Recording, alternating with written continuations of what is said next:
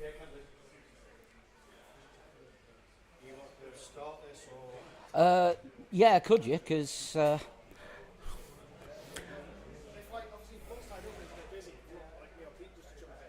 Yeah, yeah. Well, I don't.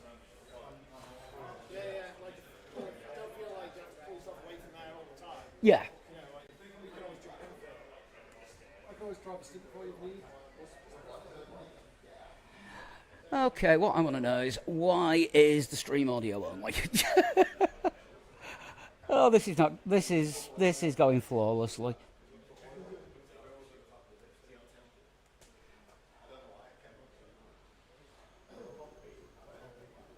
I don't mind starting if you want. Yeah, could you please?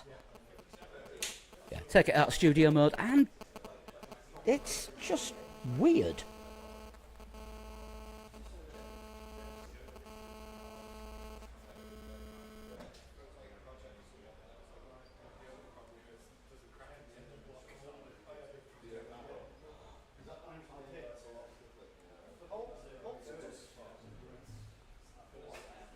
Ah, that's better. Right. So, let us have a look at the runners and riders, as it were. The stream's just starting. Yeah, there's going to be a bit of a lag, but we are here, and I'm making this up as I go along. I think everyone's just gridding up at the minute, so let me see if I can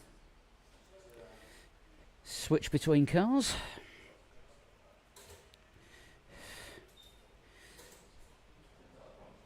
And I do believe we are off. So, 6 hours of Canadian Tire Motorsport Park, otherwise known as Mosport, former home of the Canadian Grand Prix, and funnily enough, where one of my leagues was meant to be racing last night, but we didn't. All safely through turn 1. I was amazed that we didn't have a formation lap and it was a standing start, but it's Porsche Cup, and this kind of thing usually goes completely haywire anyway. I do believe we're working, and Woody's about to join us. So this is where I get to use the fancy remote control on the camera. Right, so that's the first lap started, and we just missed the Your mic's there. So slightly, but it looks like the Hoodorama's got away nice cleanly at the front. And Mosport Junior coming behind. I don't think they actually qualified as high up as they expected to, but looks like they've got a decent start, and they've broken almost a second to Gran Autismo, but look how tightly congested it is in the mid-pack there as we approach the end of the final lap. Final lap? First lap? First lap, my mistake.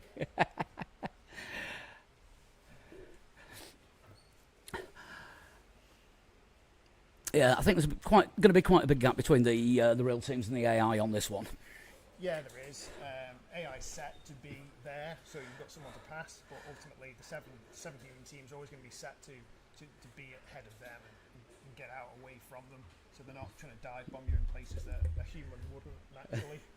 Yeah, we've dealt with the AI before. Can you just pull that mic out a bit? It's unidirectional, like, so you need to talk into the logo on the front. Oh, okay.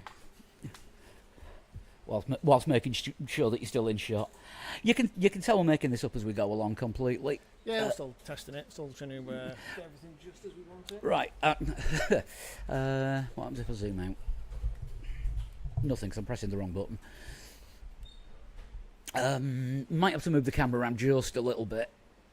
Do you want to bring it around a bit, Pete? Bring it round. If you can bring it round that way. Should we be practicing this in practice? I know. I was a little bit more. That's the bunny. Right. Yeah. And you're in shot.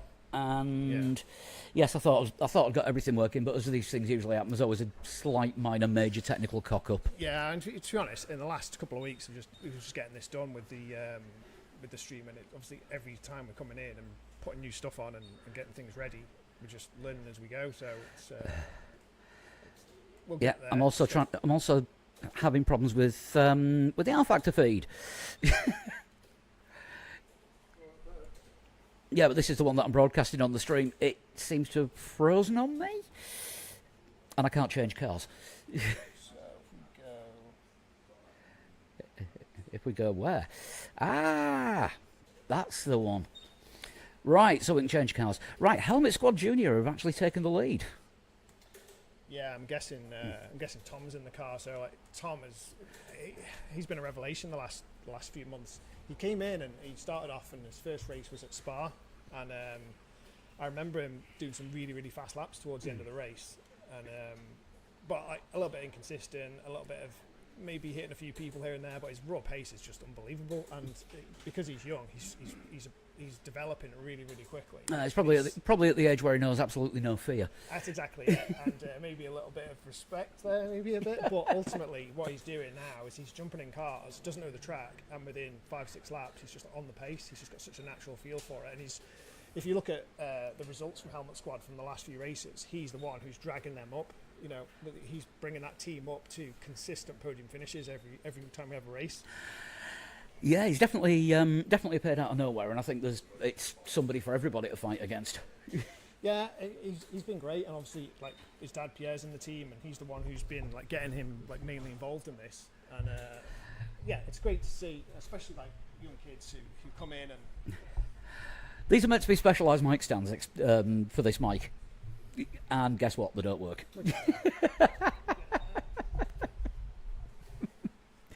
Don't you just love technology? Anyway, let's have a look at where we're at. So we should have. So at the moment we've got Helmet Squad Junior in the lead and Hooded Rammers, occasional and frequent winners round here, 0.9 behind. Got the. Yeah, so what's been interesting, obviously, with this race compared to the others, is that no one's had any time to practice. It's been a blind race. I came up with the combination a few weeks ago, and nobody has had any chance to practice this combination. And I picked it because the track's not too long, so it's not too much to learn. The cars aren't too difficult to drive, but it's a really nice flowing circuit. But ultimately, for the first session there in practice, the Rammers were down 5th or 6th, but they are very good drivers, and they've found their way to the front because ultimately they're fast, and that always pays dividends in the end in these races. Yeah, I think this is going to be possibly the closest race that we've had, unless somebody has an absolute disaster. Yeah, and again with this race, there's a few things in that. The damage multiplier for the cars, so how much damage you take, I've actually turned it up because the chances of actually having a big crash have come down with the nature of the circuit. And if you look at some of the corners, especially in the second half... You didn't see my practice runs, did you? I did see your practice runs. Well, that's what practice is for. There's some places here where you can get away with like making a mistake and you're not going to be in the wall. Like this is a prime example. Look how much runoff is there if you do get it wrong, as opposed to the Nürburgring, places like that where we turn the damage multiplier down to make sure that you aren't having catastrophic damage and having to limp the car back for 10 miles. But yeah, like I say, it's going to make it really, really close. Limp the car back for 10 miles, or as I call it, lap 2. But let's have a look. So juniors have got a 1.2 second lead, and then there's a bit of a gap now back to Gran Turismo in 4th. So yeah, the Rammers are going to want to stay within that second gap of juniors and stay in the tow, basically, stay in contention for this first stint. Yeah, this could actually be the first race that we've done down here that fuel strategy comes into play, because with fuel saving, with it being such a short lap, there's going to be the option to saving up to get 1 or 2 extra laps in every stint. Yeah, absolutely. And if that's the case, then a good pit strategy and plenty of lifting and coasting should do you well. Yeah. So I think it's going to be more than out and out pace, especially as you say when the danger of writing your car off every 5 or 6 laps is diminished. Yeah. Lessened. Yeah. I won't say not there. No, it's definitely not there. And I've seen the weather forecast, and it looks like there could be some changing conditions as we get a bit further into the race. Oh, wonderful! So not only did nobody have any practice on this car and track combo before the start of the race, nobody had any practice on the wet version of it during the only practice session that we had. Well, you can't make up the weather, apart from when you can. And yeah, so Le Mans, the last race, and we had a wet session for practice and for qualifying. The race started wet, and it gave people a chance to practice that. Obviously, at Le Mans would have been such a long circuit, you maybe need a little bit more. The way these cars work with the wet tyre, they are a predictable car to drive. You basically just have to sort of feel that difference of grip as it comes in and then goes away again as it possibly dries up towards the end of the race. But it's it means that the race is never over till it's over, and I think from testing, I think it's going to be really interesting to see the way people sort of deal with that. All right, I'm just going to go down to the battle for 5th place, because we appear to have got a 3-way fight between 3 leg spar wheels, not that unbiased, the senior helmet squad, and the Lawsons. Yeah, very close. So in the lead of that group is Wolfpack, and then just behind them we've got yourselves. Yeah, Wolfpack is about 2.5 seconds up the road from this this 3-way fight. This is 3 leg spar wheels, helmet squad, and Lawson's just coming through now. Okay, so 5th, 6th, and 7th place. Yeah. Right. Yeah, we've got that. No, he's trying to make. You can just see Wolfpack heading off over the hill. But I wonder if they've made a mistake somewhere. Yeah, it certainly looks like they could have done. But then going off their fastest laps, it looks like we were all pretty tight. 22.1, 22.3, 21.1. So helmet squad, they must have had an issue somewhere. I'm guessing. Yeah, I've just been talking about Tom's not inconsistency. yeah, but all within a couple of tenths of each other. In fact, us and the Lawsons are 1,000th of a second apart on fastest laps. You couldn't write that, could you? You couldn't write that at all. But yeah, who's trying to get away there? So that's the Wolfpack trying to just break. Oh, three. That's you guys. It's 3 wheels just trying to break away from helmet squad. Yeah, basically what I've done is told Twig drive it like somebody else is paying for the petrol. Well, it's not the worst advice in the world, is it? Let's be honest. We're just going to keep him to stay out of trouble, basically. If we're looking at him coming through here, he's had a wobble there coming out of the last corner, and That last corner is a little bit on the tricky side. very easy to run wide on the exit as well as you get back on the power. And you can lose an absolute ton of time through that last section with the S's in the last corner. There was one of my practice laps. I was about half a second up on the team best time, and I finished a second Yeah. 1.2 down. Yeah, easily done. Very wide there from the Lawsons trying to catch. He looks like he could be overdriving it a little bit. Let's. Is that going to work? No. It never seems to. In which case, let's jump on board with the Lawsons and do a lap with them.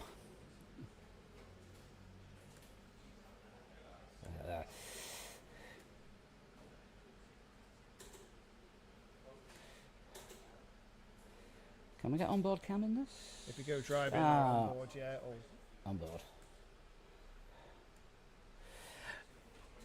So we're on the back straight at the minute. One of the faster sections of the course coming up to the S's, which you don't brake as hard as you think you should. You can actually carry a lot more speed in there. Very easy though, very easy to get on the power too early. If you run wide and go really wide here on the left, it doesn't leave you any room for the left. And again, through this section as well, don't want to run too wide there because it doesn't leave you any room for the right. That last section, that last 3 corners, really technical. And you're always thinking about the last one as you enter the first one. Oh, it looks like Helmet Squad are making a move. Are they going for it on the inside this time? But coming up to the inside of the next turn, I think Twig's got this. No, he's taking it a bit wide. But then again, he's done the switcheroo and he's got the inside line for the next corner. Last of the late breakers. Can he hold on the outside? Oh, and then it's just getting the power down. Don't do it too quickly and don't do it on the dirt. And the Lawson's catching up as we go through here. Flat out now through this section. Flat out before heavy braking. So will there be a dive bomb? I think it's too far back. That doesn't stop most people. So important to get out of this second right. So out of this corner now and the drag all the way up the hill. Get in the slipstream and you can make a move on the inside into the next right. Yeah, he's caught the grass on the outside of the hairpin. I'm used to that being a chicane, not a hairpin. This is where you need the DRS button. Yeah. He has got a toe though. He's got a good toe, and he could be. Is he going to make a move? He could be running Twig. He could go from fifth to 7th in the space of 1 lap. He's thought better of it. Yeah, there's a chance to capitalise on any mistakes here, especially with racing this close. And of course, while all this is going on, Wolfpack have just leapt up another 3 seconds up the road. Yeah, they have, and I think they're trying to close that gap to Gran Autismo. Like Helmet Squad Junior and the Ram is now just 1.3 seconds between them, but then another almost 5 seconds back now. We're getting to third place, so it looks like the front 2 are starting to get away, and then third, a bit of a lonely race at the moment so far. Most of the action happening a bit further downfield. And as with every live broadcast, somebody's phone always goes off.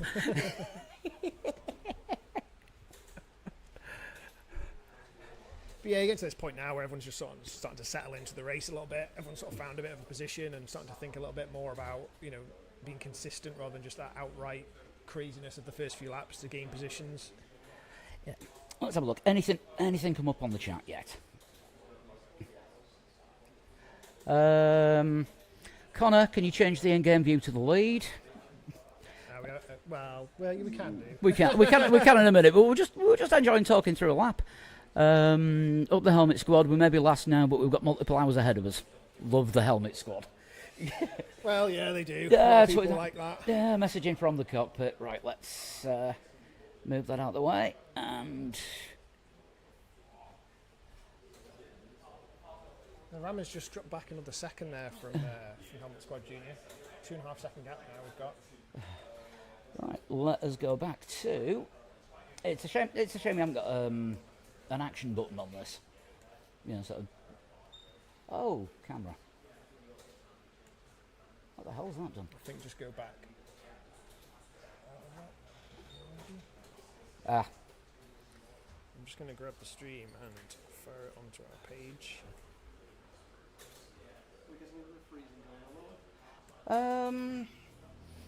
No, I'm just finding menus that I didn't know existed before. Oh, Connor says that was ages ago. Don't worry. Oh, right, okay, Connor. I've just changed it for you now. Oh, and Helmet Squad must have made a mistake because Twig's now managed to get ahead of them again. I think really what these teams in 5th, 6th and 7th need to do is stop battling and work together to catch up with Wolfpack, because any infighting between the three of them, and it just gives Wolfpack an opportunity to get up the road. Yeah, and that's exactly what they're doing. They're just taking that opportunity to just not have to worry about anybody behind them making a move and driving defensive and compromising your time. They're just using the free space to make that break. Takes three people's heads to all think the same thing for them all to work together to catch up. And at the moment, they just want to make moves on each other and make the pass. And yeah, I think somebody needs to point out to all those three teams, and if anyone's watching, it's a marathon, not a sprint. Yeah, yeah. But in the first half an hour, no one wants to hear that. I mean, we're only 15 minutes in now, and everything's starting to settle down a little bit. But for a 6-hour race, it still feels like the first lap. Yeah, it's such a short sprint. I mean, the Lawsons have taken over 6th place from Helmet Squad. Let's go and have a look at that. We may even have replay technology. I think. I think I'll let you rewind, will it?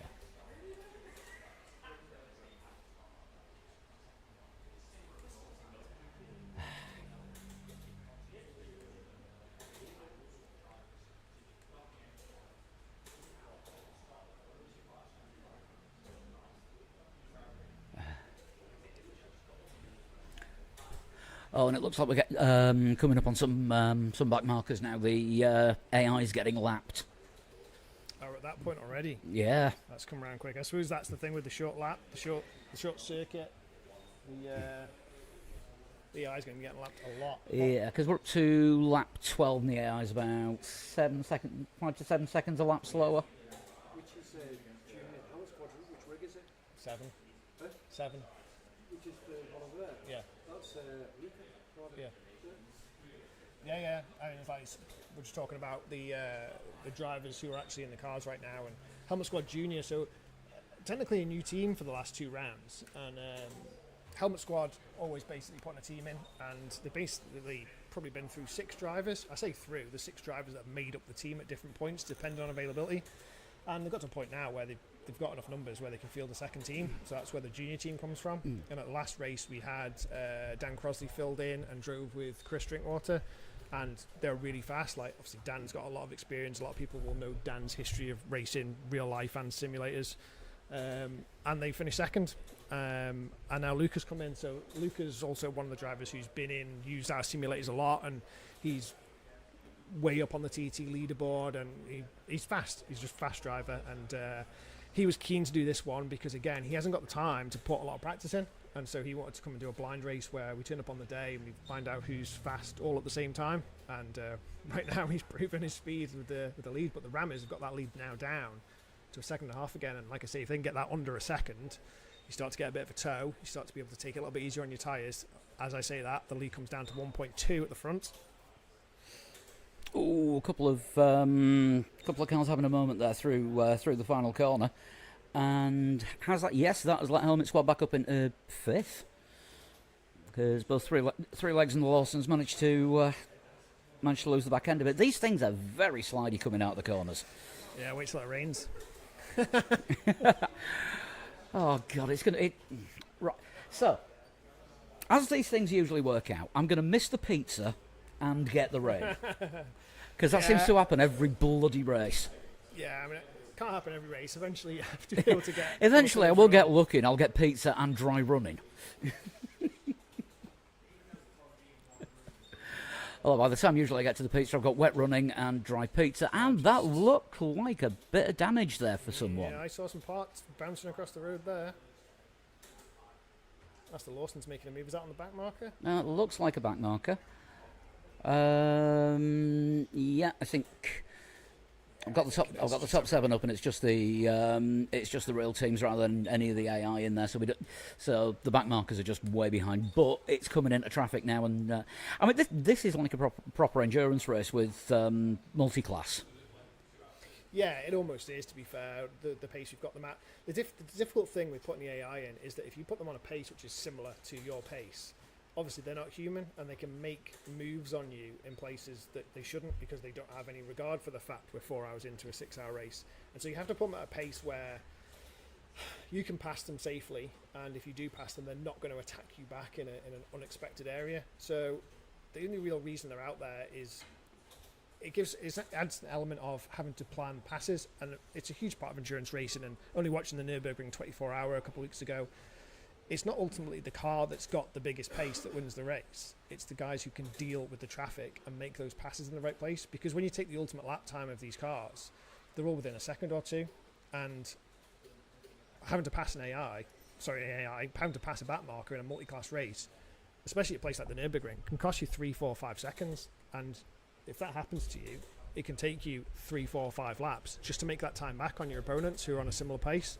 So dealing with lap traffic is one of the massive things that you have to deal with in endurance racing that doesn't crop up in pretty much any other motorsport, not to this degree anyway. And it's really interesting to watch how people deal with that. You have to plan it out. You have to plan ahead a few corners to make sure you're passing. As we have one of the teams going very, very wide there and onto the grass. But they've come back on. They're back on. They haven't hit the wall. No damage there. So look at that lead. 2.3, 2.4 seconds juniors have got now over the Rammers. Should we pull the leaderboard on so at least the guys can see? It is. Oh, it is on there. It is. It's in the top corner. Yeah. Oh, okay. Don't forget what we see on the screen in front of us yeah. isn't what we. Apologies. Yeah, what we get to, absolutely. yeah. If you look at the stream, then yeah, I just couldn't see it there, but yeah, I've got you. at least that's the theory. Well, I can see on YouTube. I'm just. Yeah, should have a leaderboard in the top left of the stream. Yeah, sorry for that. And for some reason, that's not.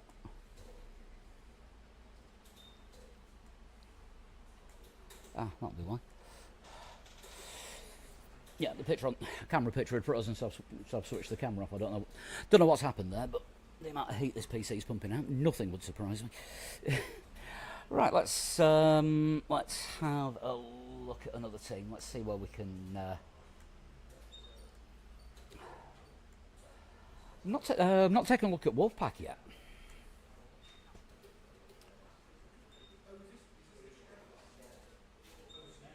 I mean, they seem to be sort of out on their own in the middle. They've been fourth since start, about 11 seconds down on Gran Turismo, and 9 seconds up on the. Well, I was going to say on the battle for fifth, but that's now stretched out to a battle for sixth, and Helmet Squad are pulling away. Yeah, and again, like we were saying before, with Wolfpack, they found themselves in that sort of that mid part of the pack where they've got nobody challenging them for position, which means no one's going to dive bomb them. They're not having to go defensive. It's not costing them time. It's giving them the chance to get away from that chasing pack. But 10, 11 seconds behind the podium at the moment. So I suppose we should have a quick chat about Gran Turismo, and they've got a new driver in for this race. one of the usual drivers wasn't able to make it, so they've actually recruited Harry Neen. Harry, who's just actually taken the lead on the TT leaderboard after stealing it from. Stealing it from one of our team, yeah, Matt Steele, the guy who came over from Los Angeles just to get the record. Yeah, it's a great story that, and maybe we should just go into it a little bit.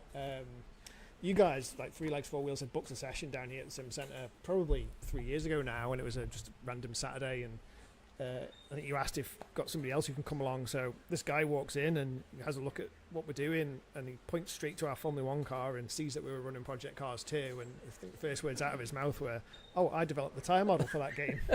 To which point we're like, well, we don't get many people like that in here. So, yeah, got a very long story short, but Matt had a lap on the TT, obviously not knowing where it went at all, and just by reading the road and stuck a top 10 time in straight away. And he left that day thinking, I need to practice this. And so went home, downloaded everything he needed to download, and set about practicing the TT course before his next trip back here, which... Well, it might have been 3 or 6 months later, maybe. It was within 6 months. And he came in and he set the top time at that point, but he wasn't quicker than Higgins. So, if anybody knows our TT leaderboard, everyone's real driver, and the idea was that we put Mark Higgins' lap in from 2016 when he did that lap in the Subaru, and we picked a GT3 car that we knew if you drove the absolute wheels off it, it could be done, but it was going to take a lot of doing. And then just before TT last year, Matt was back over. He came in, had about 4 hours straight in the car. Yeah. And he missed beating the time by a second twice. And eventually he beat it. He got under a second under Higgins' time. But really, really impressive, especially for somebody who doesn't know anything about the TT. And just that first... It's impressive beating Higgins' lap because it's so fast, but what was more impressive was the first time he sat in the car in his first lap and he went in the top 10. Yeah. Just reading the road. Yeah. You know, that natural ability to just see what's coming up and adapt to it on the fly for 37 3/4 miles.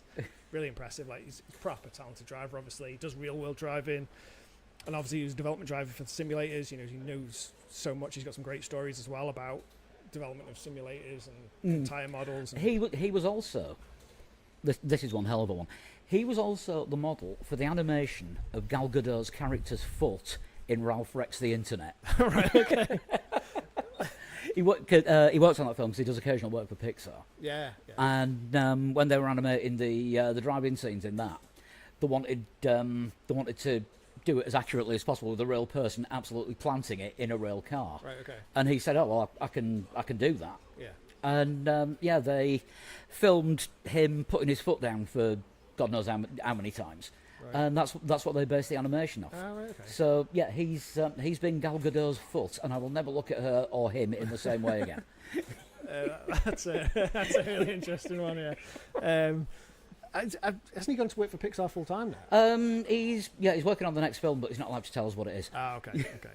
Yeah, because obviously he used to come back to the UK sort of every quarter, roughly. Might be in London with his old job, and so that would give him the opportunity to just nip over here on a Saturday and drive. But I don't know next time we're going to see him. It's actually really unfortunate. A couple of years ago, he wanted, after doing the TT lap, he's like, I really need to see the TT in real. So he had it planned out, and I got him some start line passes and everything. And unfortunately, he lost his dad just before TT and couldn't make it. So hopefully one day he gets back and gets to see it. All being well. And the time that he tried to do a lap of the course, we had fog and thunderstorms. So he went round the course and managed to see absolutely nothing. Yeah, well, that's sod's law, isn't it? Traditional TT weather. Yeah, that's it. I've just remembered I was meant to send a link of this to someone. So just having a quick look at the leaderboard again, and the Rammers are 8 seconds up the road, so we must have we had a first pit stop? Because it was the juniors, wasn't it? Yeah, I think the juniors have pitted. Now let's take a look.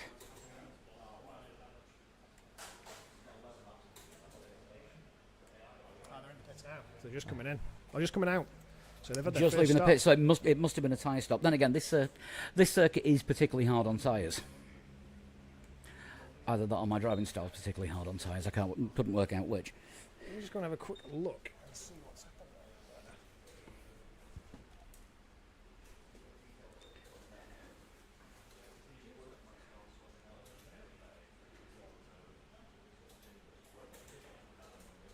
Right, I'm just trying to see if I can find the feed.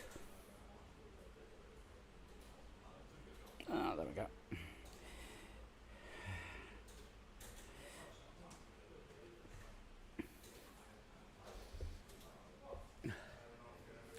Right, I'm sure Murray Walker used to say, yeah, James has just gone to take a look at the track in the old days. Admittedly, that was usually when Hunt was outside down the back of the commentary truck having a smoke of some legality or otherwise.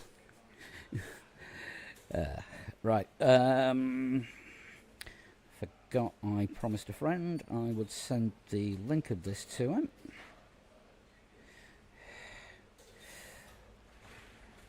Live now.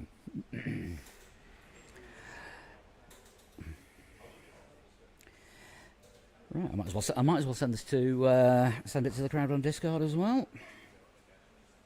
General chat.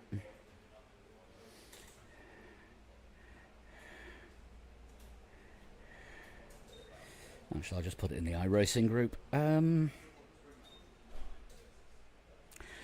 on YouTube with a 6-hour.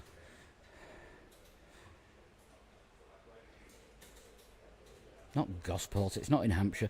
Mosport race with a difference.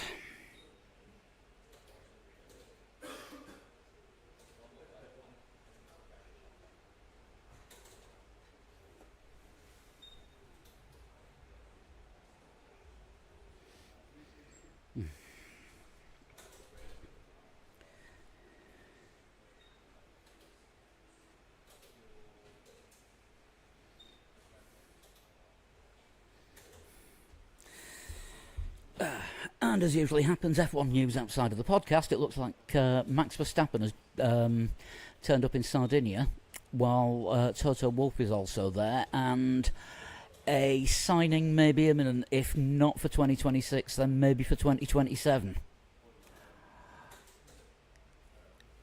So we could be getting F1 news. Pete, jump in and join us. The camera isn't on.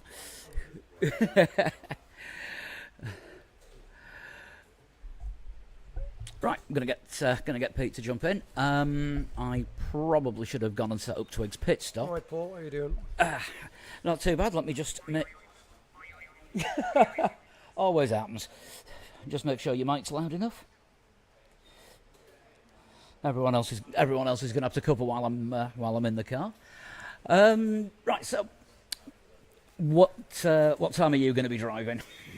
Am I driving? Are you? Am I driving? Are you driving? I'm not sure. It depends if you need a third driver today. Just don't put me out in the wet. We're screwed. Oh, there was binnage. Oh, that must be gutting. I mean, they are showing. I think they're showing us a lap down now as well.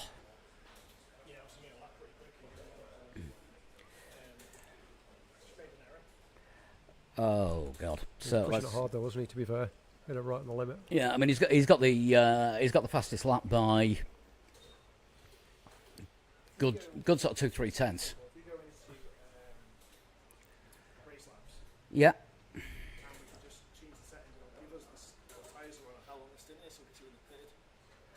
That can be done. Standings. There's plenty of time for him to call back with the second, though, isn't there? Really, to be fair, they're not, probably not very likely catch up with the rammers. But Tell you what, I will do pitted lap and is it under appearance? No. Race briefing? No. Go to columns. Columns. And I think you can put on Tyres. Tyre compounds on.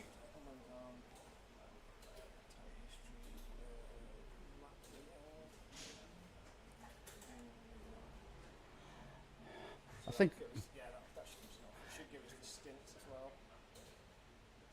So if I close and reopen, it should not do anything. Oh, wait a minute, performance and size.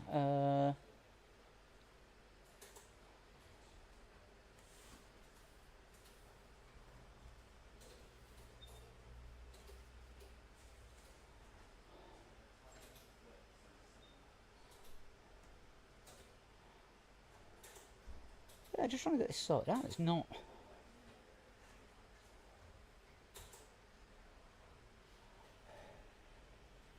Yeah.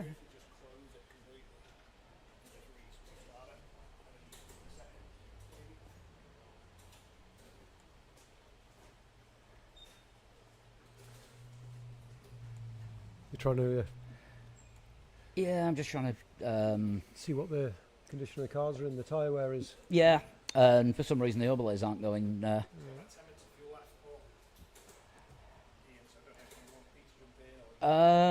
I'll jump in for the next one, and you guys can carry on with this, and then Yep. probably Good jump luck with that. So does that mean you're going to put me out in the rain if you use me then, while you're having your pizza? Mwahahaha. Not driven the car, not driven the track. Possibly go wrong. Oh, we're screwed. Yeah. You Then, can have it at night too. then again, when I get in the car, we'll be absolutely screwed. Right, let's try and get these. Try and get these stand-ins back up.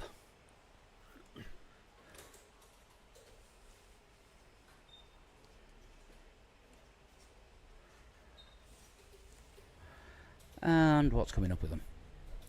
Nothing. It's just generally not working. This is what you'd call a glitch. This is definitely what you would call a glitch. Right, let's jump back to the leaders Right, and where are we now? see how the Rams are doing. 7 seconds. That's about a 7.3 second lead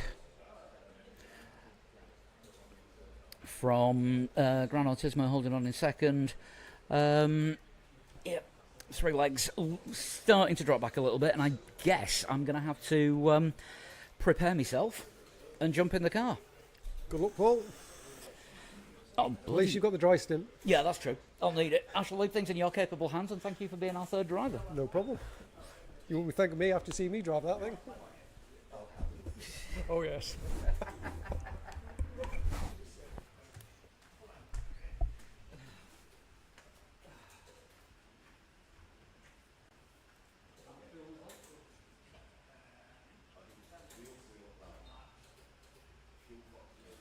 So while Paul's getting ready to take the driving seat, I'll just have a look at the overall standards of the Endurance Championship. So we're in round 10 now, 10 of 14. So last round is November, and December is going to be a bit of a fun event, we think.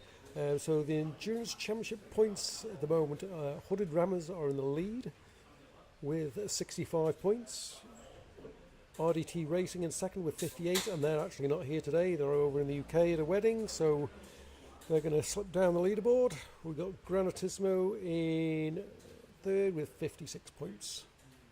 That's the top 3 as we stand.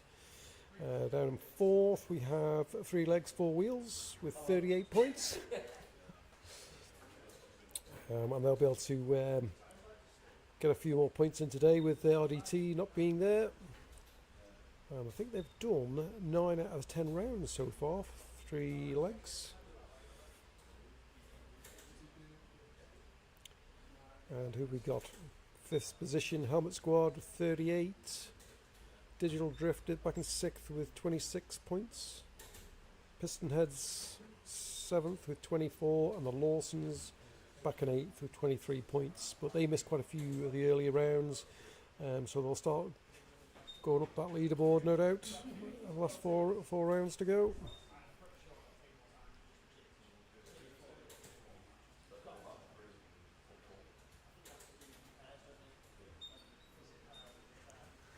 So I think Paul did a little bit of a brief on this track a little bit earlier. So we're in Canada, just in where are we? We are in Ontario, Canada for this round. And the track is, let's have a couple of tracks stats here. So it's 2.5 miles, it's 10 turns, and it's a road course in Ontario apparently. Mosport International Raceway, never heard of it. And the car, let's just see what sort of car we've got going on here. A bit of the stats on the car. So the Porsche is a 3.6 litre normally aspirated flat 6 engine with 400 horsepower, 6-speed sequential manual gearbox, and it's weighing 2,500 pounds. Now, a bit of a weapon and a bit twitchy. I'm sure these guys have got the hang of it. What sort of torque has it got? It's got, let's see, Cancel that. We've got 400 newton meters of torque, 6,500 RPM. She's a bit of a weapon. Good fun to drive. No doubt I'm going to find out very soon.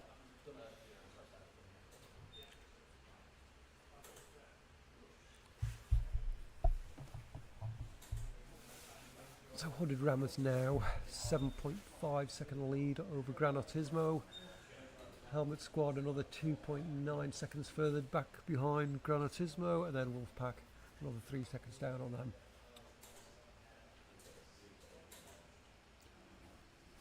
Helmet Squad Junior already have taken back place from the Lawson, so they're back up into 6th now after their little incident, and they're just going to pick their way through the field, no doubt, and I'll get back up into 2nd in no time. Don't think they're going to be able to catch the Rammers, but you never know. It is a 6-hour endurance, anything could happen. But as we've seen in the past, the hooded Rammers just don't generally make many mistakes. They're just constantly fast, lap after lap, no errors. They're just on it. Whereas we have Junior Helmet Squad will be super fast, but prone to their odd mistake here and there, which has recently just happened.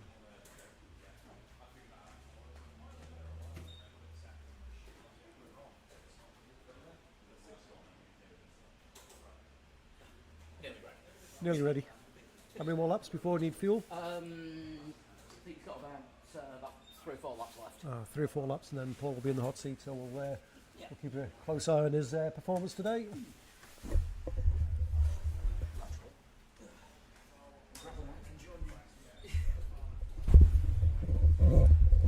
If I bring that round here, it'll be a lot easier because I'm not on camera. Yes. So we're going to be doing some driver interviews after the second round of pit stops, because that's when most teams will have changed. So we will grab a few willing or unwilling victims. Yes, whether they like it or not. Exactly. Put under the spotlight. Yep. They're very comfortable sat in their seats over there. Let's see how comfortable we are in the chair of the Inquisition. Yes. The casting couch. Yeah, we'll get them in for interviews, and we might well do a wander around with the portable camera in a little bit as well, and to see how the teams are getting on. Yeah, annoy people while they're driving, especially if they're in a close battle with the team in front. Yes, especially the leaders. Yes. Might be a few expletives along the way, though. I'm just trying to remember. Did I tick the explicit marker on this one? Then again, it's 3 legs, 4 wheels. You know what you're getting. Ooh. Not recently. I think Connor was asking, does it count for the overall point standings? Yes, it does. Oh, yes, it does indeed. Yeah, it's a bloody race. Of course it does. Yes. Well, he's got a bit of a lead up the top of the leaderboard anyway, hasn't he? So he's got a bit of a cushion. Yeah, and you do, of course, you can have one drop race as well. Yeah, so let's just... That's what Woody was saying, so I think that'll be taken into account at the end of the season. Yeah, so let's just have a quick look here. So they are... Right, 7 points clear. I am being looked at, so I'm going to go jump in, and we'll grab somebody else to join you on the commentary. Good luck, Paul. Get that foot down. Wish everybody else good luck. They'll need it with me on the road. I was a little bit track limitsy. We'll be watching you very closely, analysing every incident. Just drive it like you stole it.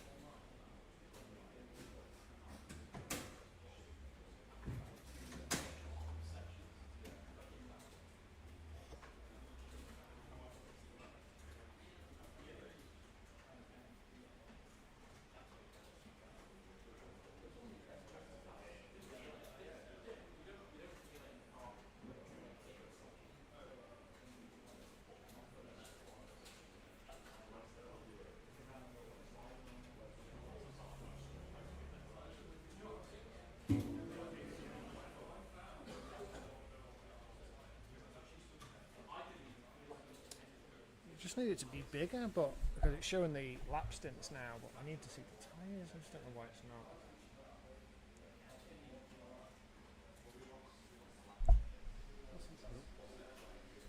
I want it to look like that, but it looks like that. I'm not getting the tyres or Ian.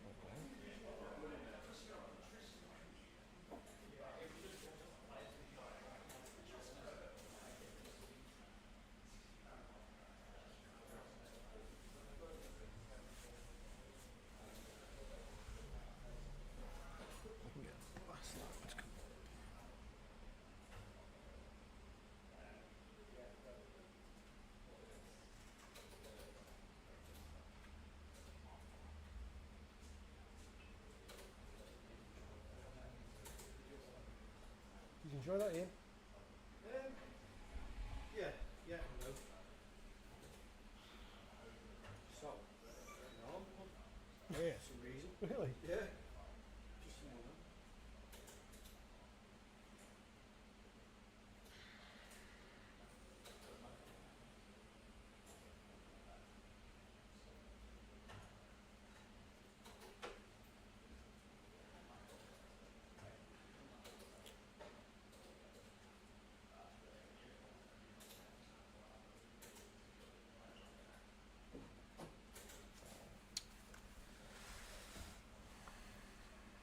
You want to get the tyre? You want to get the tyre?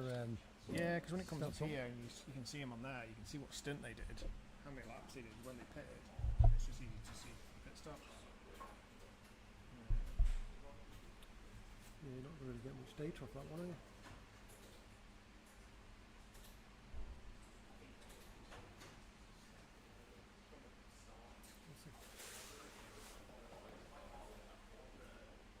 I'm not getting the previous lap either, I'm just getting like the last lap. Just can't work out what it's doing.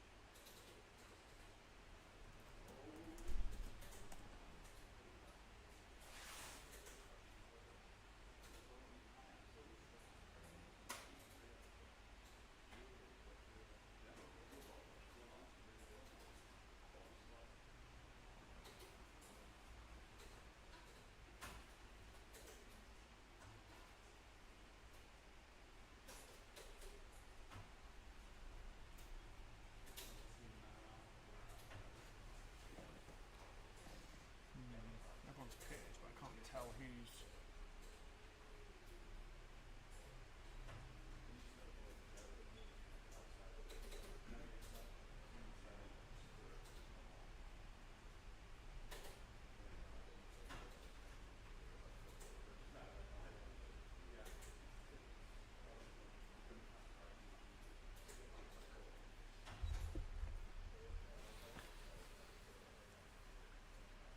He's in Sardinia now at his own MXs, and so is Toto on holiday.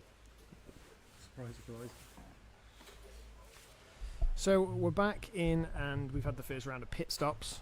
Just a quick update on where we're at. So we're actually following Helmet Squad, who are tucked in 3 tenths, a couple of tenths just behind Wolfpack here as they just take around another back marker and head off up the back straight towards the final section of the course.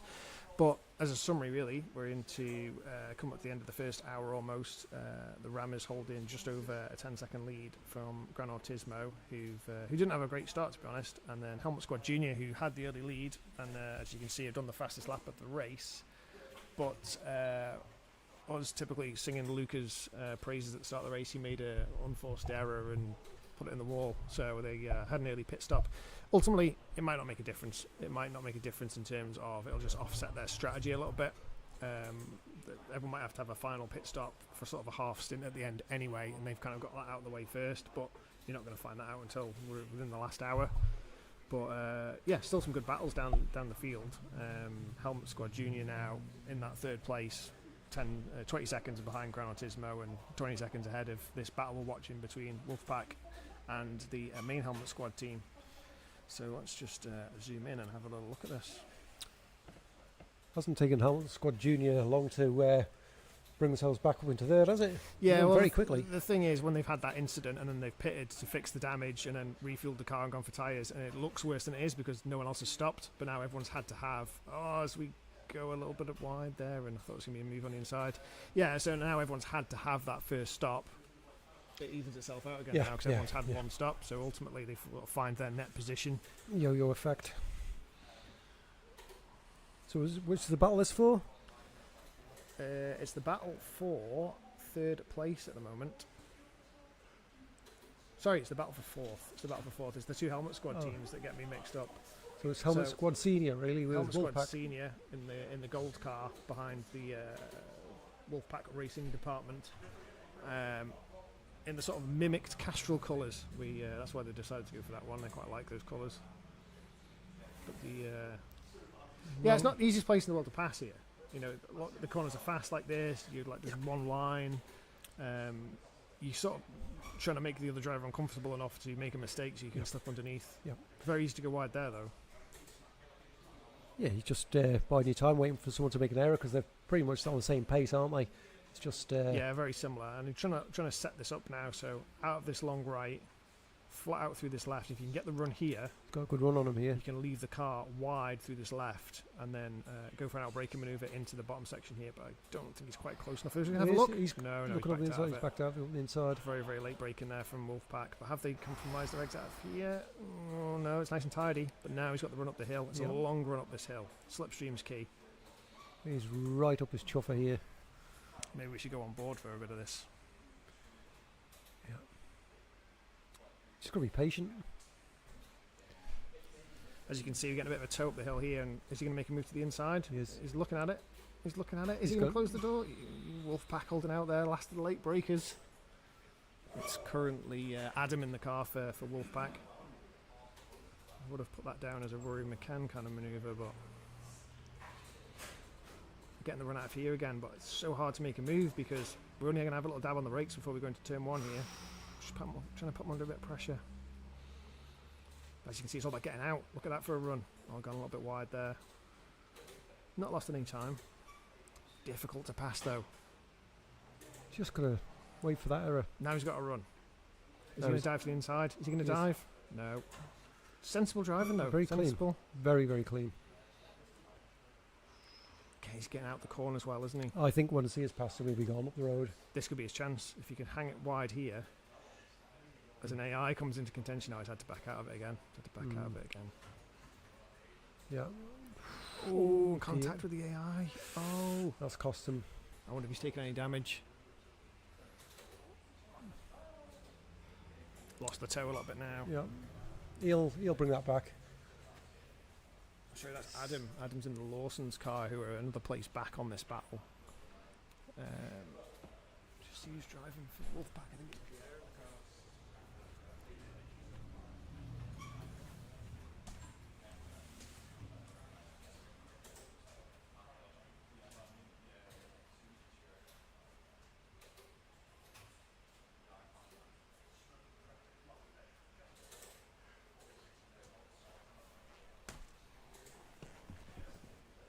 Yeah, so we're on board with Pierre for Helmet Squad, and he's chasing it down. Taylor for the Wolfpack. It's lost that toe now, though. It's so difficult to make up that time.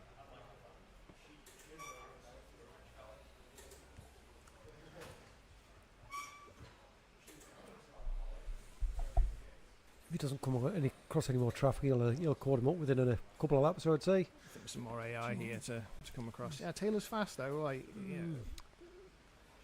don't want to overdrive the car trying to catch up. But This is Taylor's helping going him. to get held up a little bit here by the AI through this slow section. Sneak through there.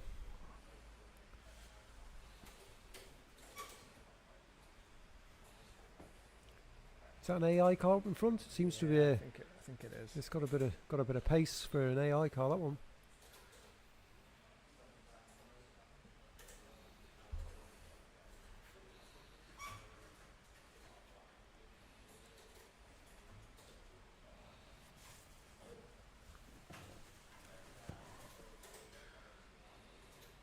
Just need to dive up the inside here.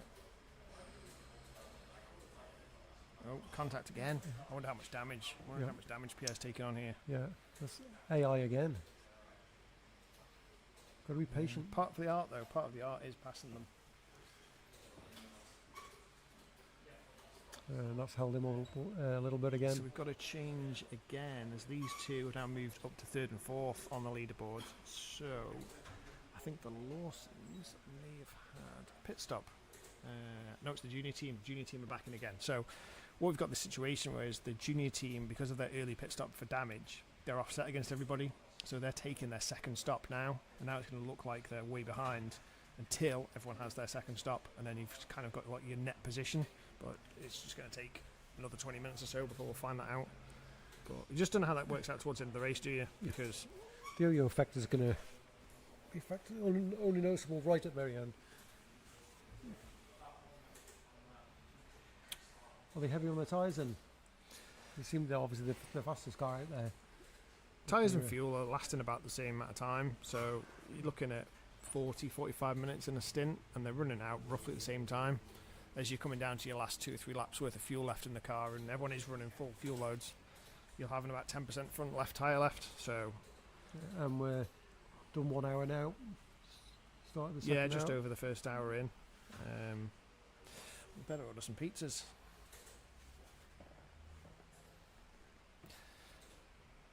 So we're looking at the Lawson's car, and if you can see on, let's have a quick look at their car. You'll see that they are running what looks like a Racing Bulls livery. And talking about the Racing Bulls and the Red Bull team, news this week, Christian Horner's sacking. I say sacking, technically he hasn't left Red Bull, he's still employed by Red Bull, but he's no longer the team principal So of that he's team. Gardener now, apparently, isn't he, for a while?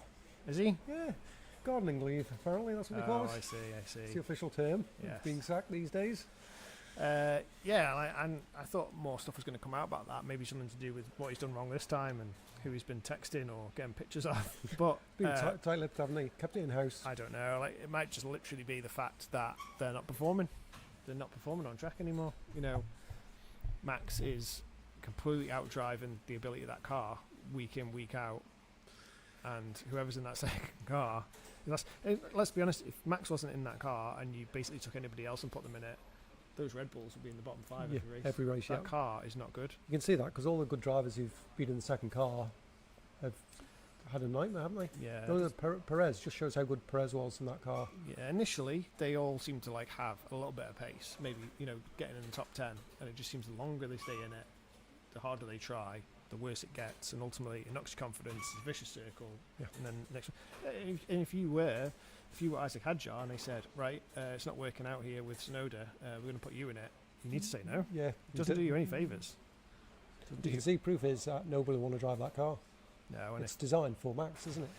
And if Max leaves, because it might be designed around him, but now even he's struggling with it. The new engine, they're doing their own powertrain now, aren't they, for the new regs? So that's another anomaly for the team, isn't it? Yeah, I'm not sure what engine they're using next year. I know they were meant to be doing something with it for the last couple of years, weren't they? But it's still got a little Honda sticker on it. But when the new regs come out, they've They're building their own engine, aren't they? Are They're doing their own powertrain, yeah. And that's an unknown. We were only talking about this the other day to do with Aston Martin, because obviously everyone's got their eyes on them with Newey now developing the next generation of car for them. And they're the only team that's going to have the Honda engine in the next generation of car. Really? Everyone else is going to be on Mercedes or Renault or Ford. And Red Bull will have their own as well, yeah.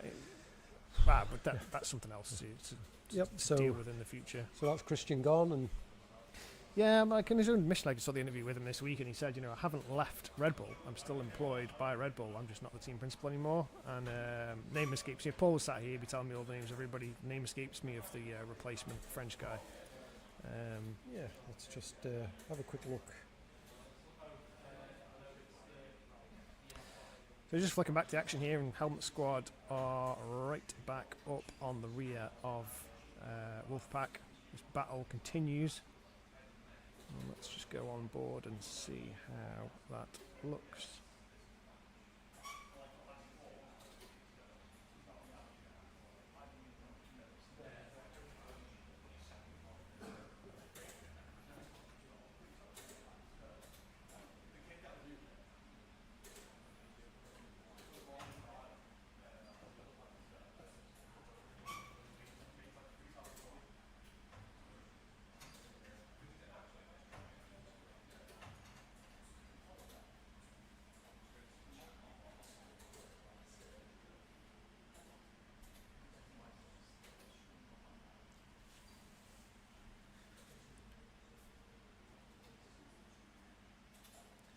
So Red Bull's racing Laurent Mekies, Laurent Mekies, is it? Yes.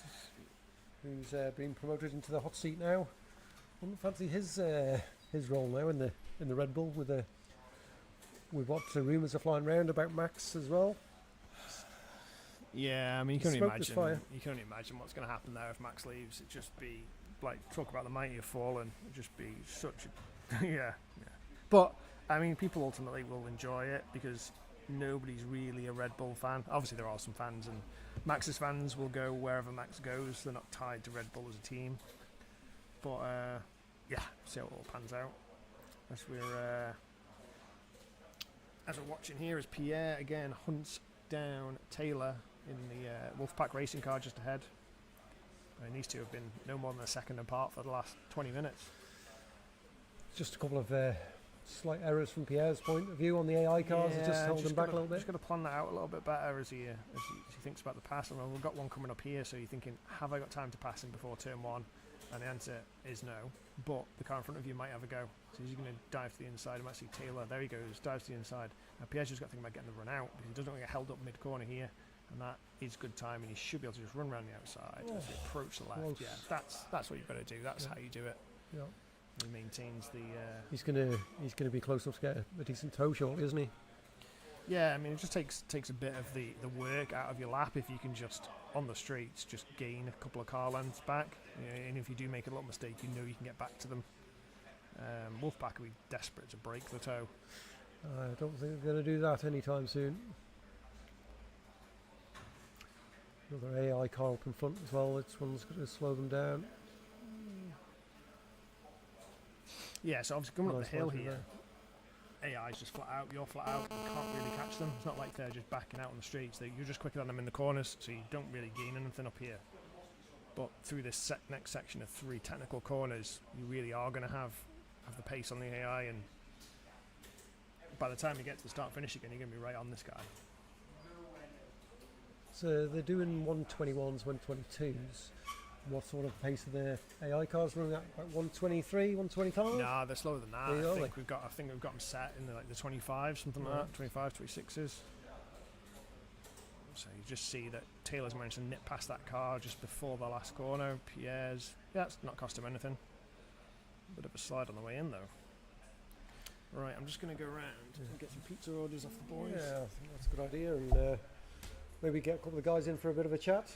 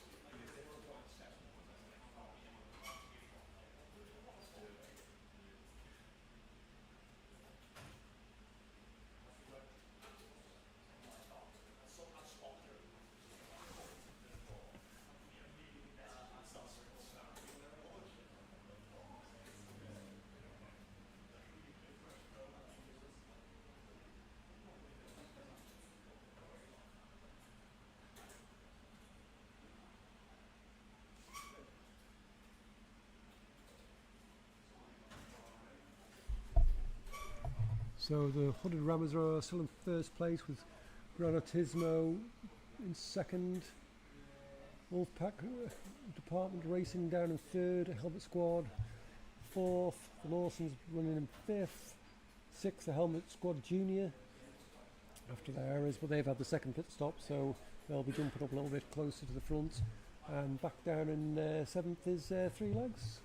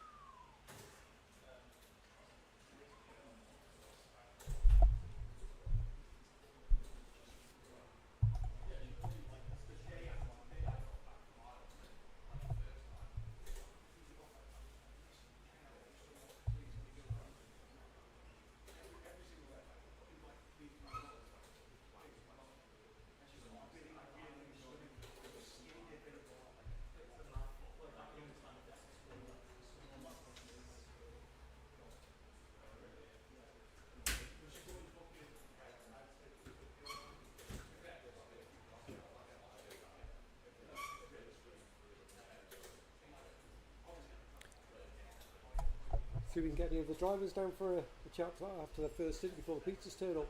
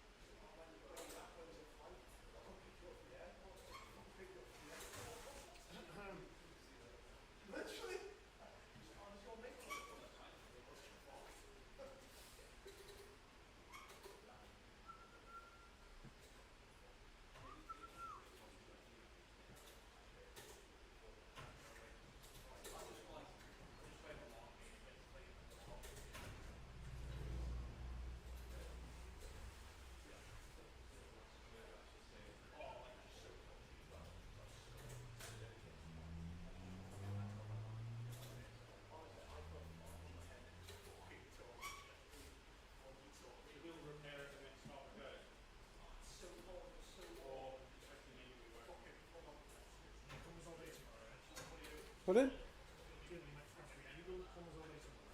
You are? Oh, I mean...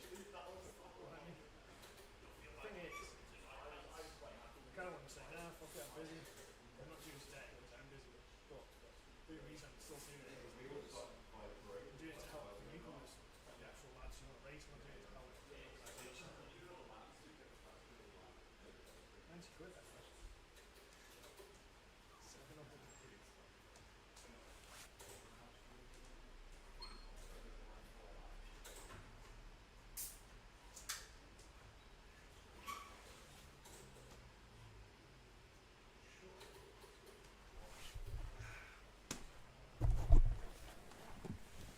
Right, let's see where we're at. You see the driver in or not? Yeah, let's get Pierre in after the next pit stop. Pierre's good for a chat. Let's just see where we are in terms of Helmet Squad and Wolfpack. Still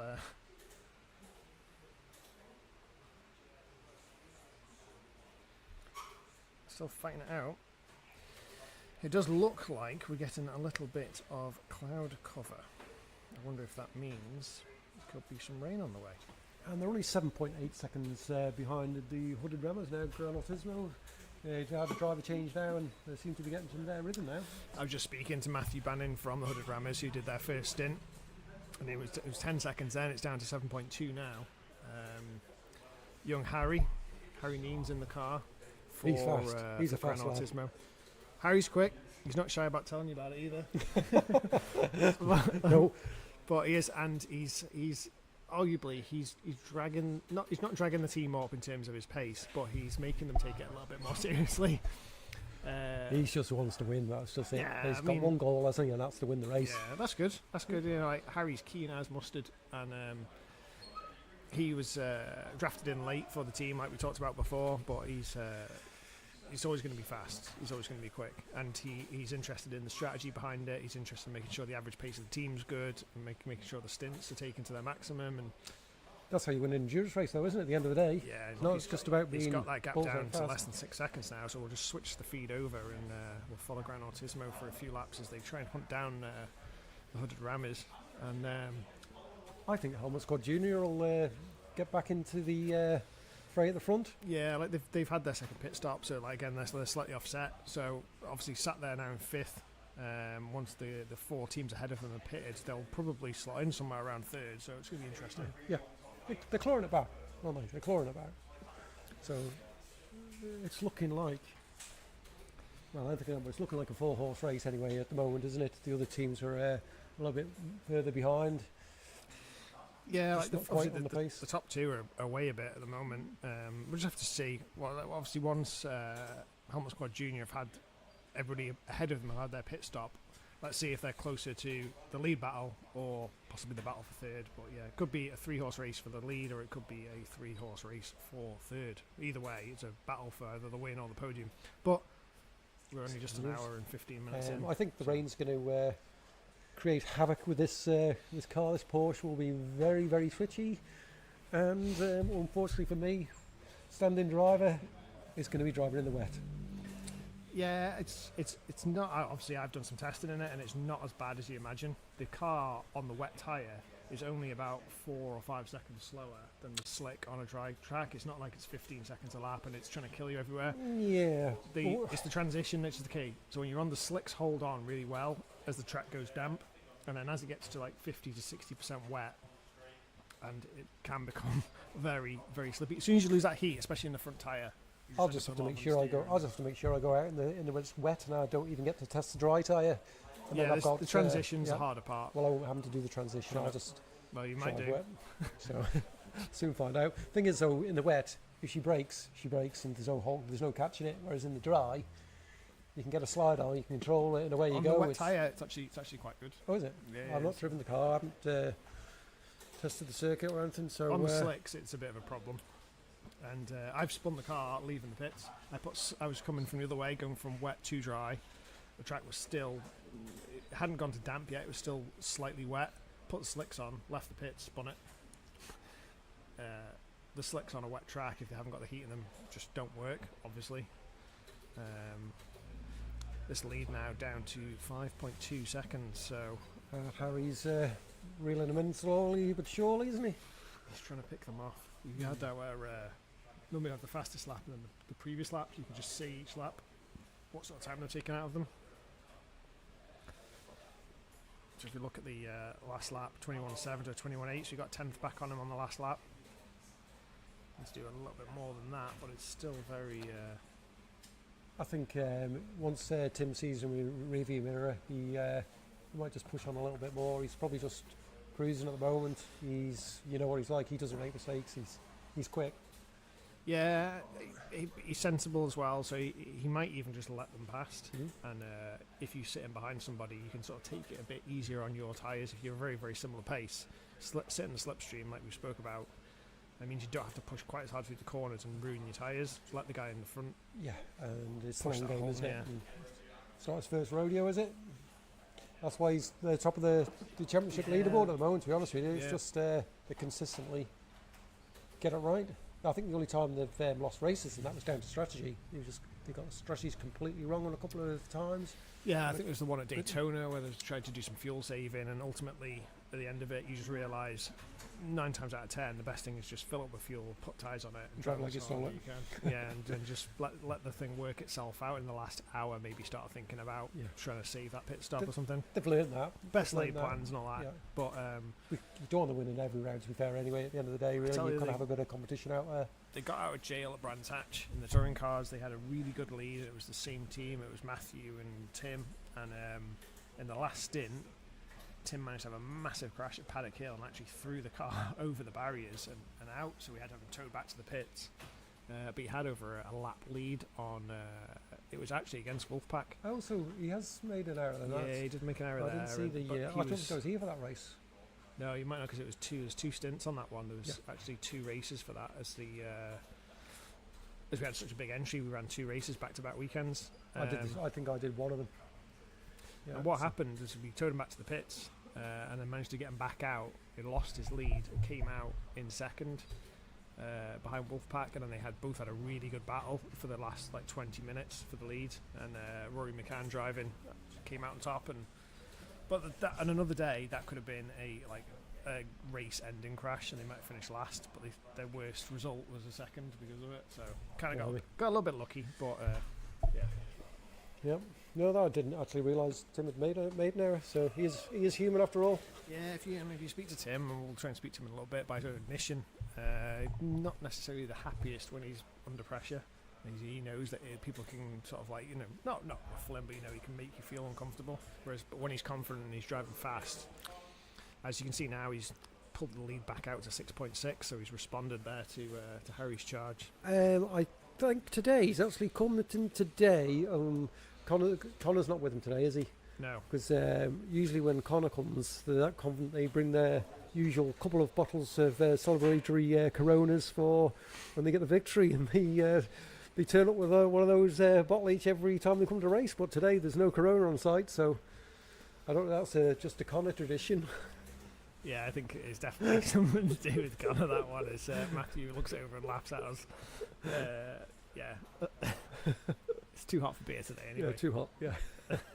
You'll get a headache, won't you? You drink lots of water today. Yeah, lead 6.5.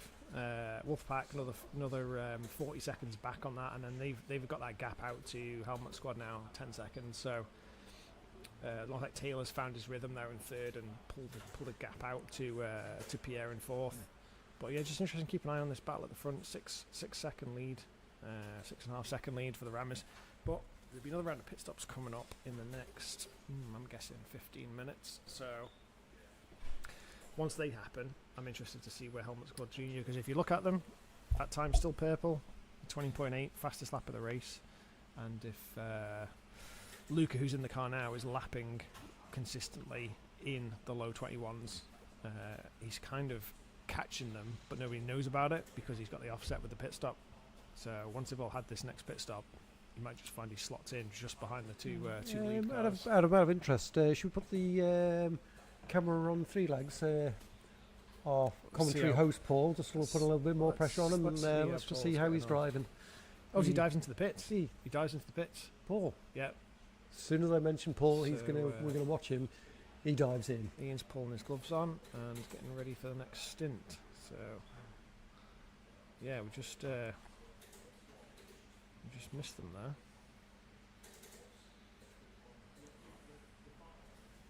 He knew we were talking about him then.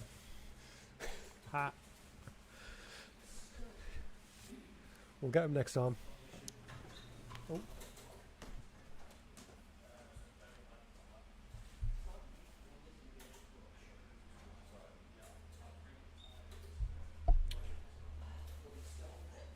Oh, Paul stalled it coming into the pits and missed his pit box.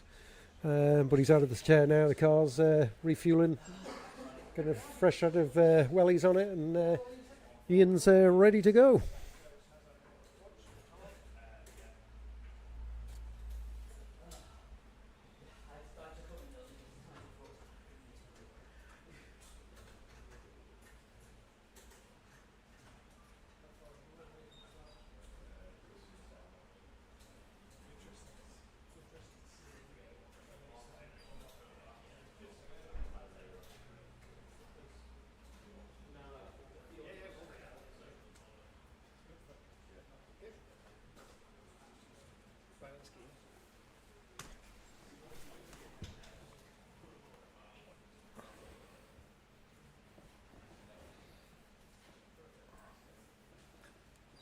What do you think to the setup edge?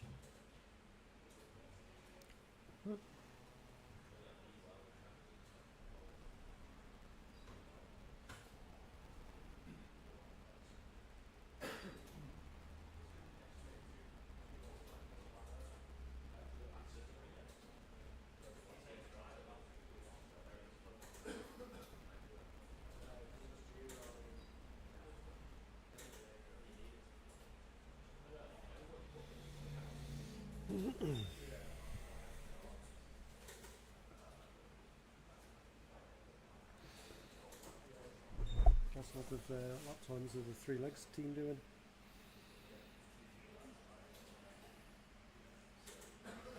23s. Best time 22.3, which is well in there. It's just about doing it every lap, isn't it?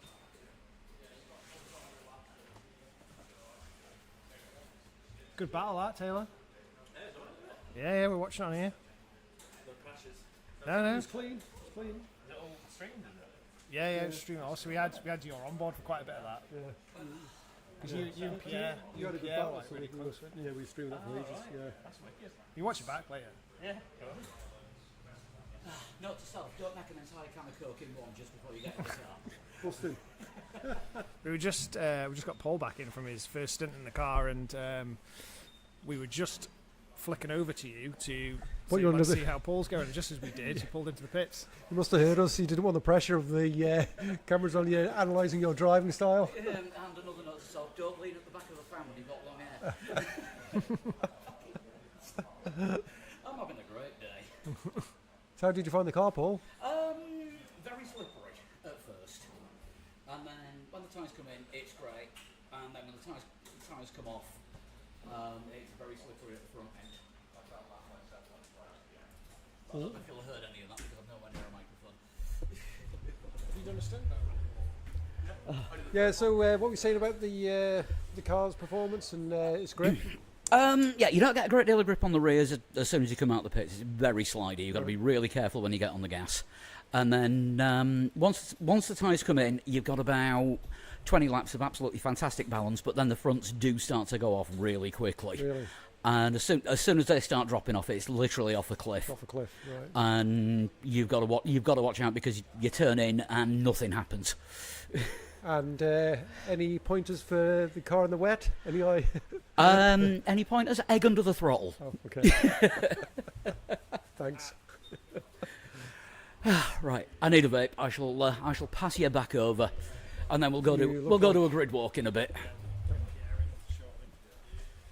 Yeah, So looks like you the, put a shift in there, Paul. Gran Turismo just diving into the pits. So it's going to unravel now the I'm correct very time, really. Interested to see now how far behind them Helmet Squad Junior are as we flick to them. So they're a lap down. They've just unlapped themselves from Gran Turismo. And now can they complete that lap before Gran Turismo finish their pit stop? So that's what we're keeping an eye on. Right. It's going to be close. Yeah, Yeah, I mean, I thought they'd be a little bit further round than that, to be honest. I think you're only looking at a 45-ish second stop, actually, in the box, but obviously we're coming in, coming out. It's going to be over a minute and a minute 20 lap, so yeah, I think there'll be less than 20 seconds between them when they come out, so interesting to see. Also we don't know, we haven't seen if they made a mistake in the last half an hour and lost 5 seconds here or 5 seconds there. As we keep an eye on Gran Turismo in the pits. And where are the Rammers? Heading towards the last section. So they're coming up to technically lap them. So that does work out, about a lap between them. So let's have a look at the junior team as they coming up the same section, of course, heading into the last 3 corners. And can they get through before Gran Turismo leave the pits? As they start to leave the pits now. Let's have a look at the junior squad. It's going to be close. 2 corners back, so I think there's going to be a net lead there for Gran Turismo as they head off down into turn 2, probably 5 seconds-ish. So really now we're just waiting for the Rammers to pit, and then we'll get all these lapped cars back on the same lap, and we'll have a decent idea of what the actual running order is. 62 laps in already. That's good driving that from Junior. Yeah, they've just got to get their head down and just keep plugging away. We'll see if the Rammers are actually going to pit this lap or not.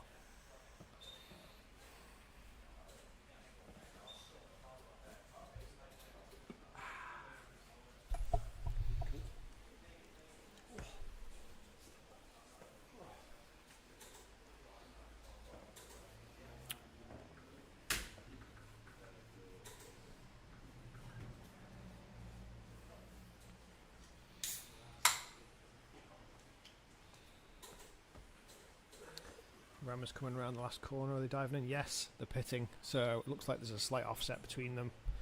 This is going to be interesting now. Let's see where Gran Turismo fit in. So as they approach the last corner, coming around to unlap themselves. And now it's heads down. And can you get round and complete the lap before they leave the pits? So let's keep an eye on the Rammers in the pits. Tim's out the car. Banning's in the car.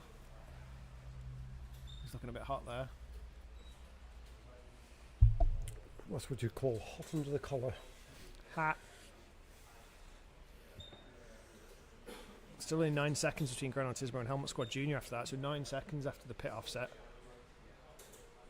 So still close. Still close. Pierre's out the car as well.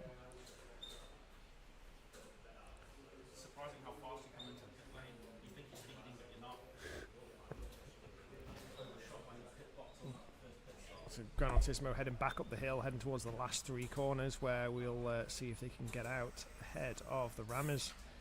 Before the pit stop, I think the gap was between 5 and 6 seconds. Rammers haven't left the box yet.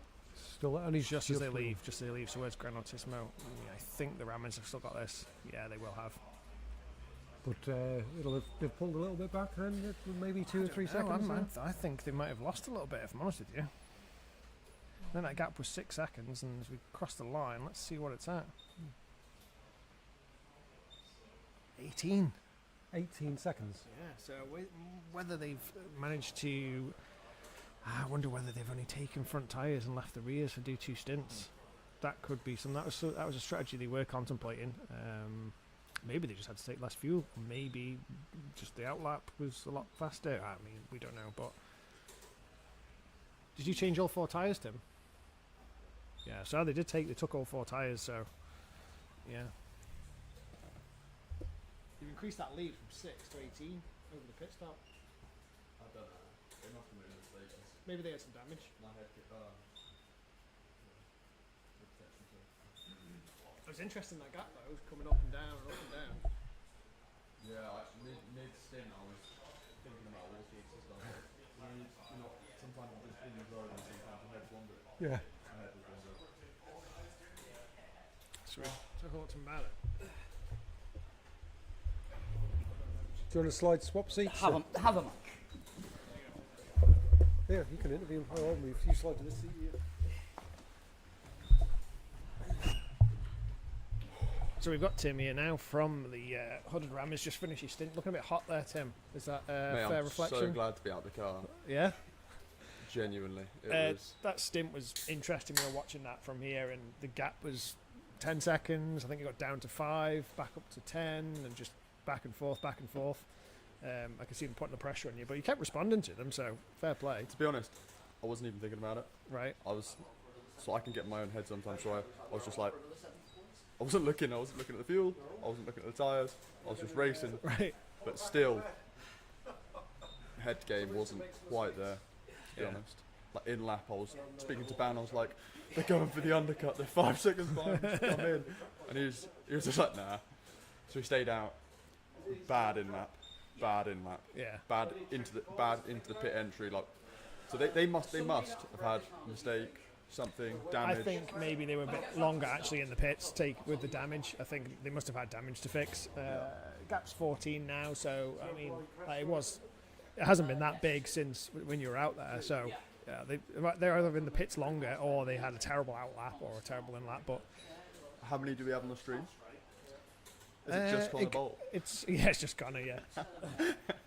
There's a few in. It's in and out, up and down. Yeah. So yeah, it's quite cool this setup, isn't it? Yeah, it's nice to see it from like this side, and then like hopefully show it to more people, and then more people want to get involved. Yeah. Ultimately, it's like, and following the race, it's like if you just have it on and you flick it on to watch it, and you watch the cars go around for a lap, and you're like, right, okay. Yeah. So obviously you kind of need to have that. Nice track. You did well with the track, mate. I've never raced here. It's a nice track. I like it. Nice cars. Yeah. I thought you were going to pick like a single category race, like Formula C or something like this. I didn't think you'd just go GT3 with a Ferrari or something. Do you know what I mean?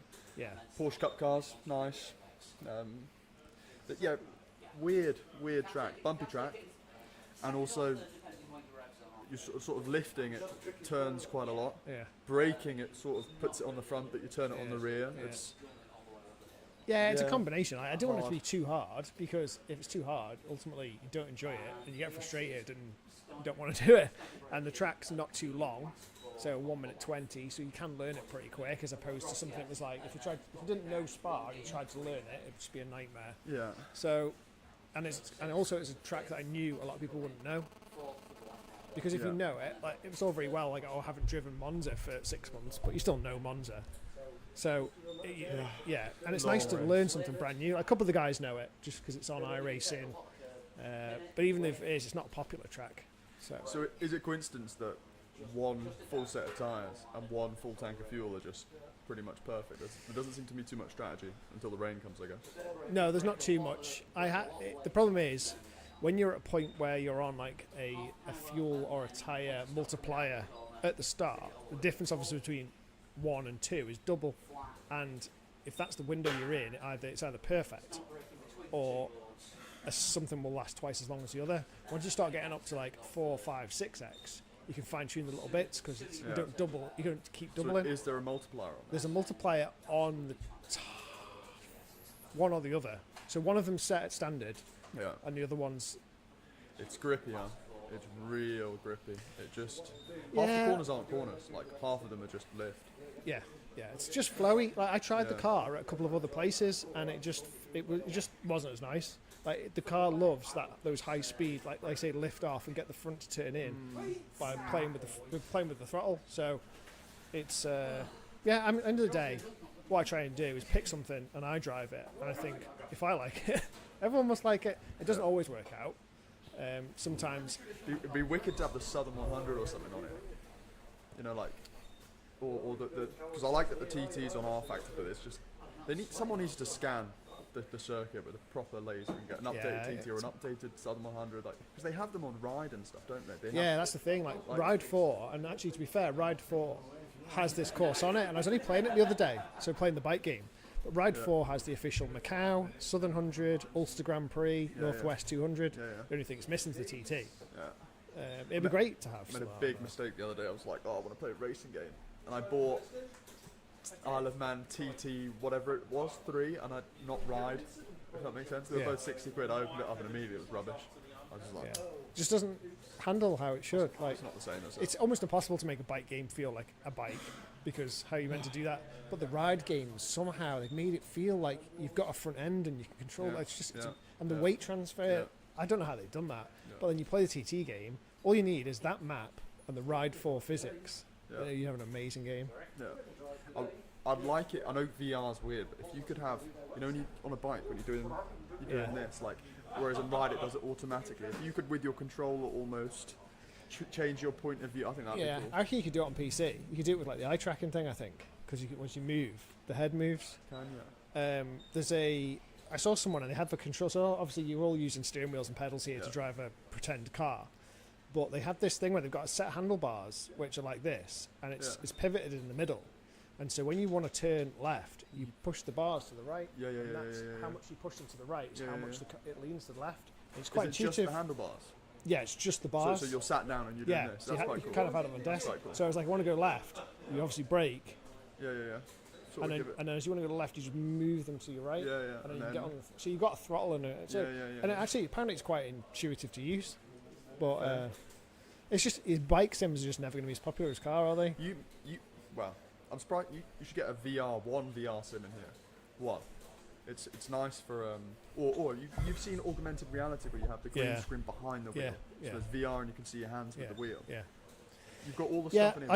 I've got it. It's here. You've got it. Yeah. Get it out, man. The problem is for like public sessions. If most people come in and they're not used to it, and even these rigs can make them feel a bit odd. But maybe feel so a bit sick, when you put a VR headset, 9 out of 10 people they last about a minute. But on rig, it's the same with that Civic 3. Sometimes that gets a bit, it's exactly the same. Rig 3, it's got actuators on the front. That's why it's got the roller bar on the back, so it goes in VR and it moves. Did you not know? But have you got the augmented with the? No, it's just on VR. It's just on VR. But it's really, really good. Like if you got to pick the right car on the right track. So one of the ones we use on Project Cars is the Caterham because it has so much dive on the brakes because it has that big suspension. So you can really feel it pitching and rolling. It's really impressive. And the rallying's obviously great because it's taken off over the jumps. I always find Nürburgring with VR's the one. Yeah. You're not trying to go short circuit racing. You'll see your braking points better with a monitor. But if you're Nürburgring, it's quite fun. Well, I struggled after we were just doing VR over and over and over before we set this up, and we were doing it on Dirt Rally and Project Cars, and doing it to try and be competitive at pace. And after we stopped using VR and tried to use a monitor, I was awful because I had lost that depth perception. I was so bad at it. Okay. Yeah. Right, well, we'll take a quick pause on the stream because pizza's arrived as well. Yeah, let's have we'll have a little bit of lunch and we'll catch up. Shout out Connor Bowl. Big up.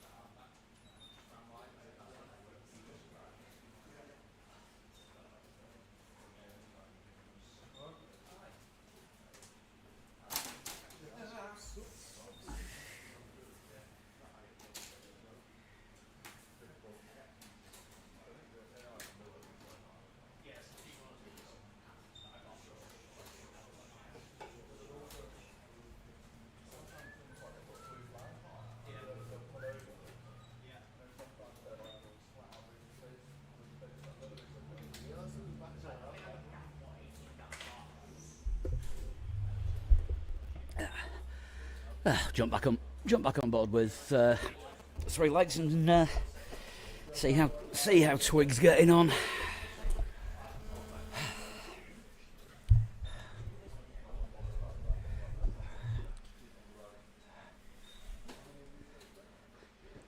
So whereabouts are 3 legs at the moment, Paul? Currently running in 7th. In true form, we've dropped off the bottom of the scoreboard. So is that Ian's performance? Or is that a joint effort? That's a joint effort. We both did that together, and it would appear the sim's crashing. It's you.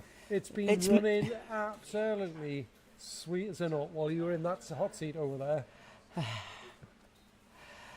there. as per usual, few technical difficulties here. Yeah, using 96% of the RAM in the computer probably doesn't help. Yes.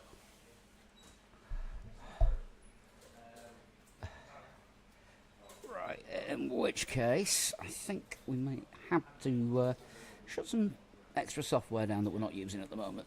Let's try that for the roving camera. Yeah, it's been working fine for the last hour.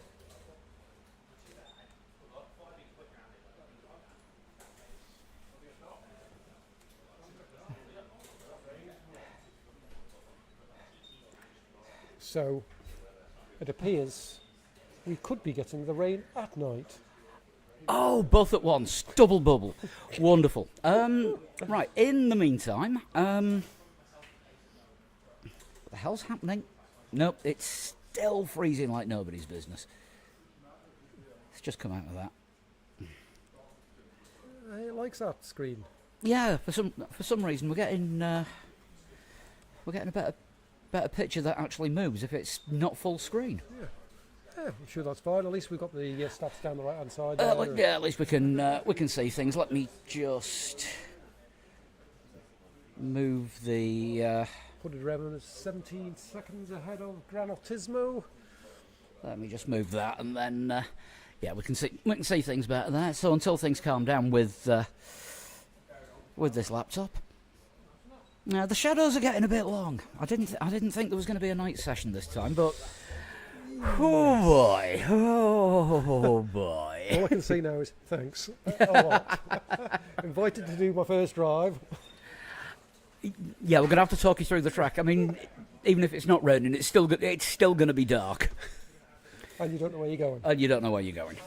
What could possibly go wrong? Is there a button to put the racing line on? I think I might need it.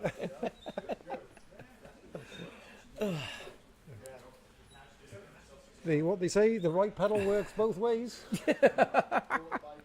Unfortunately, you hit the right pedal too fast, and you end up facing both ways, usually at once. So at the moment, everybody seems to be pretty spread out. We've got just short of an 18-second lead for the hooded rammers. Gran Turismo, they are about 45 seconds ahead of Wolfpack, and another 18 seconds down to Helmet Squad. The only 4 cars left on the lead lap. Yeah, it's going to be well spread out by the end for sure, isn't it? There's going to be some big gaps. So what are we in now? We're 1 hour 45 minutes into a 6-hour stint, and yeah, it's still saying a 0% chance of rain at the moment, so that's something we can live with.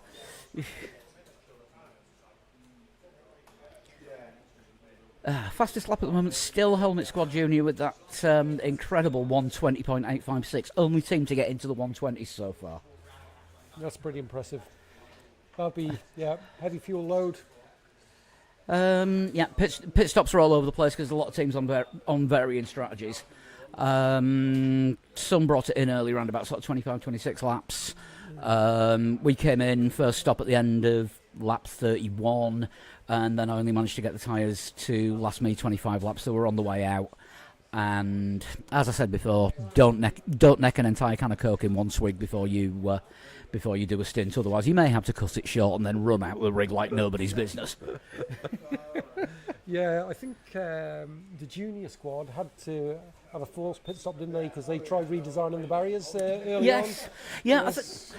I think they're the only ones that have actually had problems with barriers. Yes, everybody and they were well and truly in the lead at that point. Yeah, everybody else has managed to keep it out. I mean, the juniors with that kind of pace, with the amount of time left, I think we'll probably see them in contention by the end of it. Yes, most definitely. But you've got Gran Turismo. You've got 3 very, very good drivers there too, haven't you? So and they tend not to make mistakes, whereas junior are extremely fast, but the errors are there, aren't they? Yeah, to finish first you've got to finish. Yes, exactly. Right.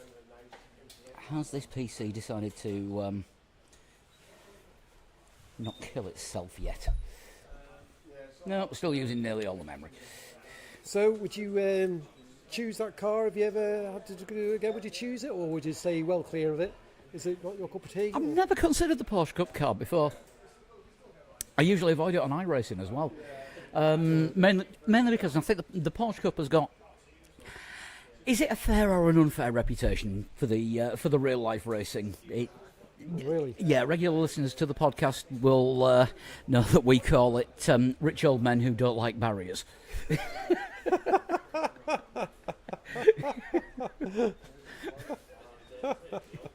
That's class.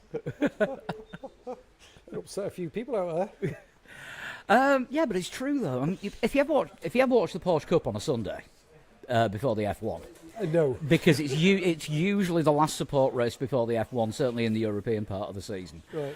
The driving standard in there is minimal, and half of the grid have got the racecraft of a walnut.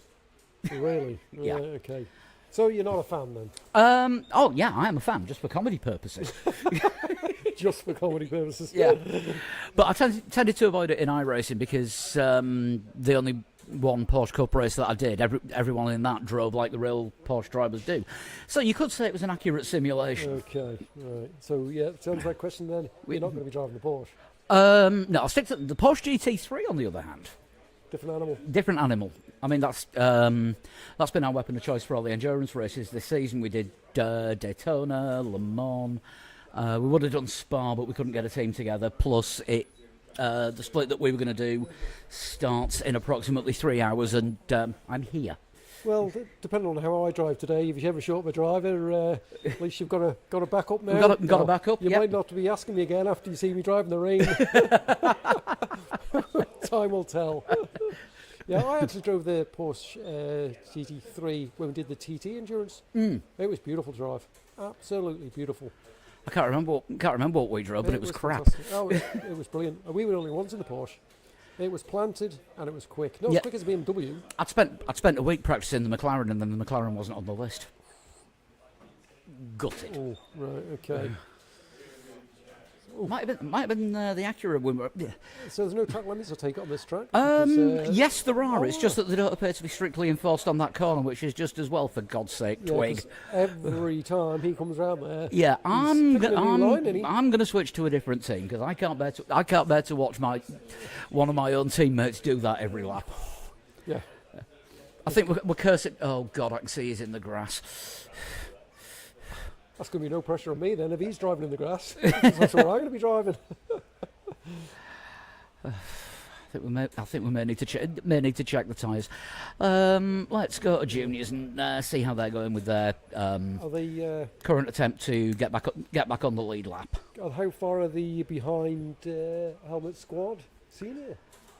Let's have a look. They're both a lap down, and do you know what? I Can don't. they see them on track? Can they see them out there? Are Uh, they close enough? let me have a look. I'll see if I can bring up a. So let me get the relatives open and see what that says. For some reason, it's only showing as Wolfpack Racing. So I've got a few gremlins today, Paul. Yeah, we appear to be having more than the occasional technical difficulty.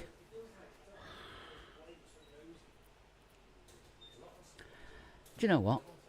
I think I am going to shut the sim down and reopen it. The screen will go blank for a second, but we'll still be here. Just reboot.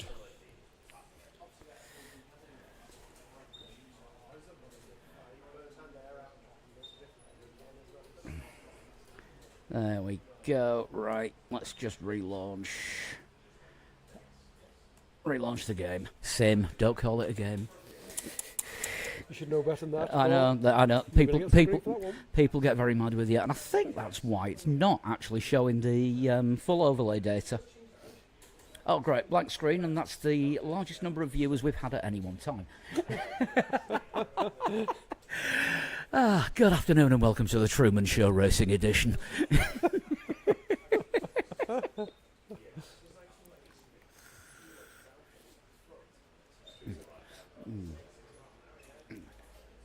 I should play some music while there's a blank screen, because that's like what normally happens, but can't do that without getting copyright struck. Oh, right, okay. Ah, I should have brought the guitar with me. Bit of strumming. Right, let's try that again. Let's go into servers Okay, come on. and community servers. Thinking about it.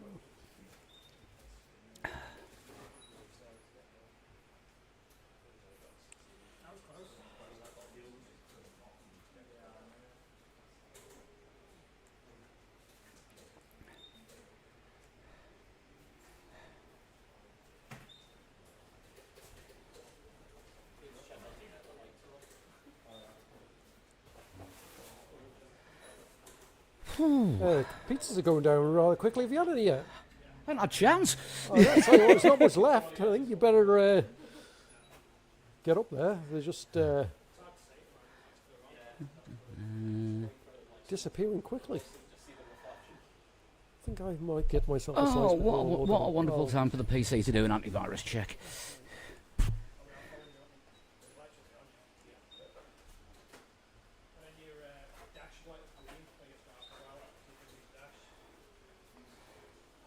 Okay, so it's not letting me back in.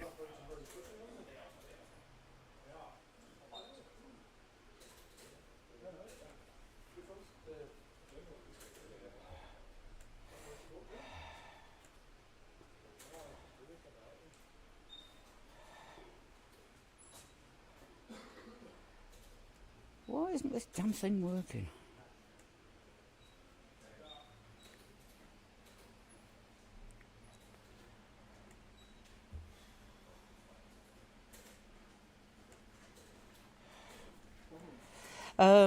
Yeah, I think I've just got too much running at once.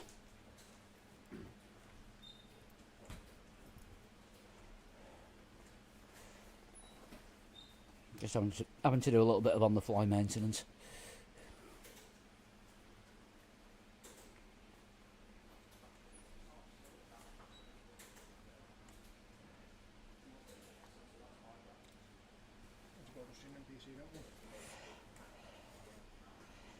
Yeah, I think it's something specific to stream off, but I've had a thought for next time. I can run it off two machines, because I can get this doing the heavy lifting with the game and run the stream off the Mac. I think that's where the struggle is. It's like a games player, isn't it? Yeah, It's a lot harder. yeah, you're running the game and obviously the overlays, but then you've got everything else that's running at the same time. So yeah, I think it might be a two-computer job. I'll do before the next one. I'll do some tests with me Mac. I'm just thinking, because we're running a PC that's just running a replay. It's not got the server on it because they want to stress it out. But whether you look into that or not, you know? So that's running a replay for you, like you're trying to do on here. Yeah. And then you can just do all the streaming. Yeah, because I'd have to take a feed out of that. I probably need a capture card, which I've got one of, kicking about somewhere. Hang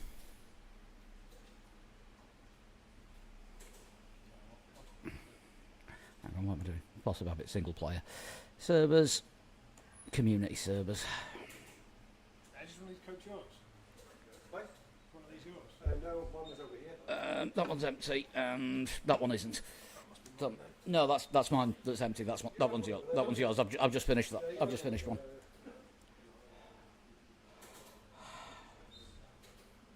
Do one fast, don't they?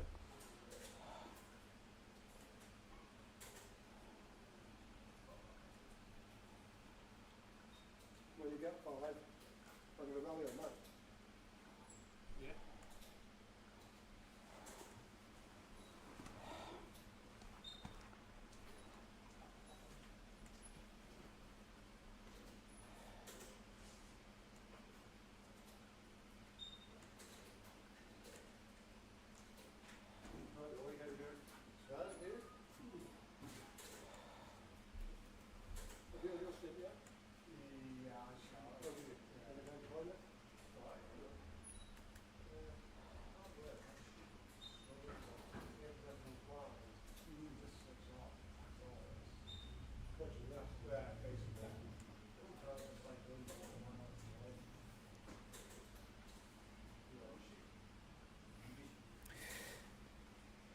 No, we appear to be getting stream back just in time for it to go completely dark out there.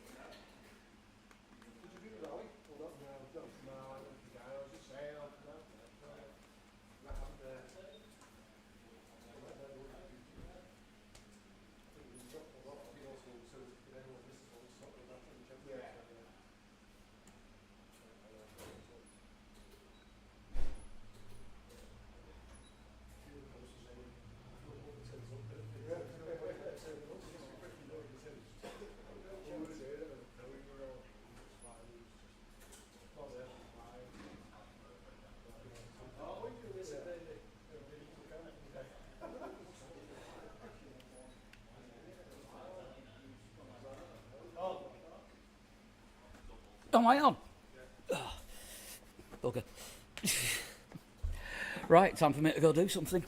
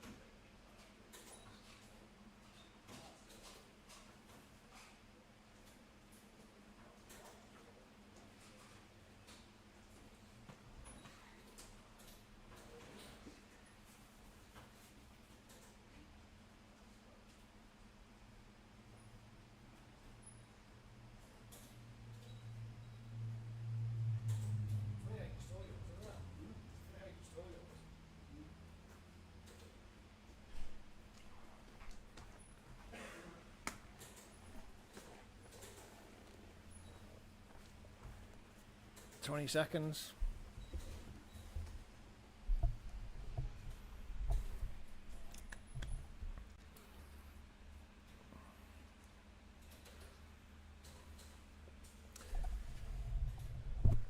Who's in for Grand Offices, man?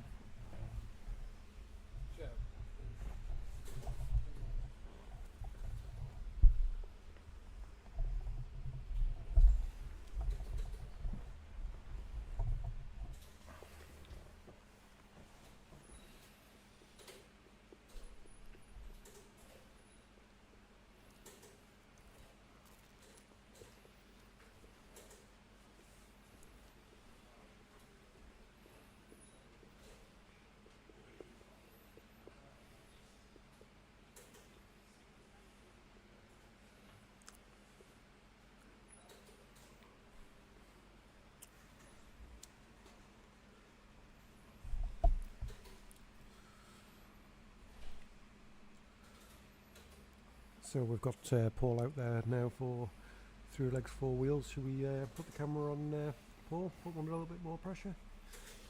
He doesn't know we're doing it, does he? We'll go to that one. Yeah, so it looks like they're just taking a bit of a shorter stop on the last stint. Got a little bit shorter on fuel, so I think this is going to be another short one as well. So only 60 litres, and then they'll be back in for although might even double stint it, let's say, but might get you in the car just before the rain comes. That's great. Looking forward to it. Not.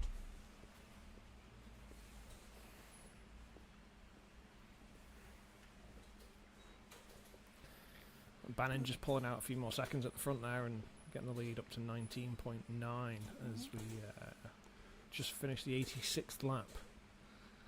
And So as 2 hours in. as race director, when do you expect rain? Oh, it's a little bit hard to say. It was somewhere between now and the finish. It's not giving anything away at all.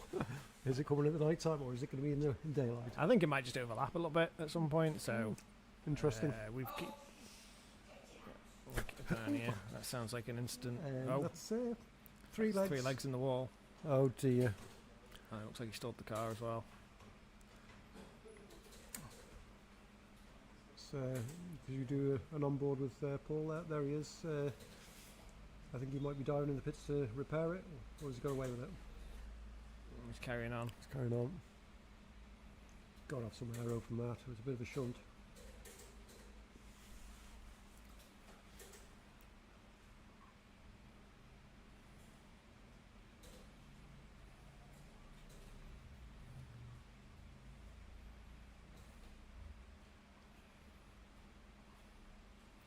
We'll go on board and have a look at his wheel, see if it's tracking straight or not.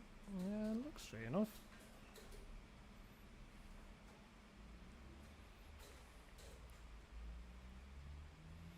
Yeah, I think he's got away with that. Might have just been a bit of a spin. Bannon pulls out another second at the front, takes the lead up to nearly just over 20 seconds. So Joe Peters is in the car for Gran Turismo now, and Joe missed our last round at Le Mans because he was at Le Mans. We ran the the previous race the same day as the real race, and Joe's a bit of a Le Mans aficionado, so he was down there soaking up the sun and watching Ferrari take yet another win at the classic Le Mans circuit. He actually hasn't been for a few years. He's been a few years off, but yeah, he's a bit of a Le Mans. You were saying it was 36 degrees, no breeze, no cloud, no cover. Just be You'd getting be over the struggling with sunburn that, now. wouldn't you? Yeah. Mr. Eskimo. It's a bit too warm that for me. Right up my street. Crank it up. And as we say that, 25 degrees in here today. 25 degrees inside. Yeah. And probably It's- 26 we've degrees got outside. We've got the door open, so we're letting the heat in, which isn't what we say often on the Isle of Man. We're letting the heat in. But yeah, we got our fans running. It's relatively comfortable in here, so. The fans are going full chat. Bit of a different animal when you're in the car, though, isn't it? Physical. Yeah. Some of the boys get a little bit. That leads back under 20. 19.7. What's And, that? Seeing the lead there, down under 20 seconds now. So treated blow for blow, really. Running at a very similar pace. If we look at the live timing, the previous lap, 22.1 and 22.4. So just gaining 3/10 on them. And what about Helmet Squad Junior? How are they performing now? They've got ahead of Helmet Squad Seniors. Yeah, like last lap, 22.2. So you know they're running fast, and they're still got the fastest lap of the race. Obviously, it's a little bit of an anomaly because it's like the perfect storm of like, are you quickest on heavy fuel but fresh tyres, or at the end of a stint with low fuel but worn tyres? And that was set, I think, quite early on in the race. That. And what's the split between Wolfpack and Junior? Can we check the stats on that? It's a little bit hard to say now that they're a lap They're down. not on the same lap, are they? No, but we can have a quick look on track and see where they are. So Wolfpack are just coming down into turn 2. Helmet Squad come up to the end of the last thing. So yeah, there's a bit of a gap there. So whatever happened on that last stint with Junior, I thought they would have filtered in a little bit higher, but obviously not. So traditional Helmet Squad and the Lawsons were the two teams that were very close before, And is there on-track battle over now? Is it gapped up now? yeah, the gap's sufficient enough. They're not to worry about it. Helmet Squad just coming down there at the bottom of the section, and Lawson's just a corner back. So I'd say roughly a 10-second gap. So we'll see how Yeah, it's spreading out now, isn't it? We are 2 hours in, 2 hours 5 minutes in, and it's certainly gapping as one would expect. Another few over a 6 tenths hour. taken out there though. Gran Turismo It's not going to make much difference that though in the next 4 hours if it's a couple of tenths here and they've got a 20-second lead. One mistake's all it takes. Yeah. But you don't tend to see many mistakes now from these drivers. They're all pretty consistent, Yeah, aren't they? this combination's pretty friendly. So, I mean, to be fair, Le Mans, I think we saw a lot more incidents there than I expected, because it can be a little bit taken for granted. Le Mans, it's just a load of straights with a couple of tight corners at the end, but you're trying to extract a lap time out of a circuit that has like 4 or 5 really key points to it, and so you're just pushing those points because it's the only place you can get time, and that's where the mistakes come. Whereas because this flow's so easy, you constantly just... This is not one of these tracks, big go-to tracks, is it either? And it seems everyone seems to like it. It's a great circuit. You know, if it was more famous, everyone would be raving about it. But it's a great track. Old F1 track, apparently, you said? Was it? I don't know if it is. I don't know. I mean, So what's it being used for? It's just a national circuit in Canada. But Let me see if I can find some stats it's out on this quite track. car specific in that it doesn't lend itself to a lot of overtaking in certain kinds of cars, simply due to the fact that it doesn't have any like real fast sections going into heavy braking zones, and ultimately that's how you create good racing for modern, especially like Formula cars and things like that. So, but with this car, if you get the run, you can pretty much pass anywhere. So Gran Turismo at the lead now, down to 18 seconds for the Rammers. So it looks like they're just hunting down a little bit more on that previous lap. On that previous lap, it took out 6 tenths. So the hunt is on. Like you say, anything can happen. You ready for a chat, Ian? For a chat.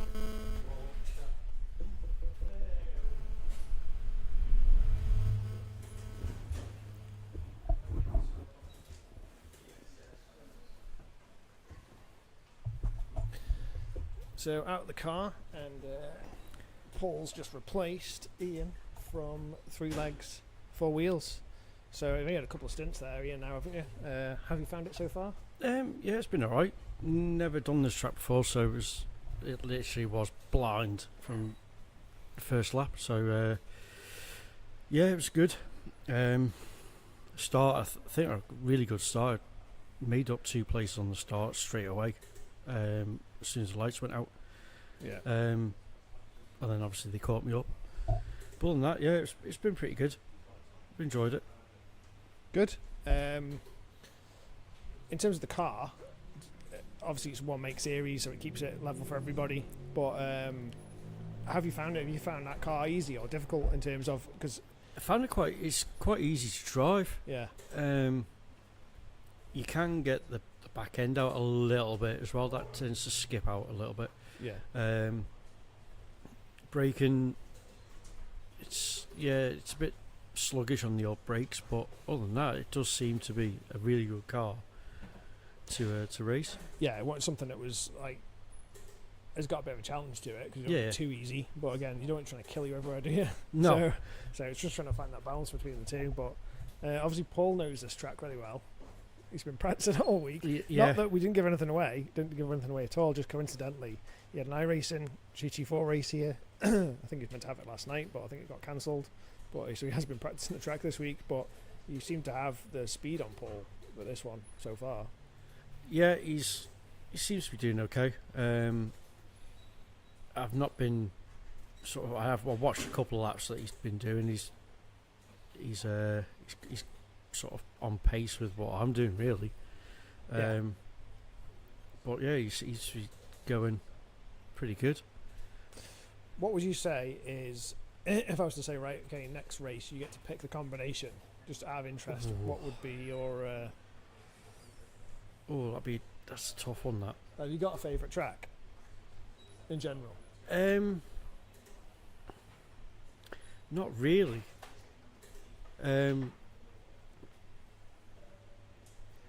See, that's really difficult because I do like there's a few tracks that I do like. Nordschleife, like Yeah. TT course that than that, there's not really a favourite one. You're just happy with anything.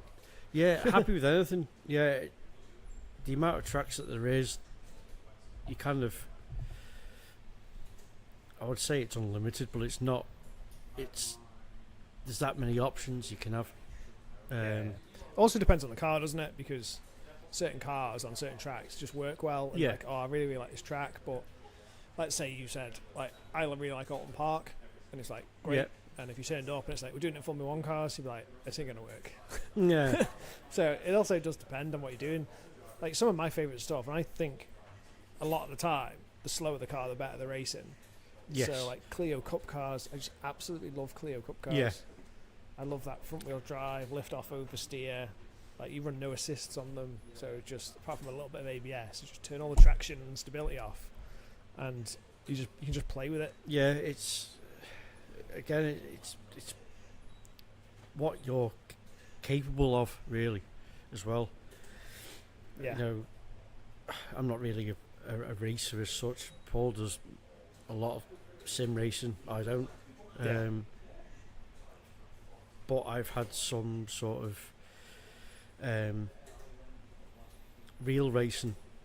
Like, okay, it was only stock cars, but it's still yeah, it's still a bit of an experience. yeah, absolutely.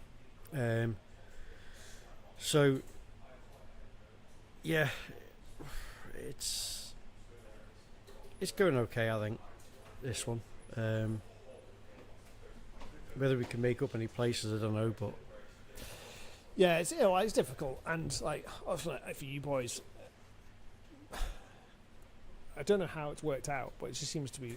I suppose it's just the nature of what it is. But you ultimately, everyone who comes in is really fast, aren't they? yeah, And it's just there's not many people who come in who aren't fast. I think just by the nature of you find something that you're good at yeah, and you do more of it because you're good at it because you Yeah. enjoy it. yeah, And it's obviously not a thing against you guys because you're not slow. It's just that everyone you're racing against is really quick. absolutely, Like if we took every group of people who've been in here and come in and raced, you'd be in the top like 10%. yeah, That's the thing. yeah, It's yeah, just that I just wish we could have 20 teams yeah, and you could really find it because it's but also fair play to you one because obviously you always come back and support the races, so it's always great to have you here.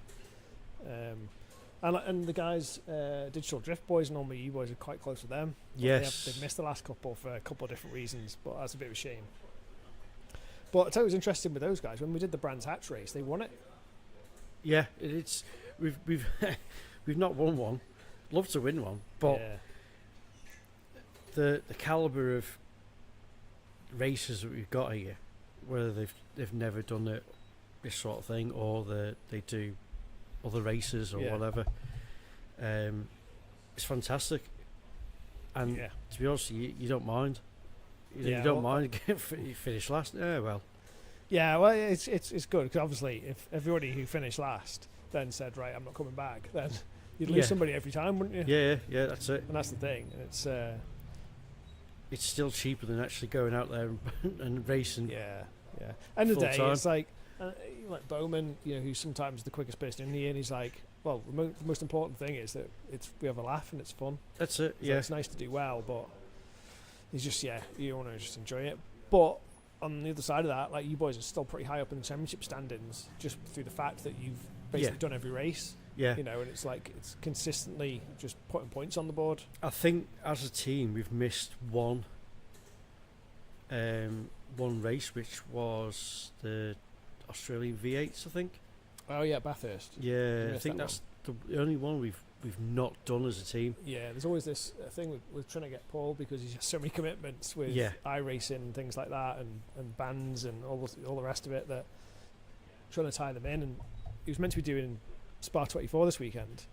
Yes, I believe that got Uh, cancelled as well. So Yeah, and then we're just saying this morning before we started, it's like, the other boys are pulled out. It's just him and one other guy, and you can't do it as a two. And looked Yeah. at Pierre, and it's like, I've never done that. Maybe we should do it. And I was like, Yeah. yeah, let's get involved. So, and Pierre mentioned it'd be quite good to have it done in here.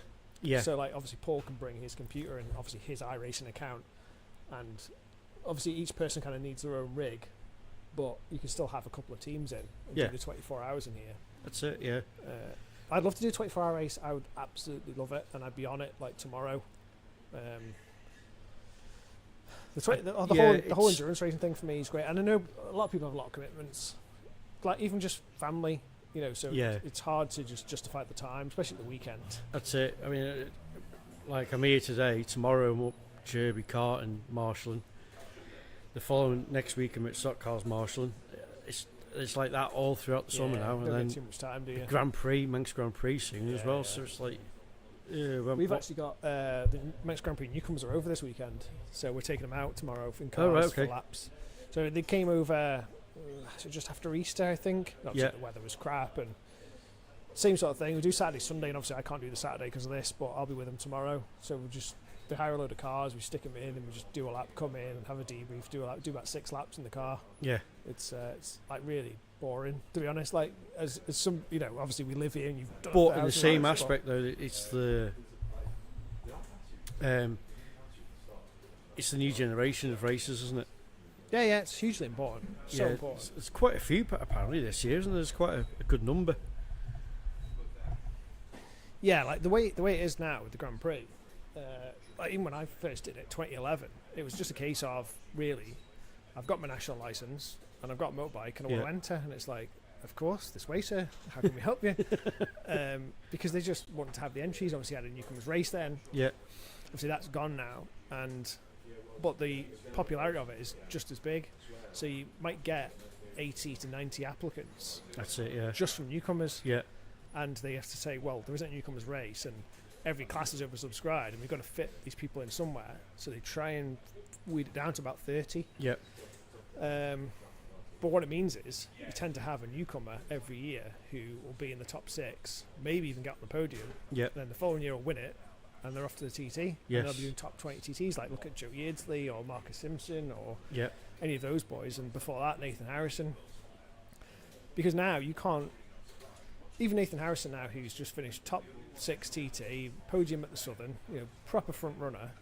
Well, top 4 at TT, didn't he? five? I The think first Superbike race? Something like that. Yeah, And if 5 years ago he'd applied to enter the TT, they'd be like, no, sorry, you know, you haven't, we know like you're good, but we need to see more. And so the only way you can show off what you can do is through the Grand Prix. yeah, And if you go and win the Senior Manx Grand Prix and do a 122 mile an hour lap, you're going to have no problem getting entry for the No. TT the following year. yeah. You're quick But to enough, actually then, aren't come you? in as a newcomer for the TT, you've really got to be a BSB rider. So you have to have the Grand Prix. Yeah, You have to have it to get them in. Anyway, we're getting a bit off topic, aren't we? But it's, well, we've got plenty of time. But yeah, there's some really good newcomers, really good ones. yeah. And from all over the place as well. Like some of them from New Zealand and Europe. That's and what you want, places. though, isn't it? Yeah. You know, I say, like I said before, it's the next generation of racers that if they've got you up and coming lads, they could be, you know, you never know, the next Dean Harrison or whatever. Absolutely, yeah. And it's that's what I like about it, really. I thought it was nice. I think it was the first lightweight race at TT this year, and everyone on the podium had come through the Grand Prix. Yeah, And Michael, Rob Hodgson, was it Dom? Maybe. No. yeah. Maybe. Tom Herbson, yeah, Was it Paul Jordan? No, Paul didn't do the Grand Prix. I can't remember. All 3 of them were graduates of the Grand Prix, basically. Yeah. So, yeah, it's huge, isn't it? Well, even Michael Dunlop's the best example, isn't he? He's the best example. Best TT rider ever, and he came through, so... yeah. Yeah, it's oh, a bit of rub in there. looking forward to it. Anyway, let's have a little update on this race. The lead is now down to 14 seconds. Paul's still kept out the wall. Paul's on the grass again. Oh, again? How many laps of fuel has he got left there?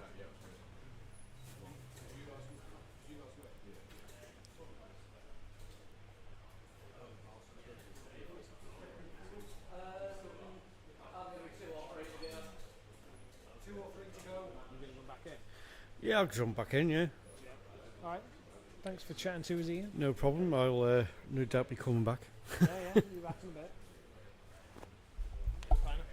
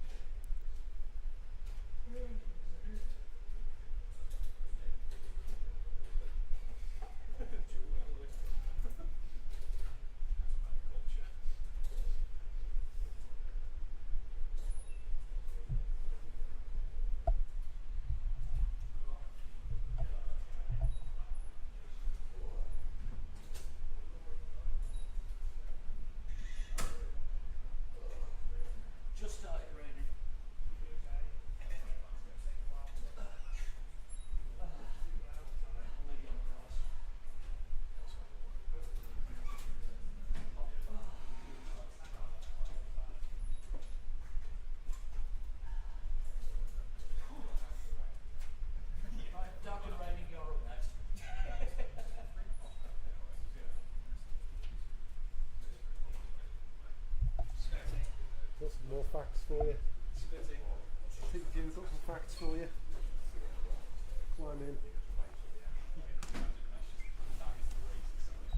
Spitting.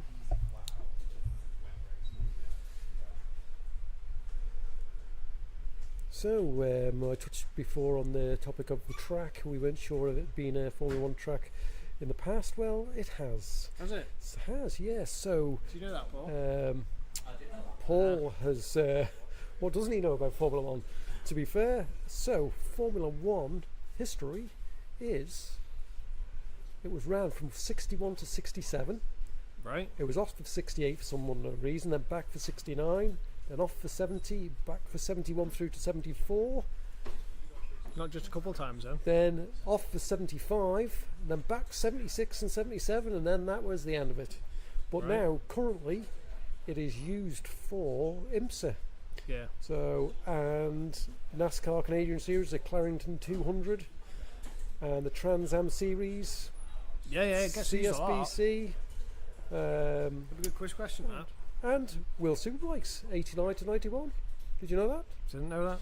So it was built track 1961, and it is at the Canadian Tire Motorsport Park now, and it was formerly Mosport Park, or orderly known as Mosport International Yeah. Raceway. A lot of people still call it Mosport. So, Very interesting. it's a track I've never heard of before, and yeah, it's got a lot of history. Yeah, that's what I mean. It's like you everyone's just like, oh, I never heard of that. But when you look at it now, you're like, oh, Yeah, well, I should have known it. shouldn't know. I know it from like some other games and things, but yeah. The lead's down to less than 10 seconds, So in a matter of a few minutes, and was an incident, or it's just started raining. ah,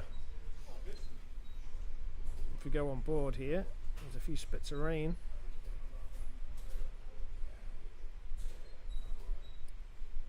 The wipers are on. Let's have a quick look at the live time and see how it is affecting the lap times. So right now, track's still dry, track's still warm. Everyone's still mid 22s. Say it's having no effect. Yeah.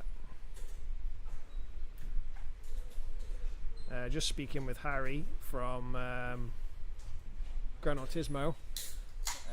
He's taken over from Bowman shortly on the next stint, and it was Harry who closed that gap right up to down to 6 seconds on the last stint, and that went back out to 20 after the pit stops. It's back down to 9 again now, and he's very confident he can close that gap in his next stint and make a switch for the lead. So he doesn't lack confidence anyway, I give him that.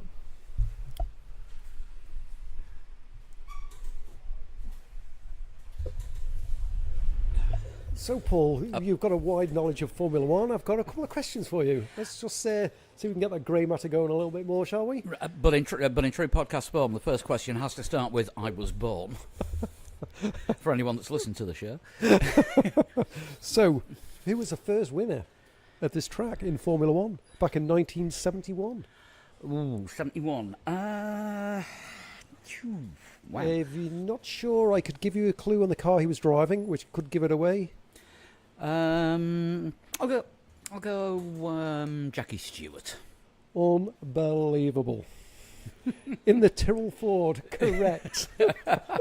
When you said you couldn't give a clue on the car, it's like, right, that's got to be a Tyrrell. So therefore, Okay. it has to be everybody's favourite racing shortbread tin. So obviously there were 5 winners throughout the whole. 5 winners, I think. Yes. Can you name another couple of winners there, by any chance? Another couple of winners. Let me think. I want to say Graham Hill got a win there. No. No. That's the first time I've heard you get a question wrong at Formula One. Quiz master. Just trying to think. Looking at the sort of top end of the early 70s drivers. McLaren Ford won it twice with 2 different drivers. There's a bit of a clue for you. If it was McLaren back then. Oh God, they used to go through drivers like nobody's business back in those days. We have a driver that I've actually never heard of, and no doubt you probably know a lot about him. It's Peter Revson. Don't know as much as I should.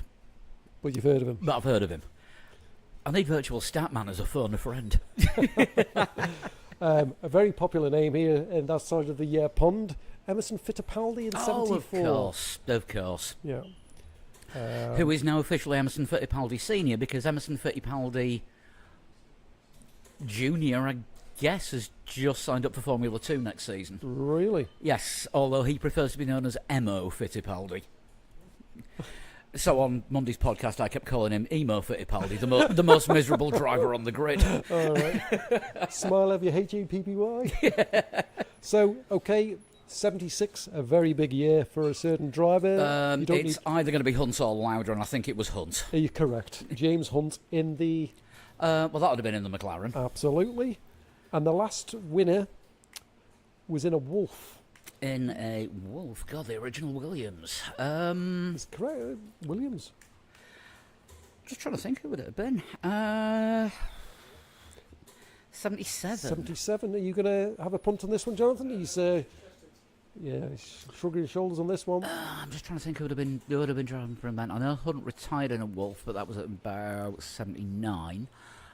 So in the second time round... God. Well-known name. A well-known driver. Nelson Piquet? Jody. Oh, Jody Scheckter. Yes. So what nationality is Jody He is South African. I'm not going to do the accent. We have a South African accentee over here on my right, but he's shaking his head, grinning.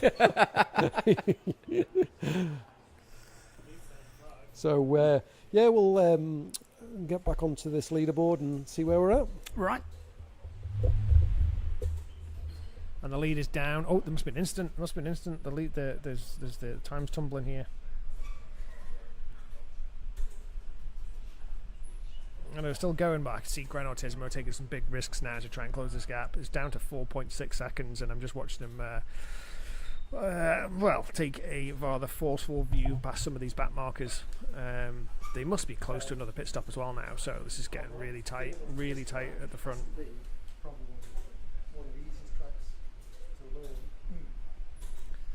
Oh, it's another big risk. It's just remembering the other. Yeah. Yeah, you can do. I didn't realise that. You can do all the downhill without braking on the first downhill. My last stint I just lifted. If you lift in the right place to turn one, you can do it as well. Oh, without braking. Without braking. In the wet. Good call, I'll brake. Well, he might want to do it. He might want to stay in. I've never driven this in the wet. He might want to stay in the hot seat. Still 5 seconds for the lead. Just watching them. It's a case of just how quickly they're just nipping past these back markers. Gran Autismo, I think it's Bowman's in the car at the moment. Yeah, he is, and he's been very forceful past the AI to try and keep this gap. But yeah, 5 seconds now. And, like I say, Harry's going to jump in the car next, and he's confident of catching up. But he's going to be driving, trying to catch Banning, and I think Banning's just got the pace on Tim in the 100 Rammers. In this one anyway, so yeah, I think Banning is the wet weather specialist as well, isn't he? He's done a lot of their driving in the wet. I don't know. I thought maybe that was Connor, but anyway, right. Well, we'll see. We'll see. 4.5 second lead, and it'd be interesting to see with these two who comes out on top. But they're in a bit of a predicament right now where it's started to rain. And they're coming up on a pit stop, but is it too soon to switch to wets? I think 3 legs might have just timed it just right with that. By the time you take your next stop, it might be the right time. Yeah, it was just starting to spurt as I was on my in lap. Yeah, and you stayed on slicks. And we stayed on slicks, which I think we'll get a complete session out of, or a complete stint, and then switch to wets for the next one, so we could make up some of this time, assuming the rig doesn't freeze again, because it froze as I was coming up to the last of the S's, and then I went straight on into the barrier. Oh, did it? Yeah. So will that be my excuse when I drive in the wet, will it? Yeah. Thanks. Yeah, I'll give you that. I'll give you that one as well. Okay.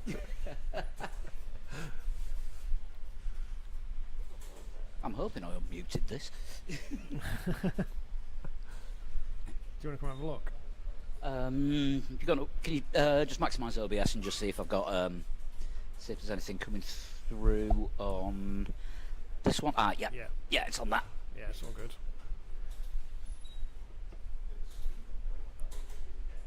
They're all working okay, aren't they?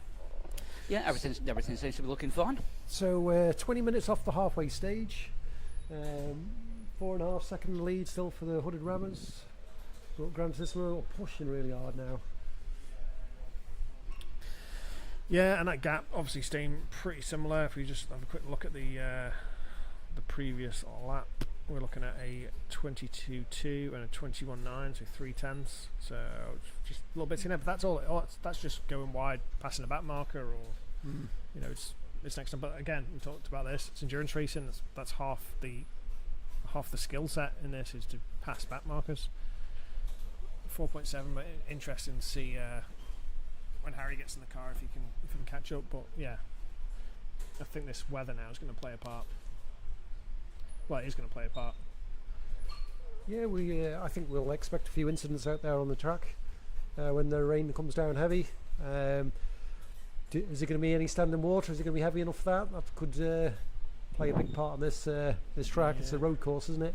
End of the day. Yeah. So I'm just going to take a quick wander around and see how everyone's coping with the rain. Yeah, I will go and stick a microphone in some people's faces. I'll sort out a camera for doing that as well later. Yeah. 4 seconds now. 4 seconds lead.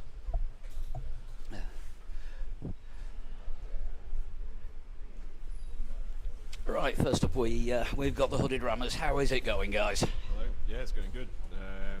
Still a bit of a close race. 2.5 hours in.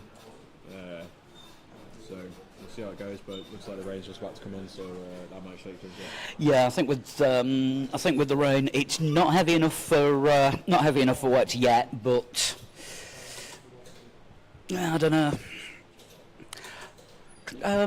What is the track temperature at the moment? Because that'll sort of determine how much it dries. 16 degrees. 16. I mean, that's we're in Canada, so that's like the height of summer, isn't it?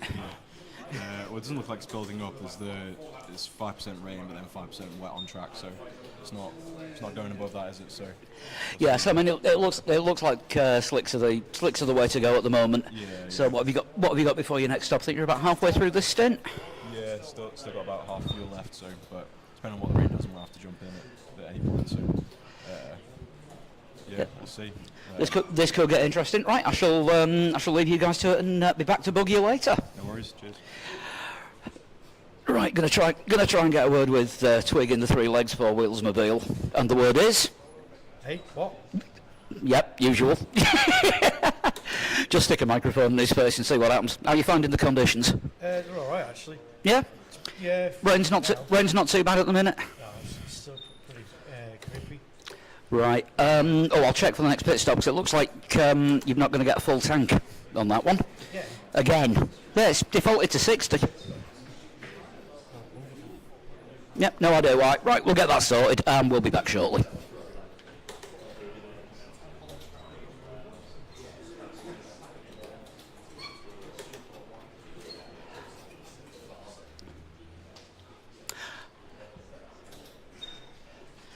Right, next up on the Grand Tour we have the Lawsons.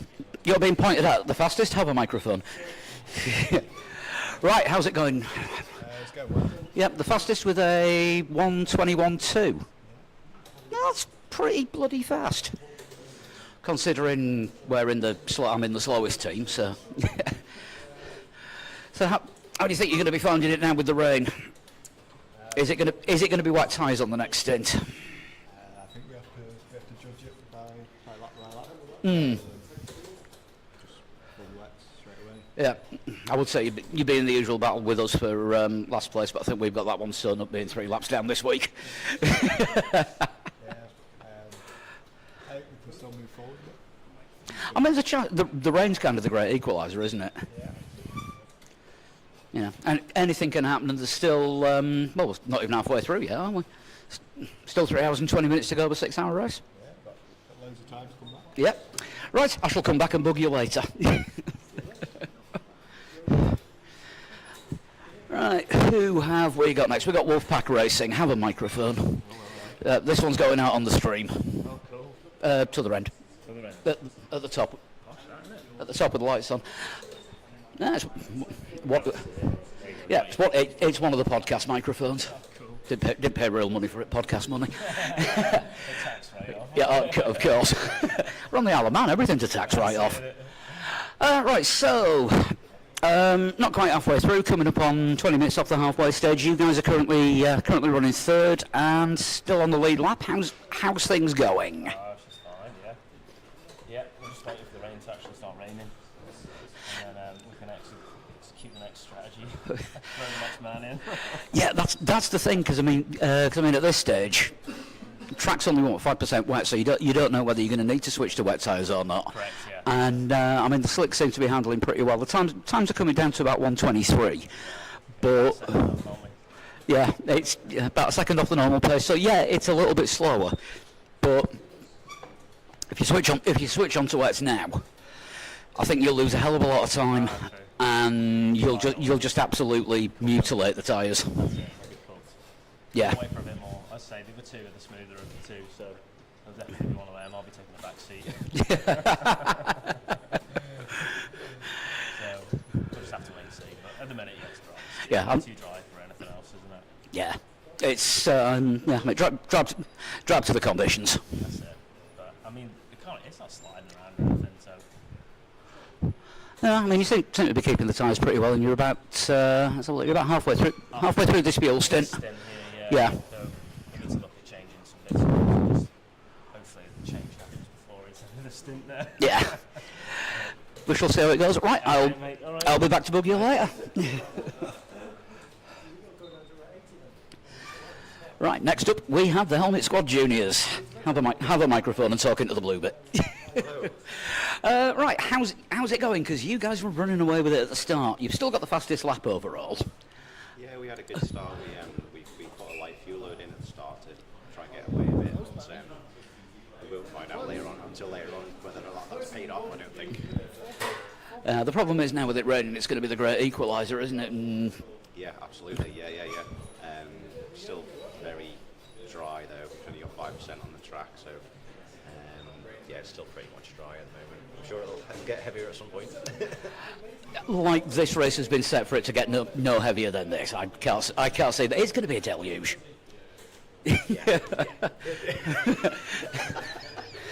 Yeah, about 2 hours time. Yeah, come in and box for water skis. Sounds good. Yeah.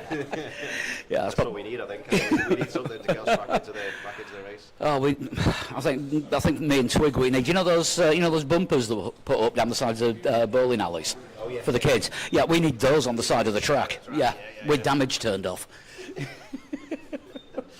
Yeah, that's probably what we're going to need, isn't it, when it properly rains. Yeah. But yeah, you're going well so far. Still running in fourth. Not massively far off the lead lap. No, we're not too far off the lead lap. I think where's Thursday, so we're about half a lap off the lead lap. Yeah. I mean that is easily gettable. That's one bad pit stop. Yeah. Because as we have found out, you can stall in the pits. Oh wow, I didn't know that. Yeah. Yes, you can actually stall in the pits because I rolled forward from a pit box, didn't brake in time, thought I'd got it, tried to reverse and the engine just cut out on me. So you've got to reset the car, put it into neutral, sink the clutch, wait for it to start revving, then hit the gas, and then change gear to get it moving again. Right, we're not stalling it. So yeah, don't stall. Lost about best part of a minute. Right, okay. So that's practically a lap. So that's one of the excuses for us being 5 laps down. Yeah. But yeah, it is easy to stall. I'm sure it is. So yeah, watch out for that one. But I'll let you go and carry on catching up and come and bug you later on. Thank you.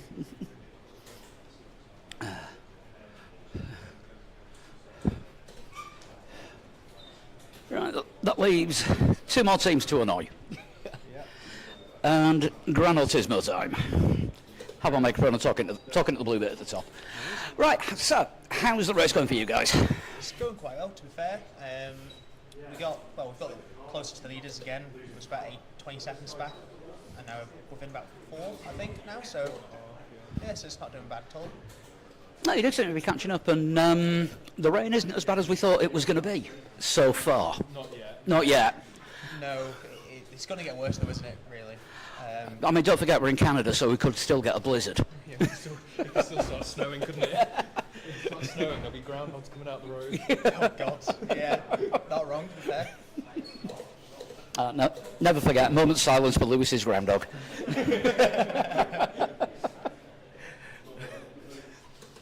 Yeah, there's a few bits and pieces. Well, obviously catching drivers out now, just how greasy it's getting. But it can only get worse, can't it? Really. So. Yeah, that is true. I mean, rain at night, it's the perfect storm, isn't it? Yeah, I mean, I'm not looking forward to my next stint, I'll be honest. Yeah, Harry's wants to jump in like momentarily now, so yeah, he's going to have the fun of the night and wet.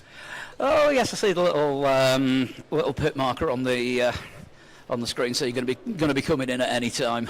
Yeah, any time now. Right. Well, in that case, I'd probably best leave you to it and come and bug you again later on. Yeah, sounds good. Right. There is one other team we haven't got to yet, the senior helmet squad, but there's nobody else apart from the guy who was driving. I don't really want to bug him because people tend not to like it when they're driving and stick a microphone in the face. So this is what I get for being the new driver in the team. I get put in the stints. Let's see what he's made of. Oh, wait till you're on camera interview later. And then there's the quiz round. Pete's in charge of that.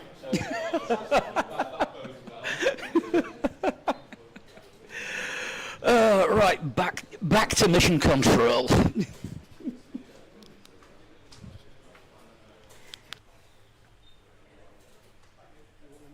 make sure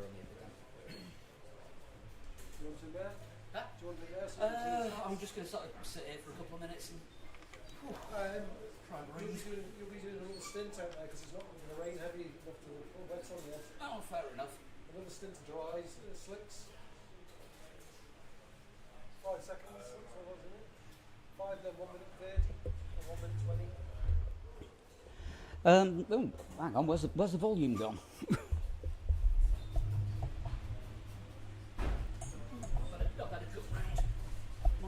mic volume's disappeared.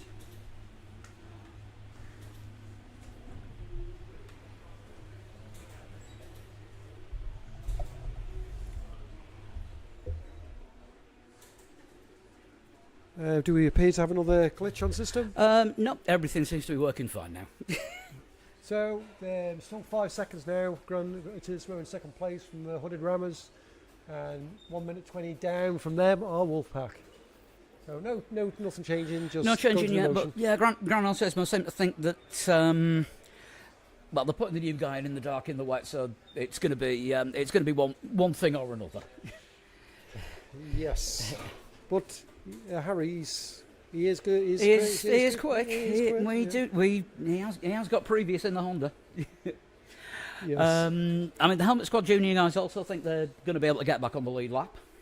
Really? Yeah, they seem pretty confident, and they did light fuel at the start. Ah, okay. So that's what let them get away easier. And 3 legs, Paul. What's your update on the team so far today? Just Well, you know the vacuum cleaner adverts for a certain bagless cleaner that came out a few years ago that said nothing sucks like a Dyson? We do. Well, honesty, I suppose. Have we got someone in the pits? That looks like Gran Autismo in the pits that we're riding on board with at the minute. Okay. So let's see if we can do a trackside cam. And yep, they are. Yeah. The Haribo Bear is in the pits. Okay, now it'll be interesting. Are they going to go on to wets, which we know is going to be too early? Or are they wise enough to realise it's still the tyres are performing well. The slicks still performing well, aren't they? Yeah. I just wonder. Let's have a look. It appears the glitch has been fixed and we can now go back to full screen. Right, might be worth taking a look because I think they did have wet tyres set. But Oh, let me go and have a quick look. Go have a spy, and we'll see what they're going for. Should have gotten to take a microphone, but never mind.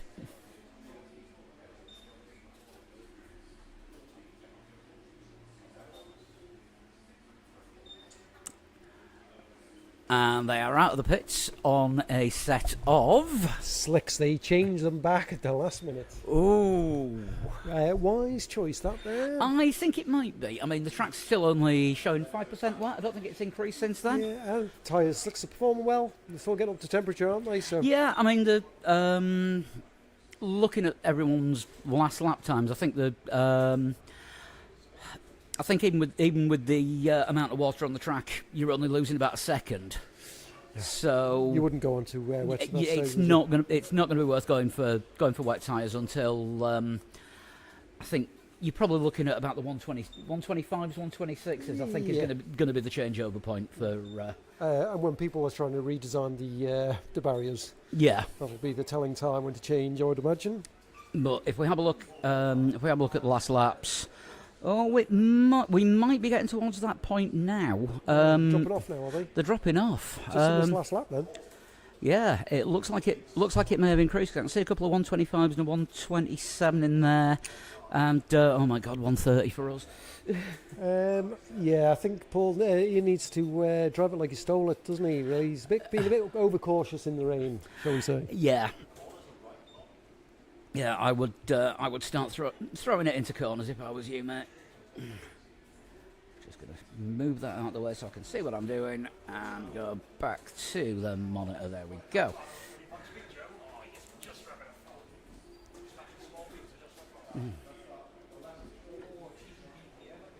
So this track, that's really, really wide. Is that? That was a really, really wide line. That there. Standing water at this track. To be honest, you don't get a lot because the track's so undulating. There's not really all that many places for it to pull, and I think it's actually set up in such a way that it drains off the racing line. Right, decent camber on the track, isn't it? Yeah.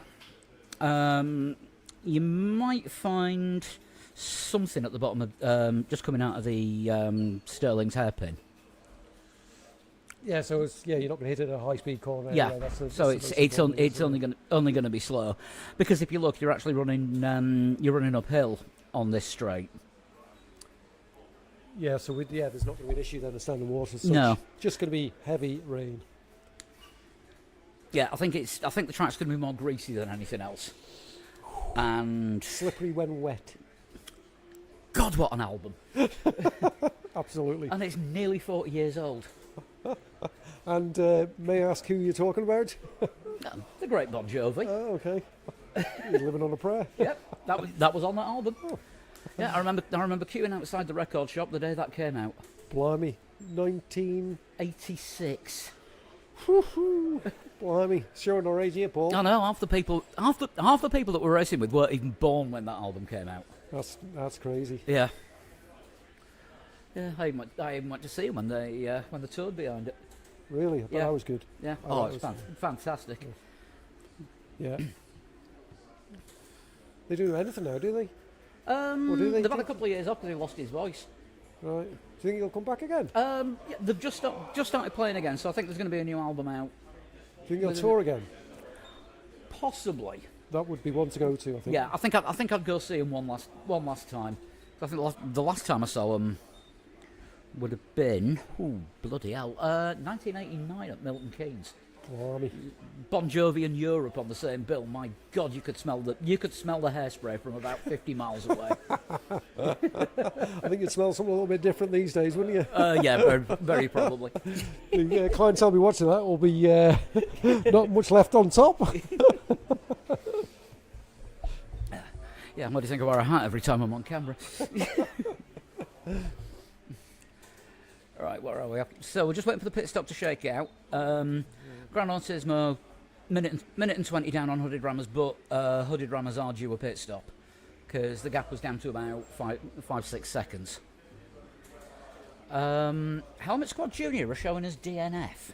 Have they been booted or has something gone wrong? They're in the pits and sideways. Right, so apparently there was a problem with the car before. Techman's gone over there to have a look at the issues, and hopefully that's not their race over. Oh, that would be gutting after a start like that. Yeah, wow. And they got their new driver in. Luca's in today. It's his first time in the endurance, and let's hope it's not a DNF. Oh, and it's just baptism of fire. Oh dear. Yeah, he's yeah, from leading the race to a DNF.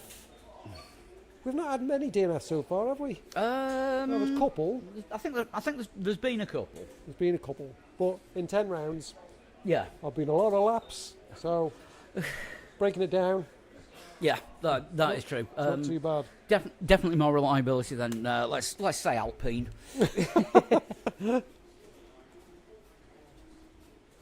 Anything on the chat? Yes, it is R Factor 2. And how does the point scoring actually work? Is it like top three get points? Formula One style points, It is. as far as I know. Yep. It is.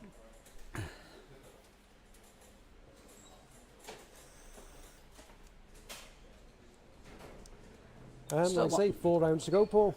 Yep, so just about at the halfway point. Let's jump back to the leaders who are in the pits. So if we go to Gran Turismo, we will see where they come out. And it appears Helmet Squad Junior are Helmet Squad Junior are not back. DNF. They are back. They are back and shown in the pits, and they should be getting some laps back. Yes. Yep. Right, so Gran Turismo heading on the back straight now. Hooded Rammers still in the pits. This is the battle for P1 at the halfway stage. And I think they'll have. Do you think they'll have clawed anything back? Maybe a second or two. What was 5 seconds when the? It was 5 seconds before the stop, and now it's going to be. Oh, hang on, here they come. Across the line. Hooded Rammers still in the pits. And there we go. We have new leaders. We have new leaders. Very interesting. So last time this happened, Hooded Rammers pulled out a big lead the last time they had a pit stop, and this time it's switcheroo. It is. Right, so Gran Turismo have gone from 5 seconds behind to 5 seconds in front. That's endurance racing for you. Yep.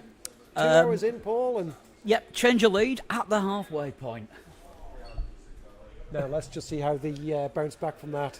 Yeah, let's see where it goes from there. You have Matty in the hot seat again now, so yeah, we'll see what he can do under pressure. Try and regain the lead. Right, so let's go to the Hooded Rammers. It's the old adage, isn't it? It's a 2-horse race at this stage, Paul. It's looking like it, but let's see what Helmet Squad Junior can do, because I think they should be getting some laps back. Right. Yes, they should be. And they were only half a lap down on Wolfpack before. I think there's going to be a lot of changes when it's full rain tilt, don't you think? If the full rain happens. Oh, it's happening. Oh, it's guaranteed to happen. Yeah. No, we're being filmed as part of the commentary as well. Have we got a new driver? Potential new driver here, have we? How you doing? Can you drive?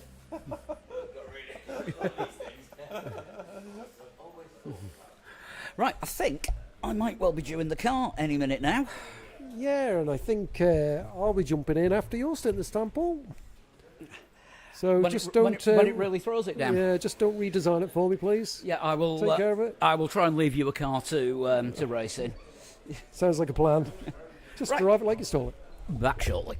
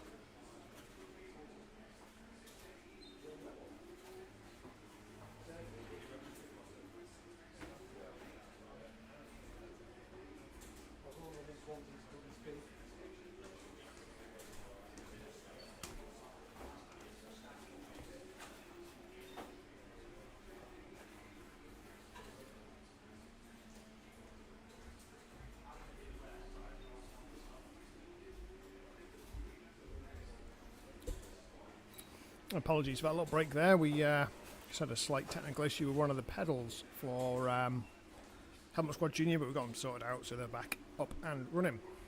So back at the front, the lead now 10 seconds. I think we had an extra pit stop since we last checked in, and the fight continues for the lead. A couple of questions through on the chat here. So this is R Factor 2, yeah, R Factor 2. The beauty of R Factor 2 running is that we can have a dedicated server. It allows us to have server commands for things. So, for instance, we've had a problem there with one of the pedals. What we're able to do is take the team out of the race, take them back to the pits, basically puts them down as DNF, and we go through the settings, recalibrate the pedal, find out what the issue was, and then we can bring them back into the race and then credit them the laps back they lost, because technically it wasn't their fault. So that's something we can do, and that's part of the reason why we run R Factor 2, for its stability and things like that. Not the easiest game in the world to get running R Factor 2, and a lot of people don't like it for that, but as you can see, when it's running, and you've got it set up how you want it, with the flexibility that you get from the way it is, then it just works really well. And how does the point scoring actually work? Is it like top 3 get points? So it's not just the top 3. Everyone will score points in the race. The reason being that if you only had the top 3, there'd just be a point now where you'd look at maybe like 3 legs or the Lawsons or even Helmet Squad and just think to yourselves, well, top 3's not going to happen, what's the point? But every single position counts for points, and that's important. So that's how we have it set up for the points.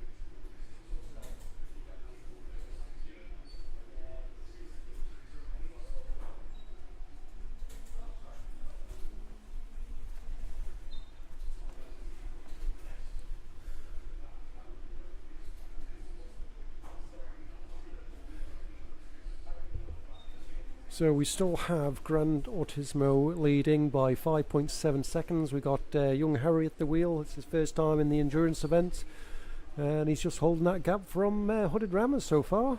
Down in third we have Wolfpack Department Racing. We're a lap down, and also behind them, pushing them, is Helmet Squad Junior. And then followed by Helmet Squad, the Lawsons, and propping up the rear is Three Legs, Four Wheels. And Paul is about to jump in the hot seat. They've actually gone onto the wet tyres now. Let's just see how we can get them to perform for him, because they are 5 laps down.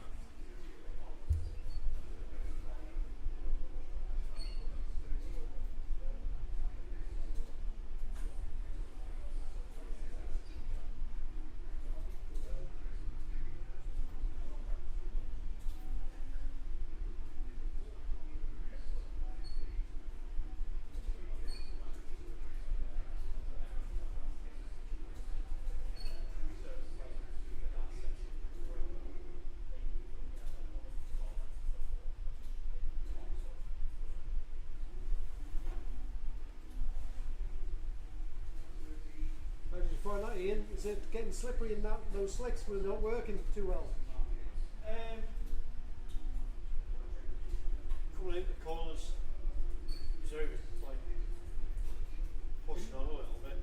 But other than that, it seemed okay. Didn't it? Yeah, so we just have to see how it performs with the wets. Yeah. Gaps down to 3, staying out of slicks. Who's staying out of the slicks?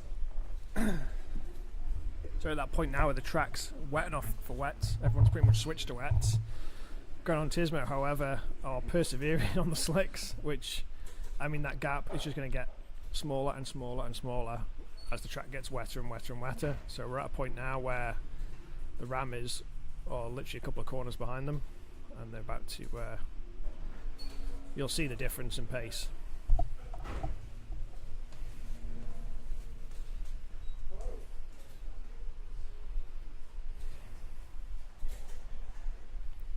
Yeah, and at some point you just have to accept the fact that you're on the wrong tyre and you need to switch them.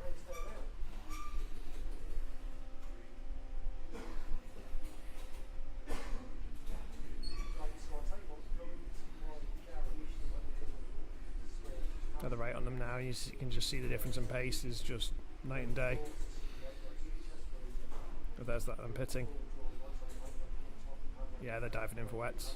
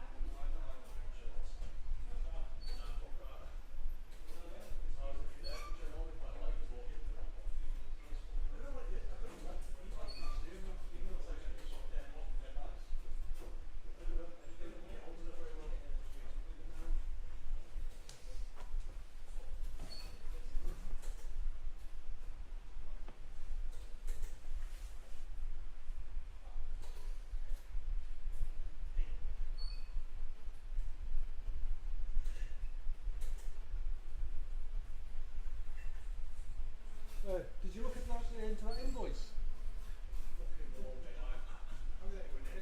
Do you want online now? Huh? Do we have an app? Oh, your app doesn't work, does it? So what? CSRT? Bank account. I thought it was like on the paperwork. Oh no, what you need to do is put the amount in. On the in, what came in? It's 270, was it? Apparently came in June.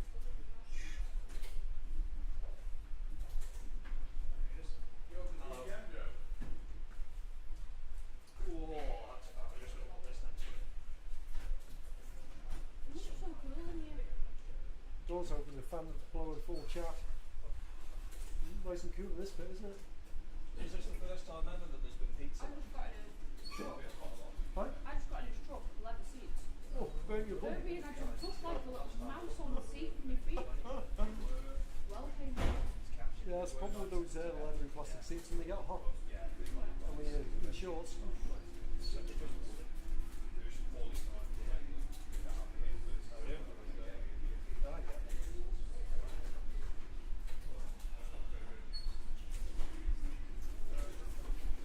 No 270's gone in. Where the hell's that gone? I'll have to check with them then, because he reckons it's been paid.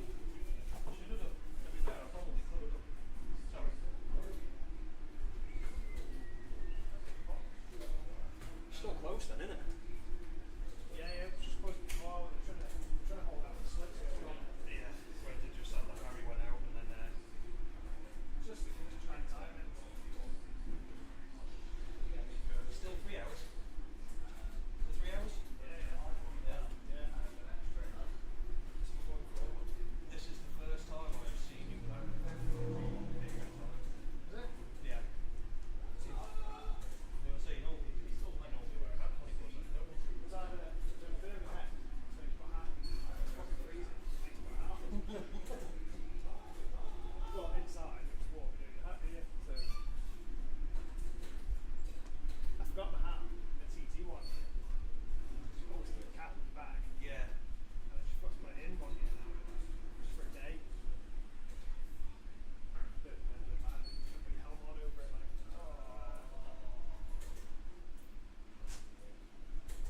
That's not cool.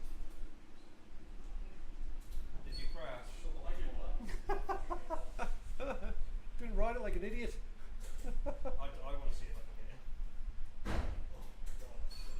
don't know if it's going to do you reckon? Do you reckon I'll make it in and out?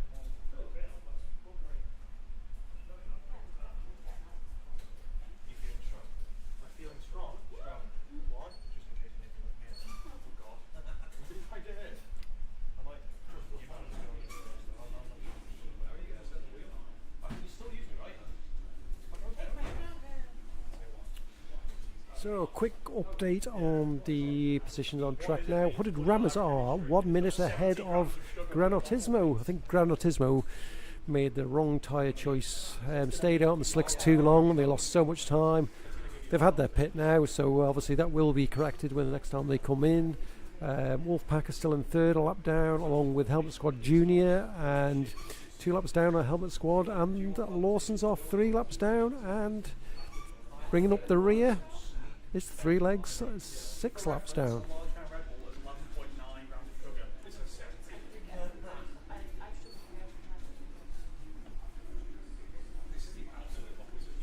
That is the peak optimal performance strength. Yeah, 20s. Holy shit. 78% of the straight sugar. Shit, hell! 70! How many calories are in that bastard? 290.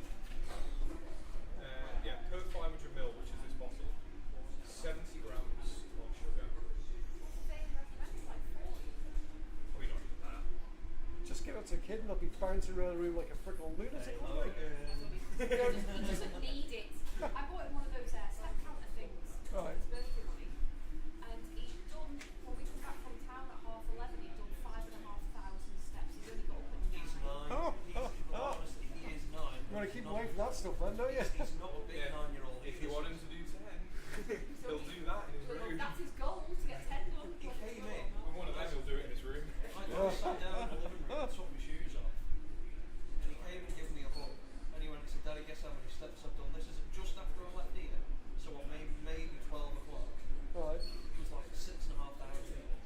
stop then. Just no. He's full of beans. It's good. We've not even been home an hour. We've had them watch an hour and we've done a 15 in the garden. In the small garden. Is everything 100 mile an hour as well? Yeah, he doesn't walk anywhere. Like he's constantly got to tell him to walk. He'll once I'm able, we'll start going up and down the prom again. He'll be on the scooter and I'll be walking, and he'll be at the other end of the prom by the time that I'm. So if we start the C term, like we did last time, by the time that I've got to the memorial, he is complete paramount. He just doesn't have to like. He could do with a lead on him, just so he can drag you along. Well, I mean, Never stops. It's good though. It's good that he's active.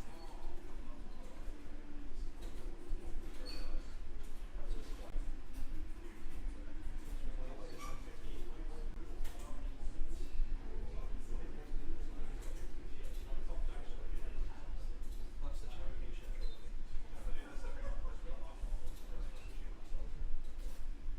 it's a 2-horse race, isn't it? Well, yeah. For a championship. You're only 7 points behind Hooded Rammers, so you need to win today. No, if we get second, we'll be second. Behind them, they're still.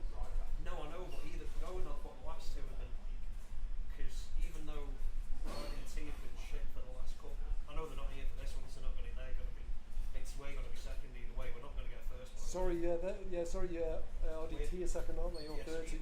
So either way, we'll be second after today. Yes. But it's how far behind Hooded Rammers are we going to be? Because it doesn't just go off what place you finish, does it? It goes off how many accidents, how far behind you are, how many pitches. Oh, does it? No, I think because if it went on places, Right. then we would have been second like 2 months ago. Right. Because RDT haven't won one in a while, have they? No. I think Yeah, they've won 2 RDT, haven't they? I think they'd do better if they didn't have Rory in the team, unfortunately. Yeah, but we want to keep Rory. We want them to keep Rory. You want them to keep Rory. You want them to keep Rory. When do you think you'll make a reappearance? I might make the next one. Everything goes fine, but can you change halfway through a race go from auto to manual and manual to auto, or is it once you've started, that's it?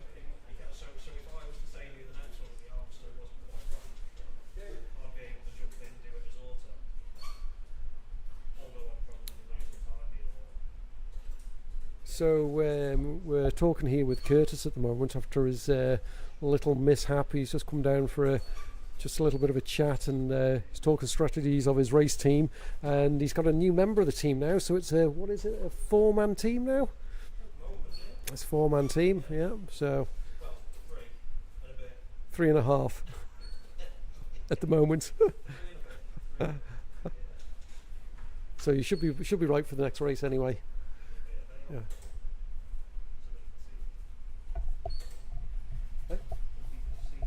No, it's just Oh, it's just the mics, and that's all right. Come and sit in and have a chat. So long as I don't break anything and knock it all over. Do you want to sit and talk to him and give him a bit of a keep on him first then? Yeah, there's no way I'm getting him. I'll break all that. Sit down there, but you've got to talk into that. Can I not just sit back? Can I not sit back and talk? Yeah, you can do Oh it. God, that's close, isn't it? Yeah, but you've got to get right to your track when you talk. Really? That close? Oh. I'm gonna say I don't want to eat it. Hey, I've eaten enough recently. Tell. Hat. Thanks. So just looking at your teammate Curtis, second place. You think they'd be first place if you were driving? No. Oh, No. right. Definitely not. I think, to be fair, I think they're doing better than if I was in the team.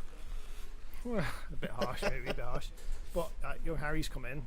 He's been doing really well from what I've been watching on the stream at home. Yeah, we've been talking a few times today about him and how he's obviously just gone top of the TT leaderboard and how you drafted him in after your slip off just before TT. So, do you want to talk us through what happened? With the bike, I mean, not with getting Harry in. Well, the accident wise, I was out for a ride with a couple of mates, and the usual let's just do one more. And the rear wheel locked up just at the end of the mountain at Guthrie's, and it spat me off, and I went cartwheeling into a field. Ended up breaking my back, my leg, my arm, my shoulders. Fractured the majority of my ribs. Week 7, I'm back walking again, just about. It's not Without- bad. Not a bad turnaround that though. No, it's the doctor said it's good. Obviously, I've never broken a bone in my body, so I'm not entirely sure where I should be. But they said that I am making good progress, hoping to be back at work full time, whatnot, in about a month. All going to plan. And then, you sent us a text asking if the lads were doing it. Said that Harry was looking for a team, so I dropped him a message, and he was keen as, and it's proven well. I said he's fast. He's on par with Joe and Bowman anyway. Yeah, I think interestingly this morning Harry was first in at the 3 and he was getting some laps in, and then Bowman and Joe turned up and obviously they all had a bit of a chat, and Bowman was like, okay, he's taking this seriously, isn't he? He's like, talking about strategy, and he's checking out everyone else's pace and stuff. Well, you said he's got his own team for doing sim racing online, doesn't he? Yeah, there's a couple of his mates in the UK and that do it. I think that's originally why he entered our first race, is because they like say specialise their go-to sims Project Cars 2. Right, okay. So when they saw it as Project Car 2 endurance race, they were keen as to do it. So yeah, they did the first race and they finished second. So they were fast. It was only RGT who beat the first race at Watkins. Well, that was when it was Project Cars still, wasn't it? It was Project Cars then, yeah. I must have made going into R Factor's far better. Yeah. It's far smoother, far nicer. And like I said, if there is any technical things, you can sort it. Yeah, that's exactly. Which is really good. We were just talking about before about how you know with the dedicated server, and we just had a bit of a problem with the throttle pedal on one of the rigs. It wasn't getting full throttle. Right. Okay. So I was able to pull them out, recalibrate the pedal, and put them back in, and just credit the laps back. So yeah, stuff like that. You just don't want to be getting booted out, do you, or have a problem that costs you the race? If it was Project Cars, you wouldn't have been able to do that, would you? That would have been game over at that point, or just carry on with what you're doing. But this is like the mechanics behind it, and the level of stuff that you can do is brilliant. And I said, seeing the last race that I done, what was it? We had one of them dropped out 2 or 3 times, and they still managed to finish where they were supposed to, because you credited the laps back. Yeah, that's it. Yeah. Yeah. Obviously, you boys have done pretty much every race since. We've done the team has done every race apart from the first one. Yeah. I think our debut was Spa, wasn't it? Yeah. Yeah, and that was Spa. It was October, November time, something like that. It was, yeah. No, it's been good. Yeah, it's been a good series. It's just obviously this was the race where we decided let's have a bit of a mystery race and just everyone finds out what it is on the day, and everyone seems happy with that format who've come in today because they've experienced finding out what it is and enjoying driving it because it's a nice combo. The only slight issue you have with it is when you say to somebody it's a mystery race, you'll find out on the day, you're not giving people a chance to get excited about anything. No, but that's part of the fun of it as well, though, isn't it? It's that what if everybody's on an even playing field when they get here.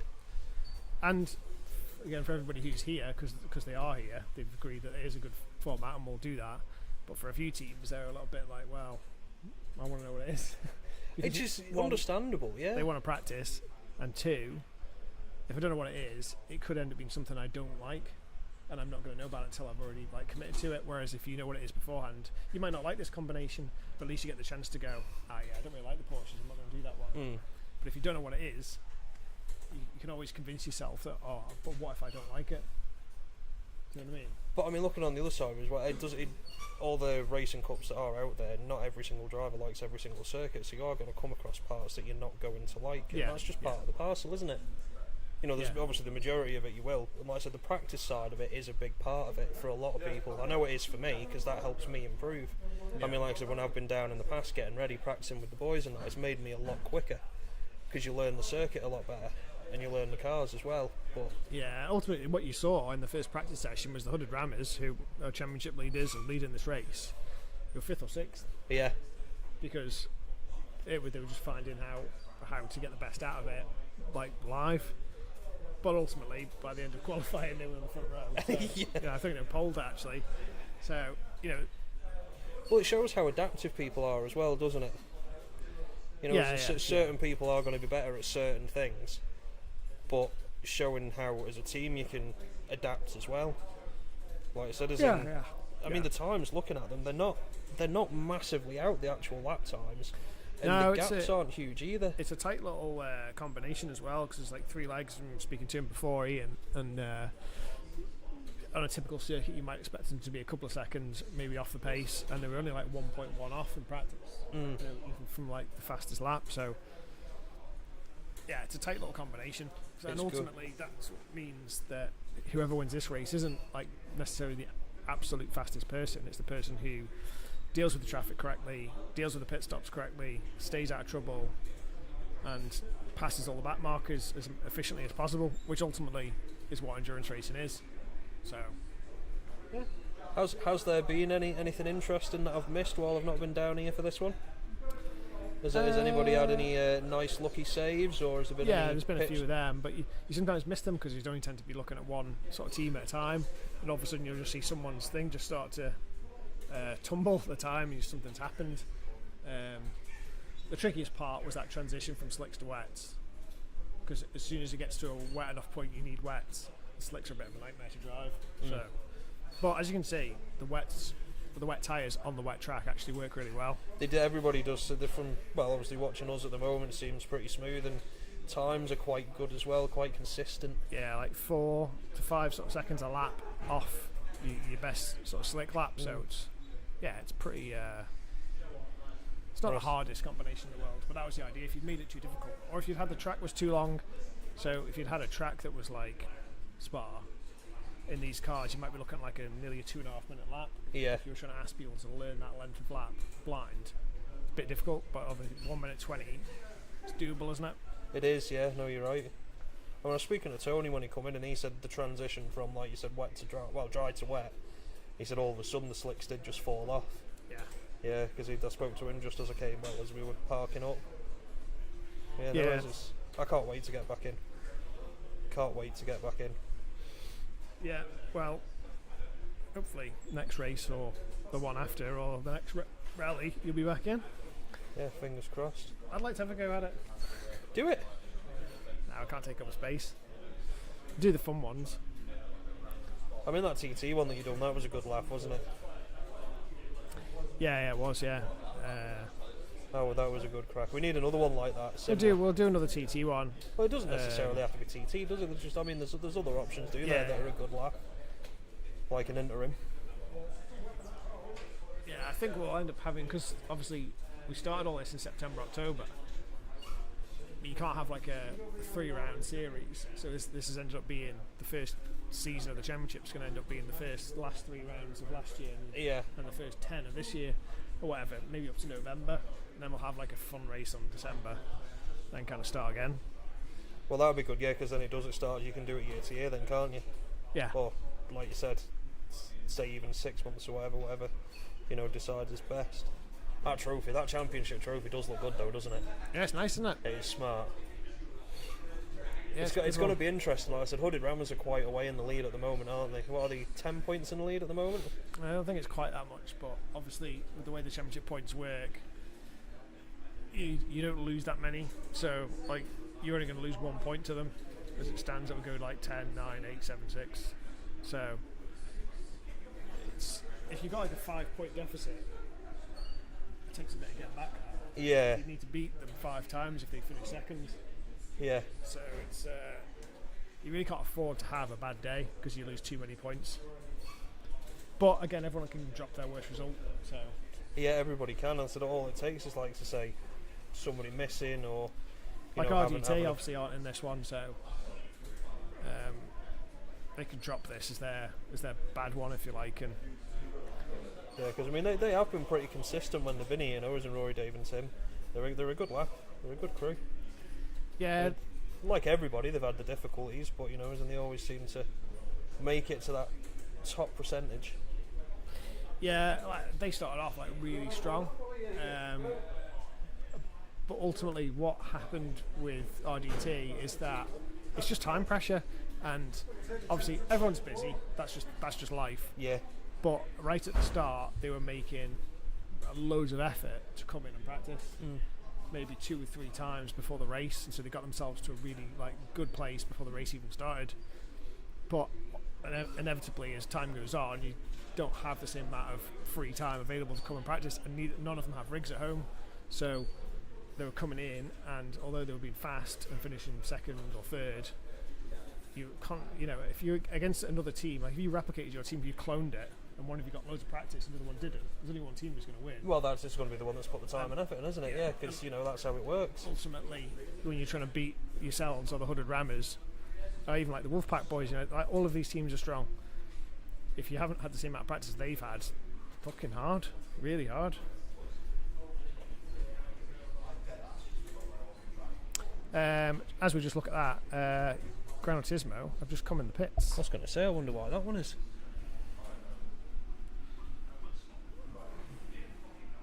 We changing driver? Yeah, we're changing driver, I think. Getting tyres. Is it Joe that's jumping in now? Is that Harry out? Harry's out, yeah, well he's black and yellow. Yeah, Joe's just jumped in, I think. And that's the Lawson just behind them, they must be in as well. Yeah. Well, I said Lawson started off with a very, very good practice lap, didn't he? Yeah, and it was very up and down. After a certain amount of time, then Helmet Squad, Young Tom stuck a stonking lap in, and it just everyone just kept chipping away. And I think they ended up getting down to a 20.5. I think that was it. Yeah, 20.5 on the practice. So it was good pace because the very, very first thing I was like, if anyone can get in the 21s, that's a good lap. As they were like in the high 22s. Yeah.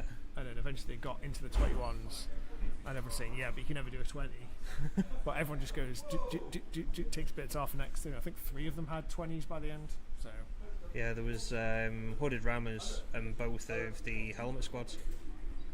Helmet Squad and Juniors, they all 3 of them had sub 20s, and then Bowman got his sub 20. I think it was 120.6 in quali. Yeah. But yeah, the Rammers have got a bit of a lead on there, haven't they?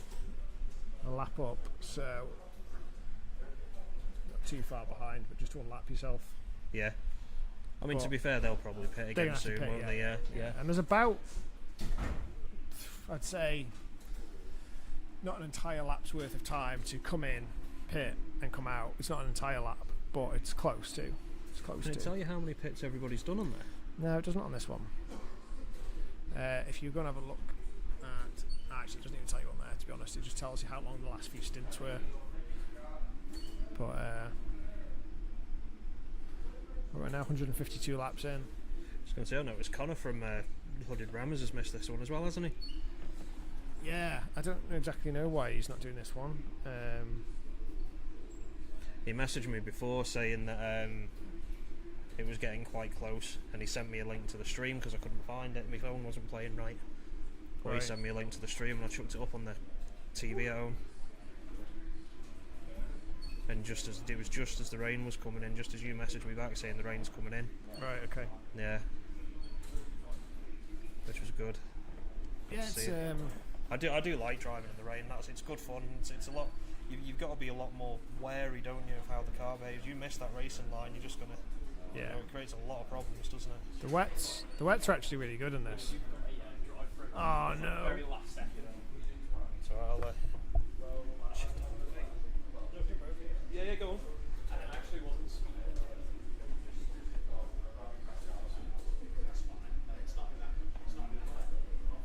Oh fuck, that's low. Oh, I'm not sitting down there again. No, that's war, that was tough.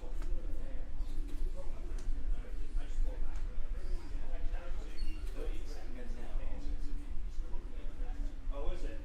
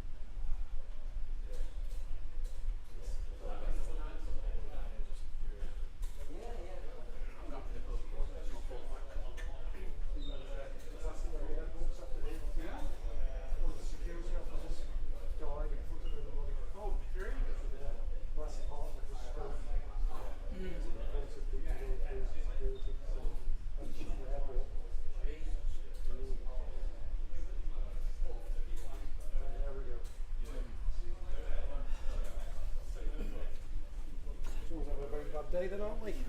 We get a message from the missus saying she's had to go to work.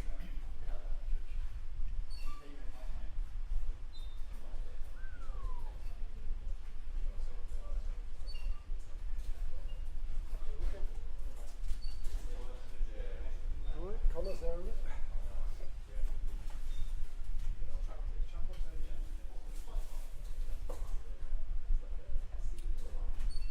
I'll go around doing the money sweep at about 4:30. I'm shooting off at 5.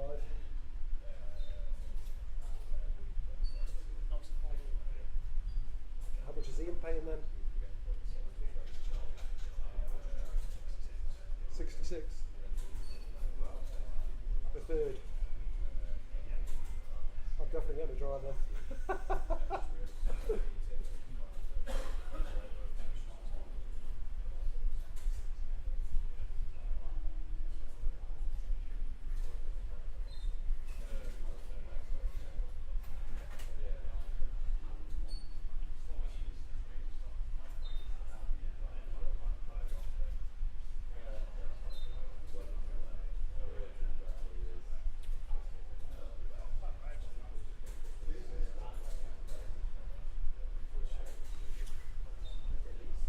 Oh, they're only 7 seconds down from now. It's all corrected again. So the split change again.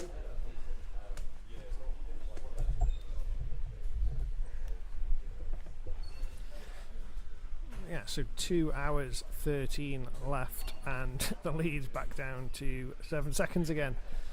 I can only assume Gran Turismo have just been in for the stop. Oh, so the Ram is just pitted, wasn't they, to bring their lead back down. So they've just rejoined the race. Gran Turismo just a couple of corners behind them. It's about the offset now, isn't it? How far behind are they in terms of a pit stop strategy? And will they need to take that extra stop before the end of the race? So in about another hour, people are going to have to start looking at that and seeing if they can make that little bit last a bit longer. As Harry comes in. Yeah, so it's going to be down to a tight pit stop strategy towards the end of the race by the looks of things. Can we have a chat with you, Harry?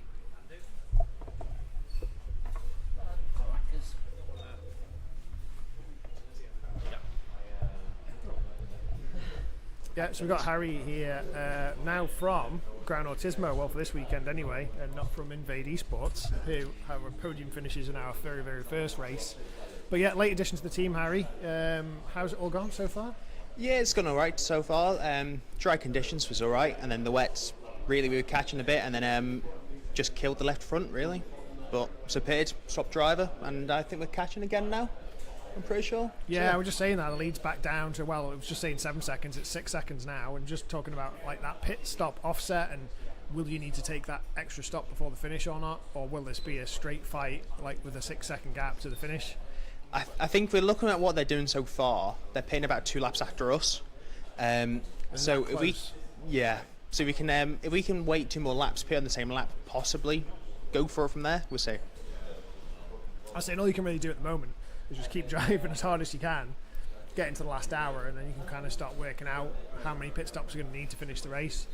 Yeah, precisely. I think possibly 2 or 3 more at the moment. But we'll have to see.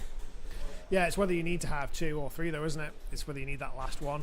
But if you're that close on pit stops within a couple of laps, then you should both need it or not, so it should work out. So like nearly 4 hours in, 7 second gap. It's pretty tight. How you found it getting in, fitting in with the new boys? Been okay? Yeah, they're really nice lads, really good lads. Hopefully some more races with them in the future. We'll see. So Harry's on a second offer already. Yeah. To be fair, I don't mind who I race for. It's just a bit of fun at the end of the day, isn't it? But if you can get a nice result, it's even better. Yeah, absolutely. And it's good. It's good that they were able to compete, because it was looking like they weren't going to be able to get a team out for this one. So like it was just a nice coincidence, wasn't it, that you were in here doing your TT lap and new TT leaderboard top position here as well. And we're talking about the endurance, and you said, well, I'm available, and we found a team who needed a driver. So yeah, it's all worked out pretty good. That we're talking about doing one of the races where everybody comes in. It's like a bit of a fun race where it's like this, but you don't know the car, you don't know the track, but you also don't know who you're driving with, and we're just going to pick the teams out of a hat.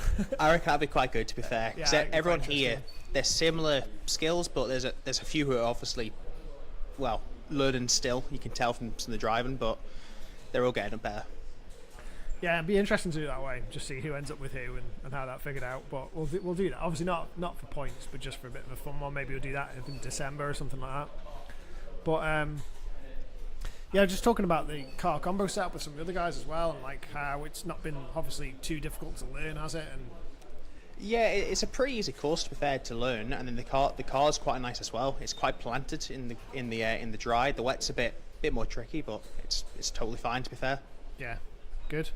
Talking about the wet, was there a point where I was watching you where it looked like you were trying to hang out on the slicks for longer and longer, and I'm looking at your split times thinking he's gone over that like 5 seconds a lap thing, and it's just like, are you going to stop, and obviously you did eventually, but I suppose you find it just sort of got to a point where it was dead obvious that you needed to switch to the wets. Yeah, to be honest, I was debating seeing if we can do the full like tank of fuel on slicks, Yeah.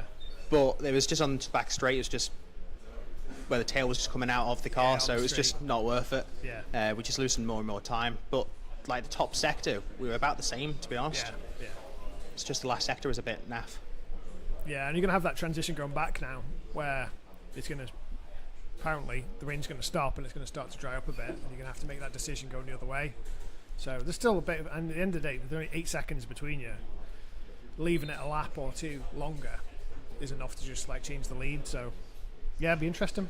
Yeah, I mean, we have been in the lead once because I think they overshot the pit stop or something from looking at their screen for a little bit, but I think, to be honest, it's going to just be qualifying lap to qualifying lap to see who actually wins this at the end. Yeah, absolutely. Right, spot on. We'll have a catch up with you later when we're a bit No closer worries to at the all. finish and Talk see to how you you're getting soon. on. Cheers, Harry. Cheers.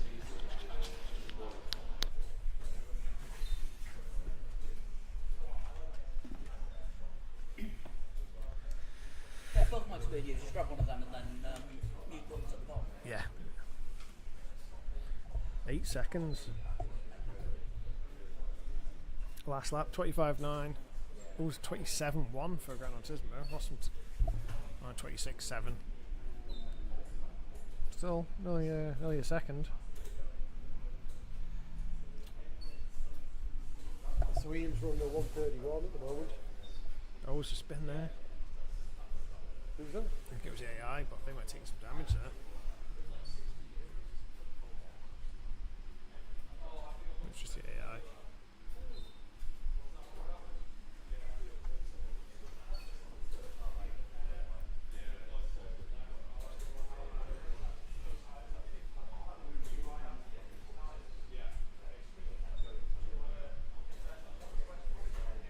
I had a driver in the Civic, the round stage. Very nice too. Was it? Can't drive it. Unless it's just because it was so sharp then. It's dreadful. Oh yeah? I don't know, you've tried doing it for a while. Shocking.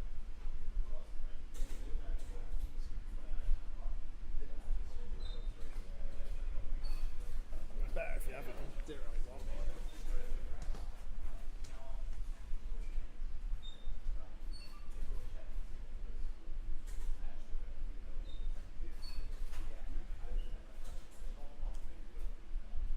So how many laps is he going to get out of those that fuel? About 30 laps, did you say? Around about sort of 28 to 30, I reckon.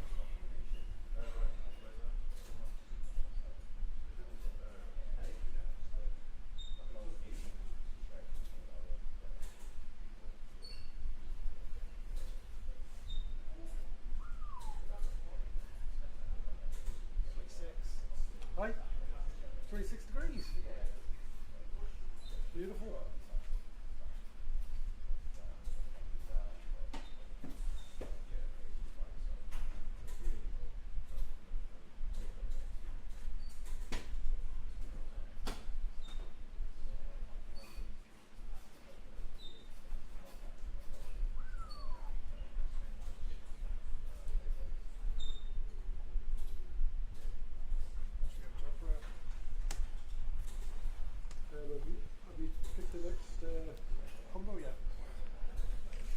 I don't know if it's a secret or not. You have? I've not chosen it yet, but we like the last time we were talking about what we were going to do. Leads down to 2/10.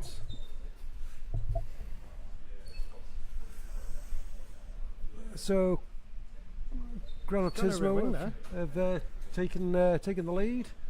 They must have had an incident, have they? Rammers haven't got a rear wing. Ah, Rammers are missing a rear wing. no downforce. Banning. There's no rear wing on your car.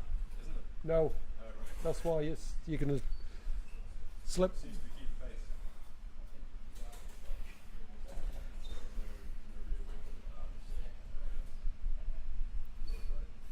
So it's switcheroo time now, yeah. Granatismo just in front. 100 Rammers behind them. No rear wing, but they're still keeping pace. That rear looks loose. He's driving it well, and he's going to lose a few tenths here, a few tenths there, especially on the corners, isn't he? It's wet.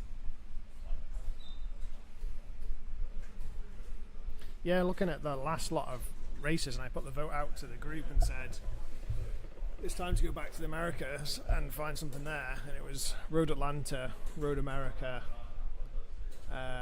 COTA, and Sebring, I think.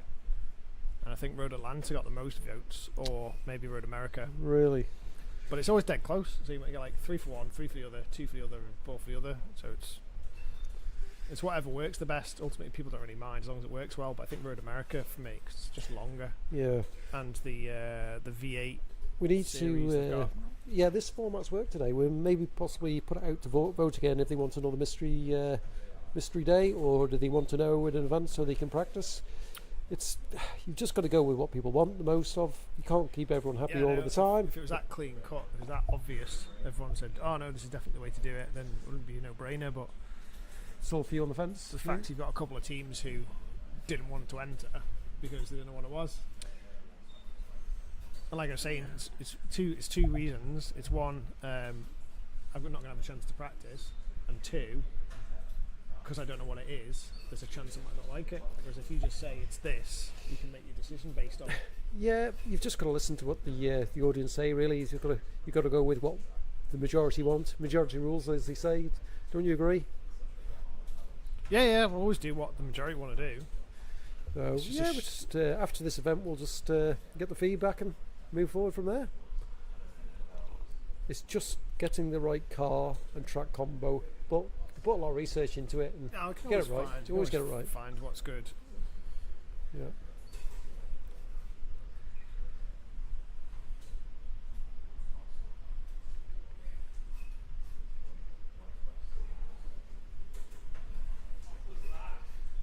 It's wet out there now. Go for my stint next then.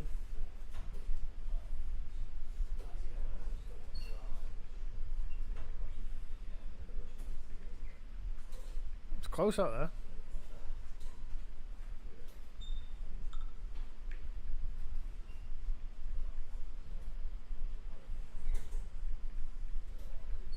Everyone's all together.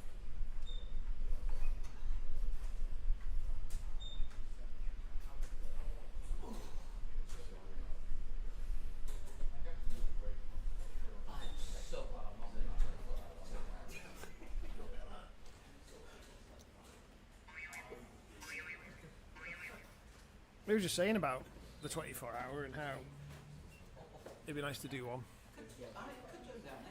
Yeah, we're just thinking about it, like Pierre was saying before. It'd be good to do that. But you have to have your own rig per person, don't you? Yeah. Because you need to sort of sign in, because you can't sign in and sign out of the accounts, can you? No, but you don't need two rigs with it. What, so once one's in, you sign it? One's in, right, okay. one's out. And maybe a third one for crew chief. And yeah. Yeah, there's a few. Yeah. These two are stuck together. He's driving that car well without rear wing. Yeah, he is, yeah. It's animal to hold on to that. But we'd have to get our licenses up as well, you see. Well, it's alright for you. Yeah, so it looks like I'm going to have to build a rig then, doesn't it? Because I'm fancy getting involved in a bit of the iRacing, and if you don't mind, Paul. Well, Team 3 Leg Sport Wheels is always on the lookout. Right. And so's Team Only Fools and Horsepower. we do have one of our teams is called that. Oh, fantastic. Oh, I'm just going to have to pull my finger out and Yep. get one built then. Get yourself up to a C licence and you can do all the endurances with us. And a lot of man hours to get up to a C licence, is it? With the right car and track combo, if you get through the MX-5s and BMW M2s and the GR86, you can get a C licence with it within about a week. Really? Yeah. As quick as that? Yeah. All right, so it's very achievable. I thought you were going to tell me a year. Oh God, no. Oh, no, you can do it in probably. I mean, in theory, you could do it in 8 races. It can take you about 10.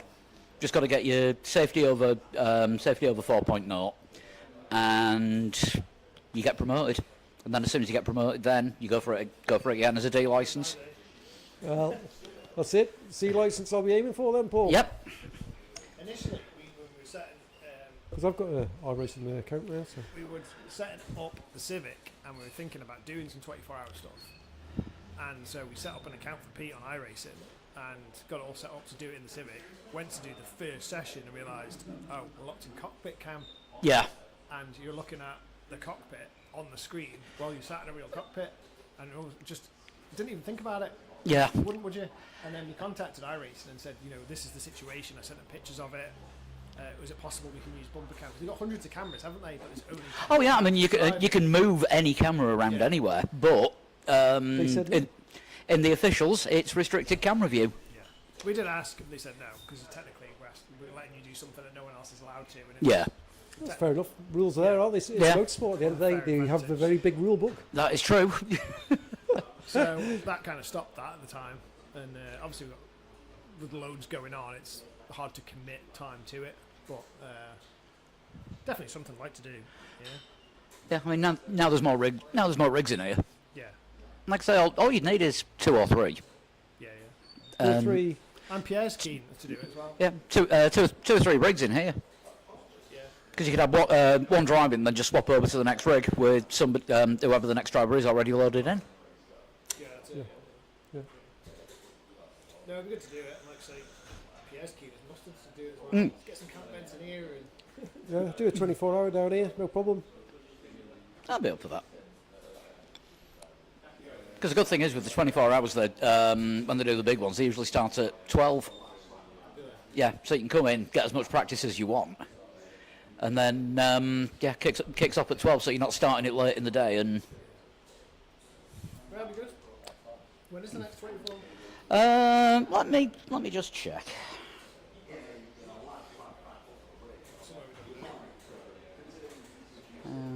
iRacing special events.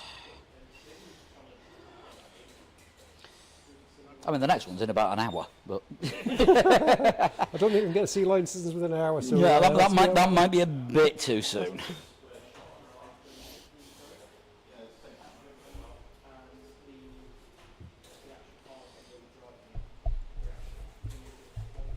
Right, let's have a look at special events calendar. So lap 170 and Gran Autismo are still in the lead.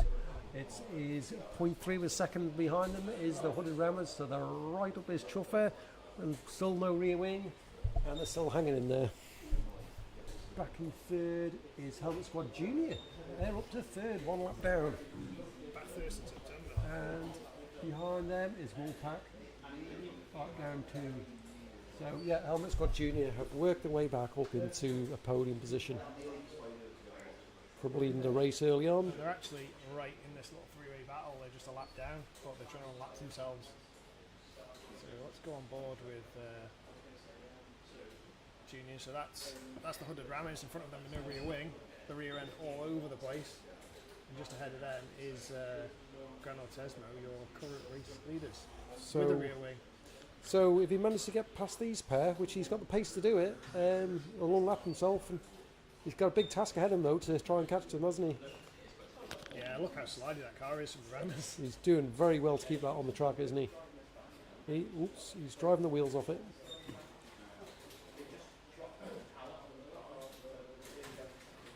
so loose, that car. He's keeping it on the black stuff though, isn't he? Yeah.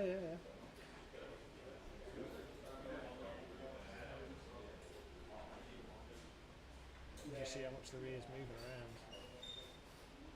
Alright. Come on the outside. So he's just unlapped himself from the 100 rammers as... Yeah, that's them taking the lead. That's the Rammers taking the lead from Oh. Gran Turismo. Oh. Gran Turismo pitting. Ah, there we go. So switcheroo. So now we've got Helmut Squad Junior now will be pushing Tim now to try and unlock themselves. Yeah, he's trying right on the back of them.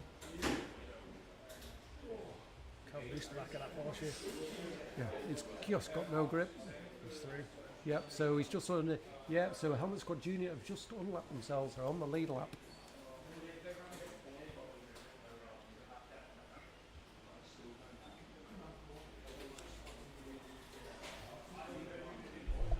Better go and check on it and see how much fuel he's got. So it looks like this is the last 24 hour of the season, but there's a couple of 12 hours and an 8 hour coming up. So. Bathurst, isn't there? Yep, there's the official Bathurst, and I think the major series run the 1,000 as well. Well, I've got to admit, for doing Bathurst in the supercars, I'd be happier in my own rig. Yeah. Then when I smash it in utter anger, you don't charge me for it.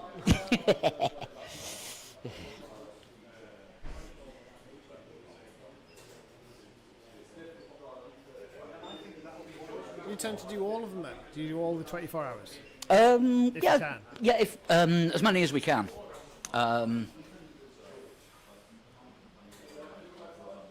He's keeping those tyres going. He's only used half a tank, hasn't he? Yeah. No, he's good with fuel and tyres. But yeah, we do. We try to sort of from Daytona in January. Yeah. Then we've got things. Then there's Le Mans, Nürburgring, and then Spa this weekend. Sorry, but I'm just watching some AI just behave very strangely. Car 14.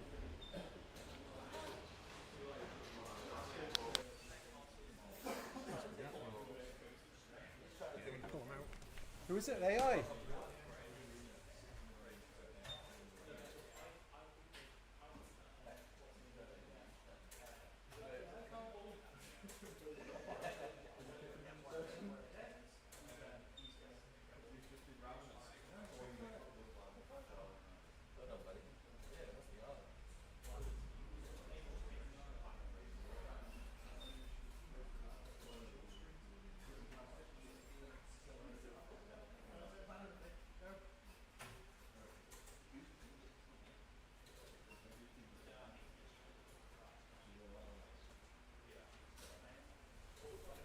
Bring back.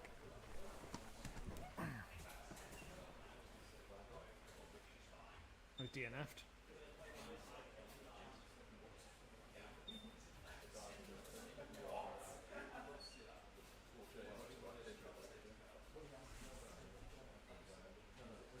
Three seconds between them.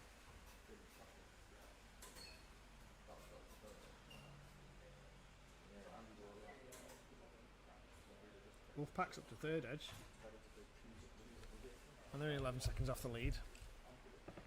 Must be slightly offset by the pit stop. Yeah, but this could play itself at the end of the race, couldn't it? Yeah, it's hard to say now. Yeah. So, yeah. So we've now got 4 cars on the lead lap. Yes. There is 20 seconds between the 4 of them. 20 seconds between 1 and 4th place after 4 hours. Yeah. Oh dear. Close.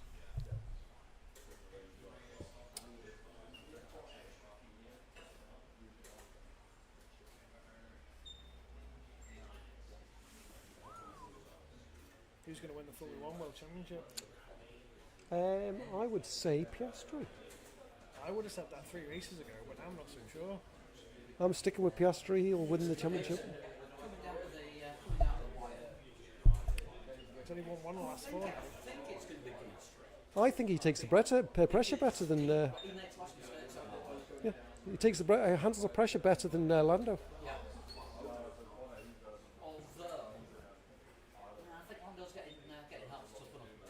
Yeah, I think Piastri's a lot more aggressive out on track as well than Lando.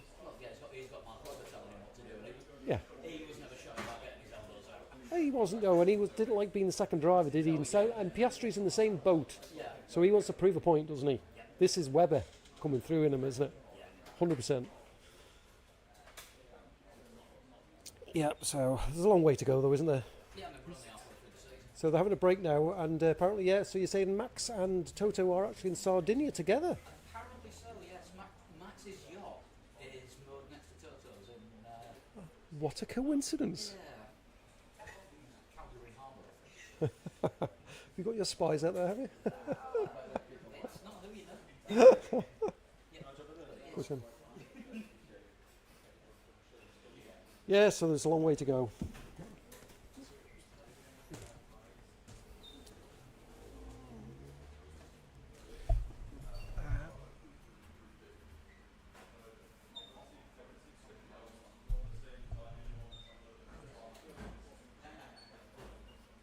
So the hooded rammers have obviously done their pit now. They've got the rear wing now and settling back into the race. They're 4 seconds off the lead with Helmet Squad Junior taking the lead.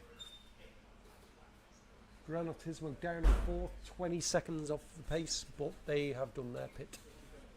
So it's all a bit, it's got all a bit offset towards the end of the race, Paul.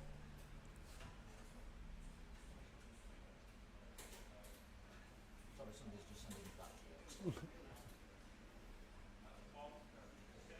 Probably any of our podcast listeners that are watching, I do the bad jokes and not...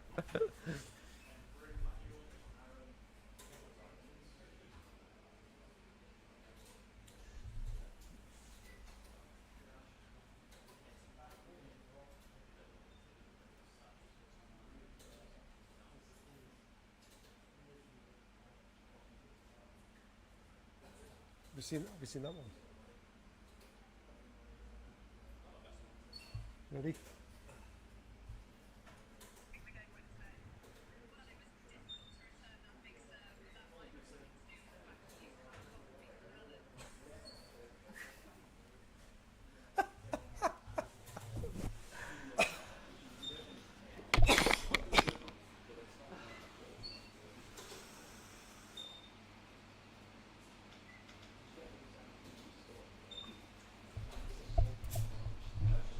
So another quick update, Helmet Squad Junior are flying. They are now 6 seconds a lap in front of the hooded rammers on this last lap. They are pushing hard. Wow. But they pushed hard at the very beginning and had a major incident which set them back. But now they are in the lead and they are driving the wheels off that car. Maybe they've learnt from the mistakes. Maybe so. And hooded rammers, are they going to push harder to try and reel them back in again? I think there might be this. Yeah, this could be this 3, maybe 4-way fight that we thought may happen. I mean, well, you know, don't count Wolfpack out. They're still up there. Who's that? Sorry. Wolfpack. They are. Yeah, they are driving well. They're in the podium position now, and yeah, we'll have to see what happens. I think we just need to make 2 or 3 laps back up on the Lawsons. Do you want me to try and do that for you? With not knowing where I'm going? If you want to be the Rainmeister. I'll give it a whirl.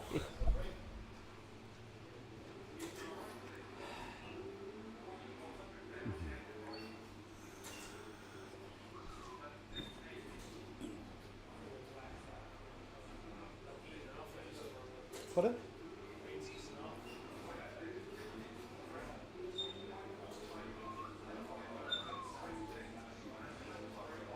Oh, he's just hit the wall. Ian's just hit the wall. Oh. Just, I think he's just redesigned the paintwork. Yeah, so just looking over there, Ian driving for 3 legs at the moment is just tried giving the car a new paint scheme of white on the concrete barriers. Redesigned the side aero on it. Yeah, Porsche doesn't look like a yep. Porsche New now. paint scheme. TV's about to switch off, by the way. Yeah. I thought he was doing a bit of autocross at one point there, Paul. He's got to keep it on the black stuff. Bearing in mind what his job is, Which is? a lorry driver. And he's done it again. Ah. He's struggling in that I car. think I might need to go give him either some encouragement or tear him a new one. I think he needs something. I think there might be something wrong with the car because he just can't keep it on the track. Right, let's go have a look at Let's this. go and find out.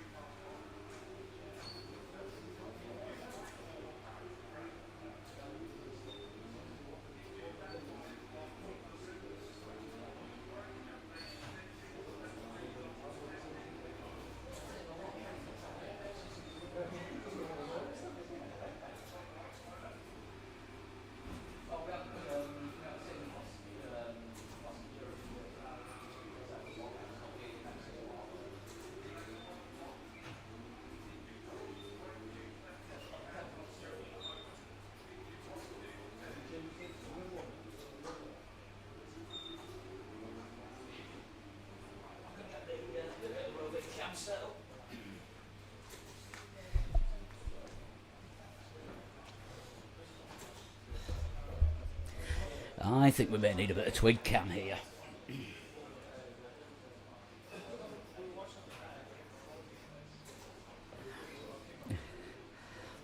Okay, a 3 legs 4 wheels lap.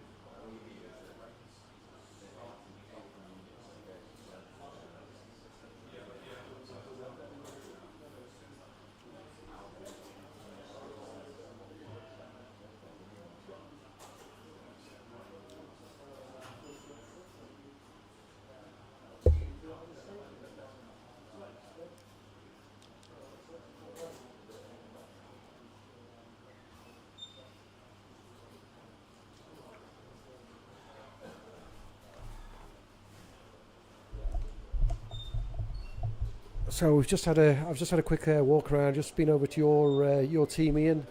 Your team, Paul. Ian is in the car. He's got about 6 laps left of fuel in the tank. We've set it for slicks because the rain will be down to less than 50% by that stage. So it's all change.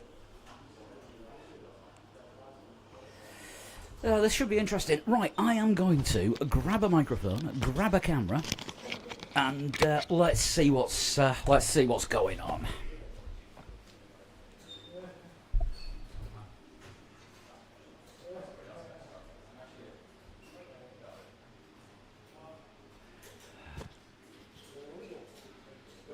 Is this thing on? Oh, it is.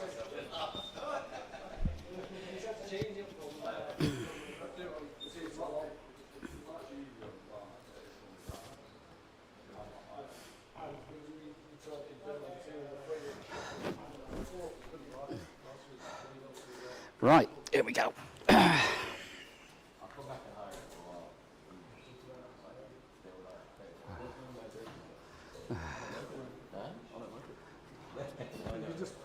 anytime, really.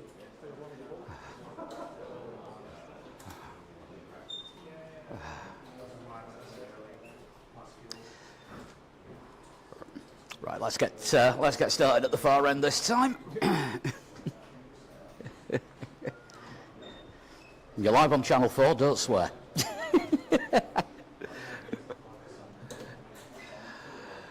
So we are here with Helmet Squad. Currently running in fifth. Grab a microphone. Yeah. And how's it going? Not too great, to be honest. Haven't really had the pace to challenge the leaders, so yeah. It's not gone great so far. Yeah, it has been a tough one out there, and yeah, I mean the weather's not helping, and No. I mean with it being sort of a surprise track for everyone, that's kind of made it a little bit tricky. Yeah, we felt good in practice. We were doing well there, but yeah, just haven't been consistent enough. There's a few mistakes. Well, there's still over an hour and a half to go, so there's time. Right, we'll come back to you before the end. I shall pass it up. We need to have a word with Chris over here and see how. Looks like the junior team might be outscoring the main team again. Obviously, you've taken yourself back up to first place here. Is it just Luca's sheer skill, or is everyone else tripping themselves up? I think it is pretty much just Luca being an absolute legend. He's just been on the ball, proper dialed in the wet, and yeah, got us back in the lead. Yeah, and we're just looking at the live stream and just seeing the way it all went and seeing how the lead's been taken back. And obviously, he must be a bit of a wet weather maestro. Obviously, you've had a problem with the pedal as well, so I had to get that fixed, and that could interrupt your flow and the rest of it. But looking now, you're about 7 minutes away from your next stop. Are you thinking another set of wets, or do you think you can go for slicks?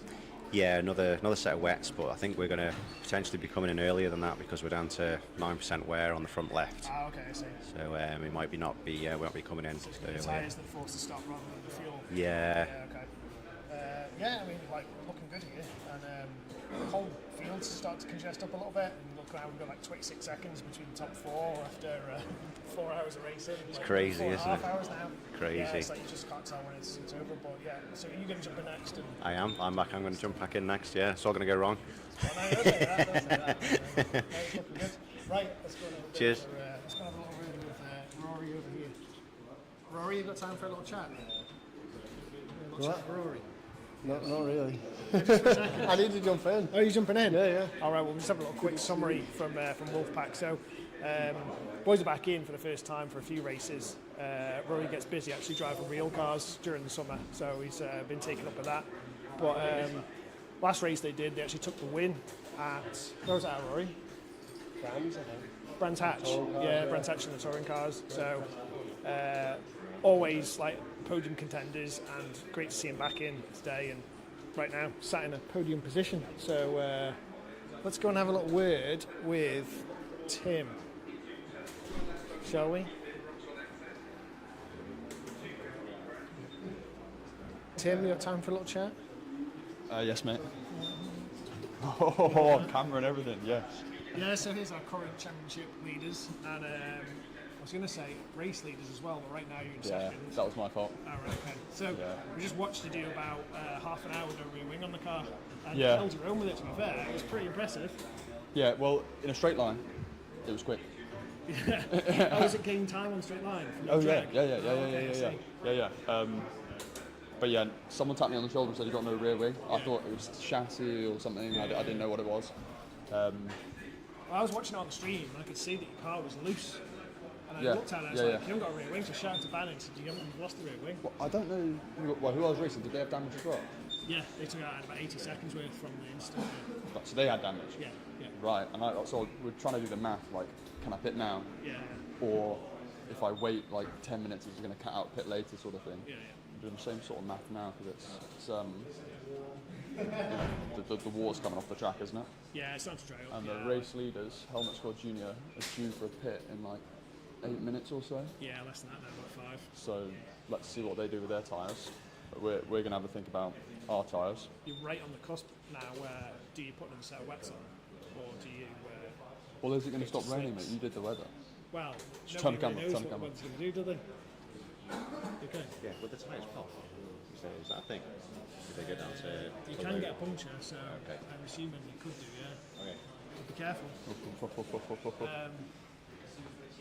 Yeah, where were we? Tyres. Just talking about tyres. So are they. I guess they're thinking Yeah, about it's going right. long and seeing if. It's right on that cusp now. Like, can you put stuff on and be okay? Oh, Banny's going wide here. Or do I'm you assuming he's getting his gloves on, mate, so they're coming into the pits. I would imagine, unless he's just really keen. They're front laps and then they're gone, so... But yeah, I mean, I don't know. Right now, I don't know what I'd do. I wish the stick was longer so I Well, could find out. we're going to wait and see what they do because, you know, if they go wet, then maybe we go dry. I don't know. We're in limbo. We don't know what's going to happen. But I think banging on another set of wets right now is probably a bit risky, isn't it? Like you wouldn't want to. It's going to get drier, isn't it? It's only going to get drier. It's only going to get drier. And, So that's pretty much it, to be honest. Executive decision. We've made the decision. We're going to suffer for a few laps. Yeah, A yeah. bit too wet when it's So released. it's all pit and we'll Otherwise, go you're gonna have dryers. to stop twice. Yeah. Yeah, we were a lap ahead, and then basically I was coming up to some AI car, and I'd come on the inside, and they stayed in it. They didn't. Yeah. Oh, nightmare, and then did it on track to get back to first place, and then bless Banning. He's handed me the lead, I think, 3 times. I've handed him second place like 3 times. Yeah, but it's still so close. You're just saying to the boys then, you know, like, you think we're maybe 4.5 hours in and forget. Yeah. Oh, and we're probably upside down. I think I might need to get in the car. I think that might be a Nice one. Might be Nice a one. thing. We'll catch up again in a bit. Cheers, Tim.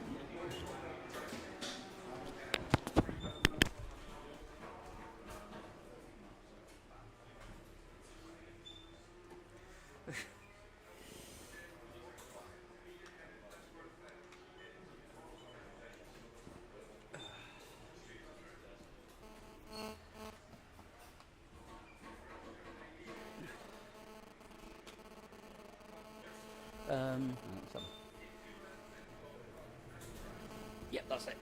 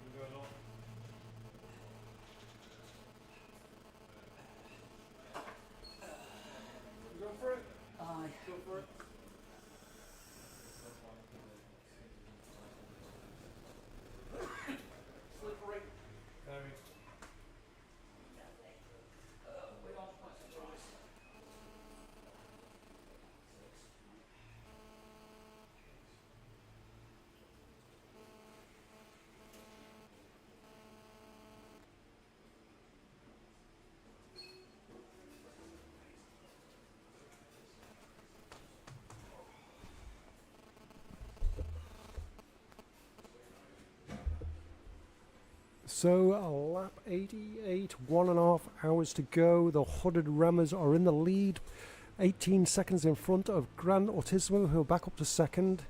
Third place Helmet Squad Junior, they're 1 minute 15 behind or Gran Autismo, and behind them in fourth is Wolfpack Department Racing. Let's see what happens next.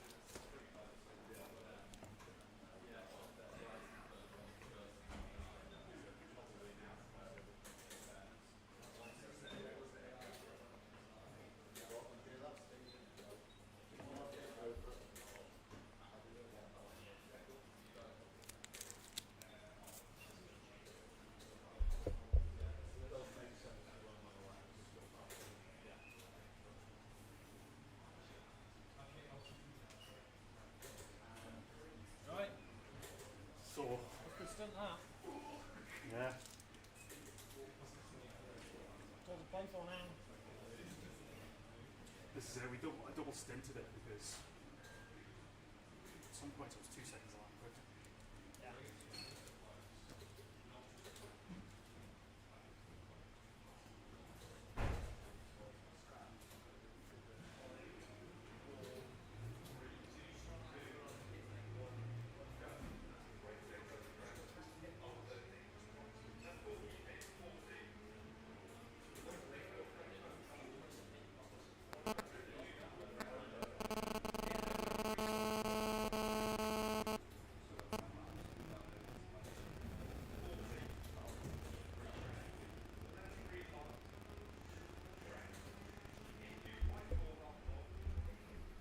We just had another round of pit stops, and the lead is 17 seconds. We're at that really tricky position now where the rain's basically stopped, the track's still wet. Just been looking at the Wolfpack's times, and if you look at their previous lap, they're a little bit slower, so 27.1, and the leaders are still doing 25, so the leaders are still out on wets. So right now the wet tyre still is the faster tyre, but if you had to pit now, either for worn out tyres or fuel, you've really got to be putting slicks on, because if you go back out with wets, you'll be stopping again in the next 10 laps to put slicks on, slicks on, so you're just going to lose way too much time. So you just got to suffer with the fact that you're it's a little bit slippy on the slicks for a few laps, and then they'll come in as the track starts to dry up. But yeah, interesting. 17 seconds to the leader, and Wolfpack have just pitted because we had the and Helmet Squad Junior have too, to be fair, because we had the top four all within 20 seconds not too long ago. So yeah, the sun's starting to rise, the track's starting to dry, and we're into the last hour and a half of the race.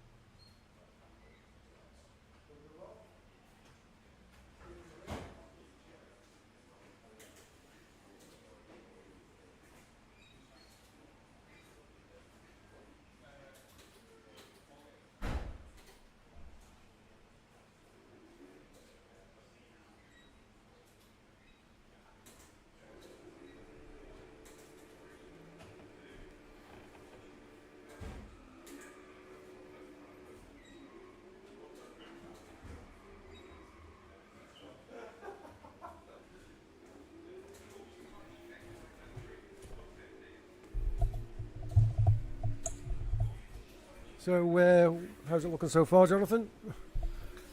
Yeah, we was having a chat about the fact that we're at that cusp where you've got drivers who are still on wets doing 24s, 25s, and the cars that have gone to slicks doing 26s, 27s. So it's still actually wet enough for wets. It's still the optimum tyre, but if you have to pit now for either run out of fuel or the tyres are about to burn out, you've got to put a set of slicks on, haven't you? Because Yeah, if you put a so- set of wets on, you'll be back in 5 laps for a set of slicks. So Yeah, that's how Three Legs found themselves 2 laps ago. They had to come in, so they had to go on slicks, really, didn't they? yeah, got on slicks early. It's tough because it's not the tyre you want to be on, but ultimately you're making the best of a bad job. It's still relatively wet out there, to be fair. There's only a second or two between the 2 sets of tyres right now, but 1 hour 20 left of the race, and it's only going to get drier. But you can still see how much spray's coming off the cars here. and it's anybody in the top 4's race at the end of the day. It's just going to depend on how the pit stops fall, isn't it? Yeah, it depends about like Helmet Squad and Junior and Wolfpack must have both done that extra stop already. It's the 2 leaders who are still on the wets who are holding out, and it means they're pulling out a bigger gap right now because it's the optimum tyre. They're going to hang on as long as they can before they switch to the slicks, and then they'll be on the same tyre as everyone else. And ultimately, that's probably where this is going to be won now. It's going to be between these two because they're stretching it out. But it takes one incident. The boys have been in the wall. We've seen a rear wing come off. The thing is, we saw with the rear wing, and we're thinking, why is he not going so quick? We spoke to Tim about it, and Tim said, well, because I had no rear wing, it was an absolute missile on the straights because there's no drag. And what was masking it even more was the car that they had collision with also had damage. They were both limping around together, both thinking we haven't lost any time, but they were both damaged and we're both losing time. So that's how why the Helmet teams Slot Junior have catch up. actually come back. Yeah. Interesting.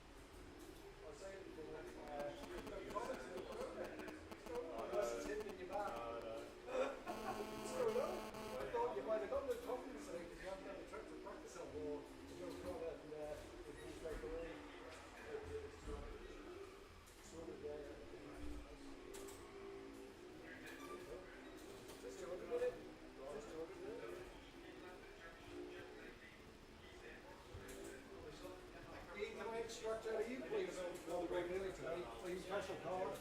He's only going to charge 66 for you. Right. So I was going to do a driver stick, but I'm not doing one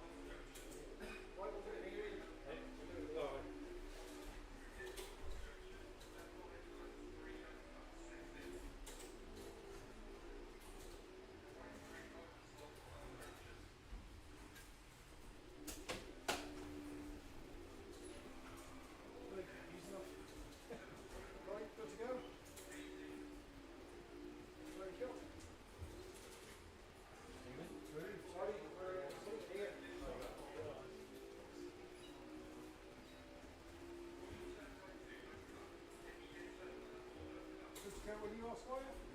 Thank you. Thanks, sir.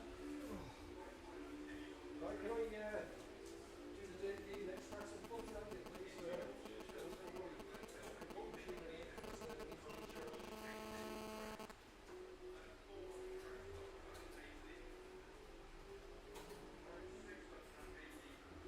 Thank you very much indeed. Doesn't feel the same when the money's going in the account and it's not my account anymore.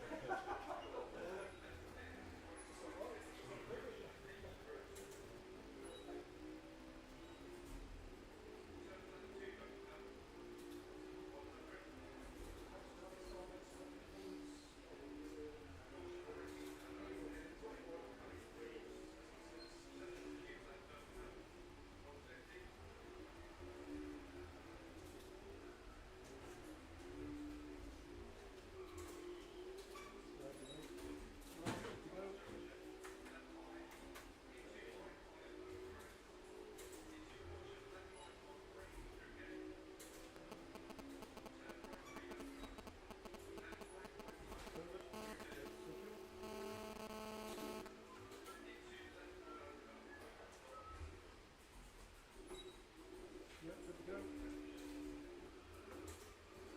Thank you.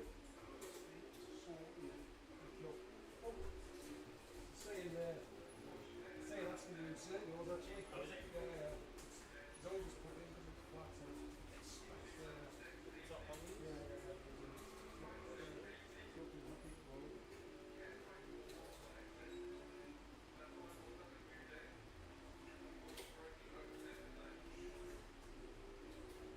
There we go. Cheers.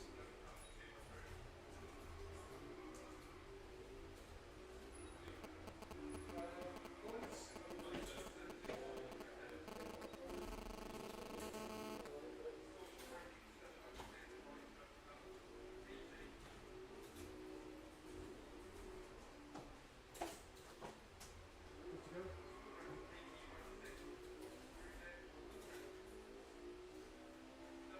Fantastic. Thank you very much. There you go. Thought I was getting a drive today. And it's just not happened. Oh, is it? No, he asked me to still. Yeah, but it is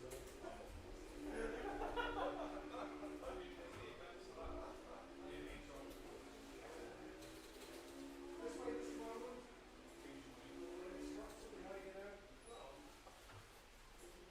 Financially Raped. yeah.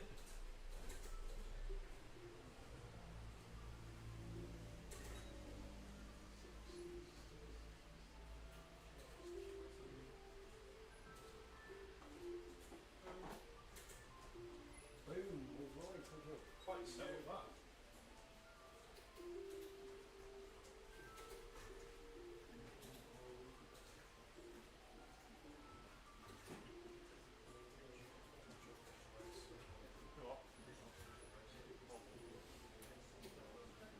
Why not from one more spend than that? I think I have. So you go.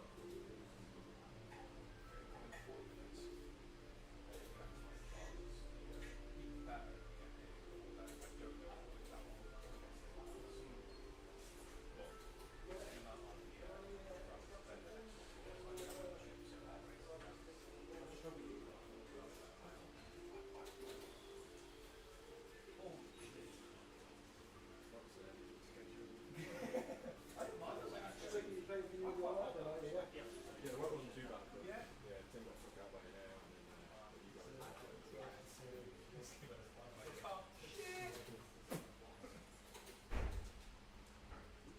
you got a bit of damage now. Yeah, I'm suspension damage. Really? So what do you get when we get it? I think in and around, yeah, but I think we were 88 seconds damage. Super. Thank you very much. Yeah, we had like 62 seconds. Does your junior team know? Did you have any suspension damage?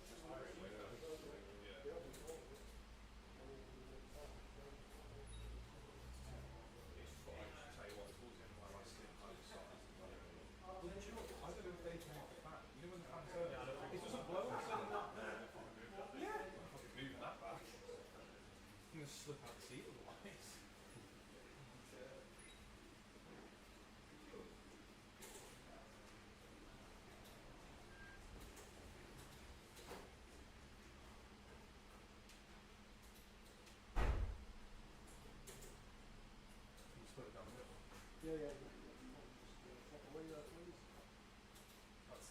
suppose that minimum. Yeah, yeah, yeah. Can you tell me how much it was?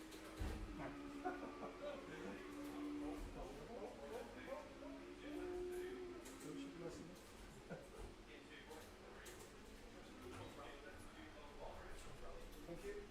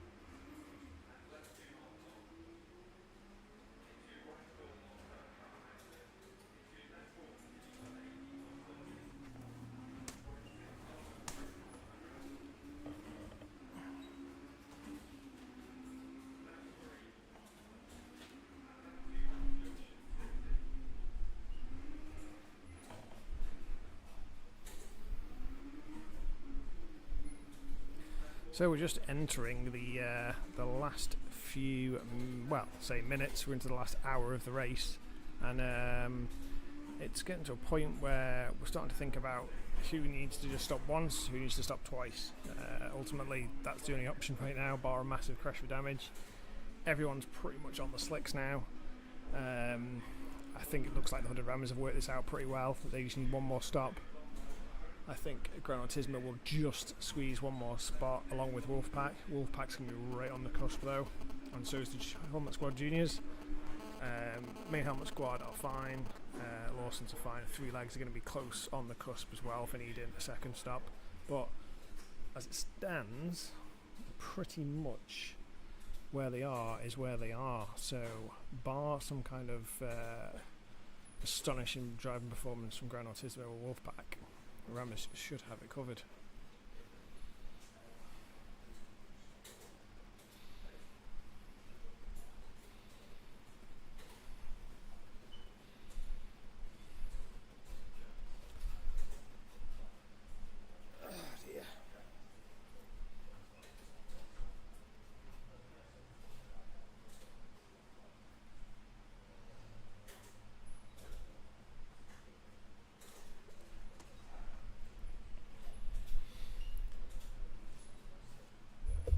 Do you just have like general admission tickets for them on? You just like get to wander around everywhere?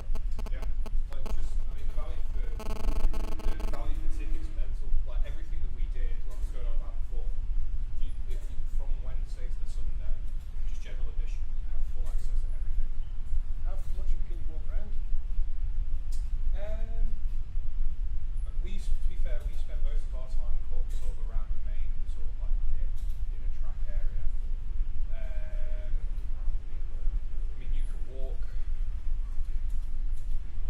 probably most of it, to be honest. Yeah, most of it. Like, there are bits of the inner circuit, like Mulsanne Corner. Like, there is an inside place over there. How you get to it, you know,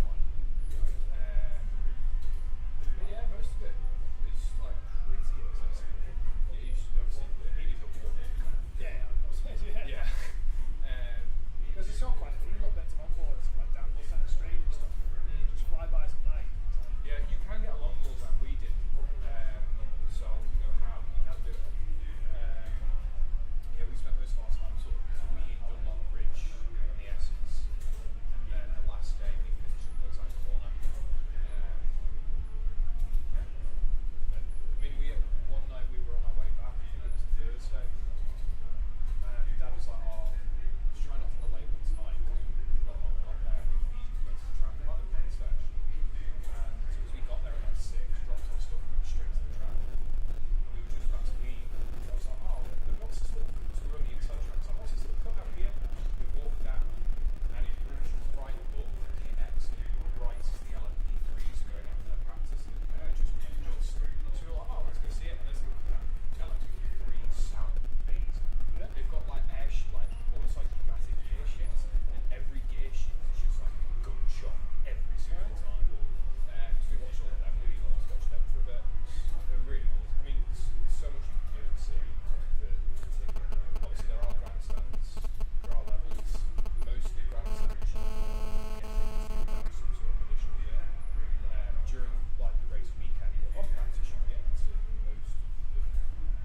And there are some free ones, but if you bog standard general admission, you usually just have to sit on like the track side or something like that.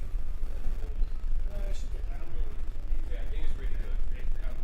One thing I would say though, if you're going to eat the track, you it's fucking expensive. Oh, it's insane. Really? Oh yeah, they charge you your ass off. I mean, I got a singular hot dog. I think I paid €9.50 for a hot dog.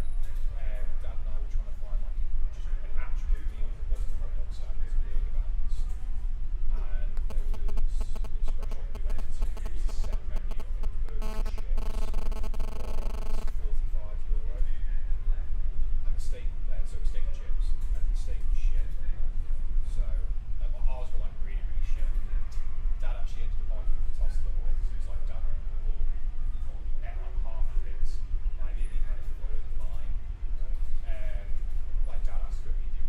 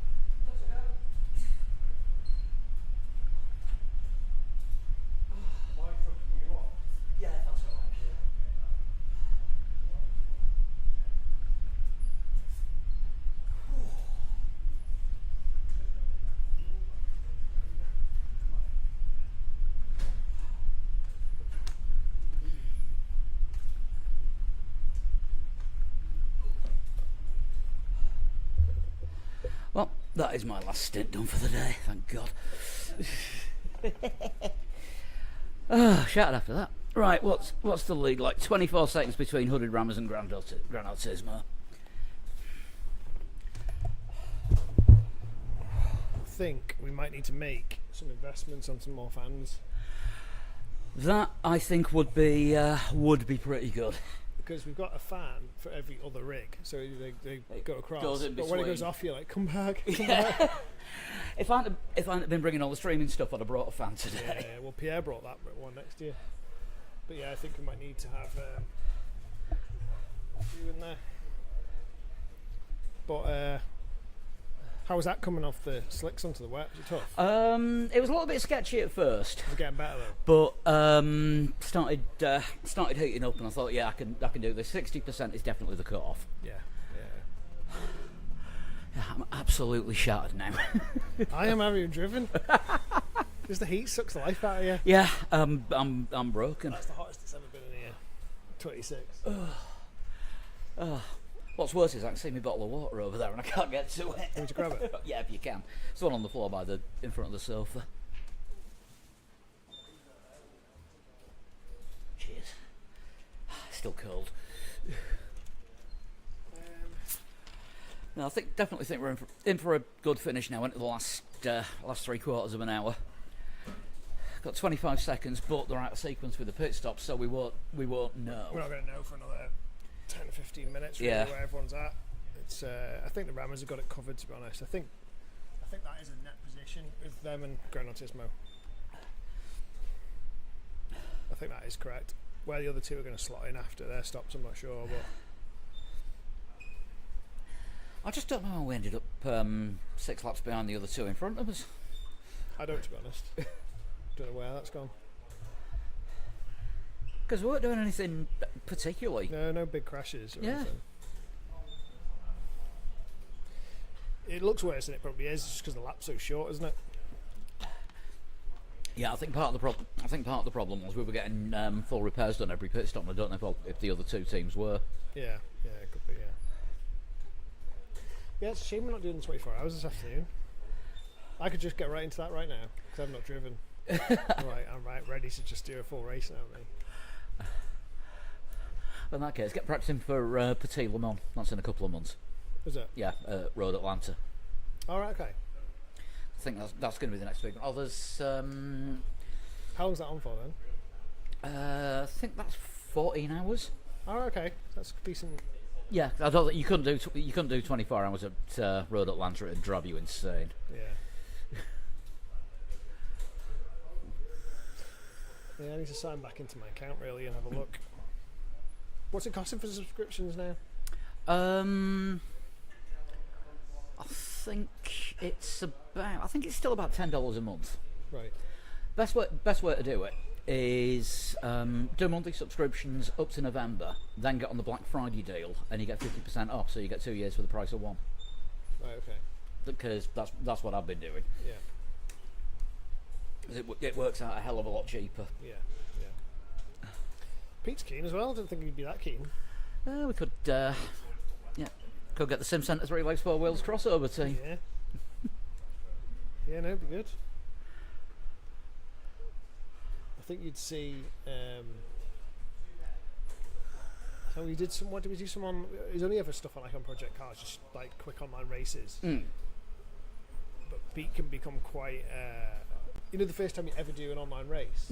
I remember doing it, and I was in the MX-5, and I could feel my leg shaking. Oh, I was terrified. Yeah, and I had a good because when you're in rookies, obviously just against other rookies, and I qualified quite well, and I was like, oh, this, I could do well in this. And I sat on the grid, and all of a sudden I realised I never launched this car before. I don't know what I'm doing.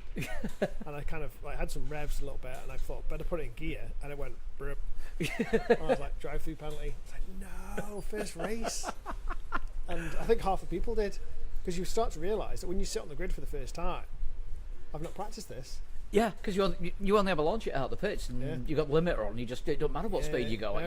You don't look for a full. You don't really know how to start a race. Yeah. And so that caught me out. I always remember that. And then, I got right into that MX-5 thing. But I just remember if you want to be competitive, you had to practice to death, didn't you? Yeah. I mean, it's still kind of like that. The difference now, and it was like that. I got back on it during COVID because I had some time, and what had changed, which I noticed, was when I was doing it, you could practice and qualify any session any time of the week, and the times counted. So people just qualifying to death to within like 1,000th of what was possible.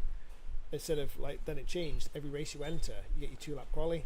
Yeah, that's the best thing they did. I didn't know they used to do that, because I only started during COVID, and it was already like that then. Yeah, so you can just enter any qualifying session at any point during the week. And just try and beat your best time. Only one they've got. Only one they do for that is the Ringmeister. Yeah. Nürburgring qualifying every hour, and that is your week's qualifying time. Obviously, in your qualifying sessions, it did affect your license compared to your practice. Because I'm assuming practice sessions don't affect your license anymore. No, qualifying does now. Quali did, yeah, and it did back then. So you had to be a little bit respectful. Yeah. Of like track limits and not just smashing, off tracks. But having a 2-lap quali for every race is one of the best things they ever did, because once you put an ace time in, you're just like, well, I'm be on the front row every time I race. Whereas every time you're in a race, you've got to qualify. You've got to do it again. So I think that makes a big difference. But yeah, it's all the best will. I'm just thinking, maybe I'll fire up this afternoon, but it's just time. Constantly just sorting stuff out in here, trying to get stuff ready for next race, or got a load of stuff in there to build another couple of rigs. So you need a business partner. Yeah. If I had the money to invest. Yeah, maybe. I've just got rid of Pete though. It's quite interesting how much. We had the guy came in this week and took his rig away he bought off from us. Yeah. And he said, I've been looking for one for about a year. And he's got like a PlayStation at home and a G29 and PlayStation. He's got one make the step up for his lad. His lad does karting. And he said, what really makes a difference is the fact that you can come in, see how it works, and also you're being guided through what you need and how to set it up, and put all the software on his computer. So he's got Crew Chief and he's got Sim Labs and he's got everything he needs, Race Labs. And it's not somebody just saying, well, there it is, that's how much it is, do you want it or not? Yeah. Give me the money, see you later. It's nice to have somebody, because if you're not too sure, it can be quite overwhelming, can't it? Yeah. I mean, when I started, I'd had a G29 clamped to a table. Yeah, I did. G25 for me. It was ace. It was absolutely ace. I loved it. And I had one of those little play seats. In fact, it was so bad, I was in, me and the girlfriend at the time went to Edinburgh, and my brother was doing a track day at Knock Hill, so we nipped up to see him, and then I was like, there's a guy got some rig on eBay, but it's down in Slough. So I said, well, before we get the boat back in Edinburgh, I'll drive to Slough, pick it up, then drive back to Heysham for the boat back. Jesus. All for £100 rig. It cost me £200 in fuel. I was like, yeah, but I'll have it today, won't I? And I can set it up tomorrow.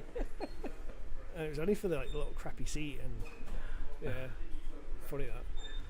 But there's another guy who wanted a rig, so he came in this week, and he's having one off us with a PC as well. Well, I'm on my second cockpit now, because my first one ended up here. Yeah, it's in there.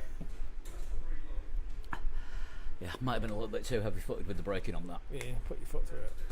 Putting my foot through the brake plate. What have you got now then? I have gone for the GT Omega Prime. Right. See if I can find it. Happy?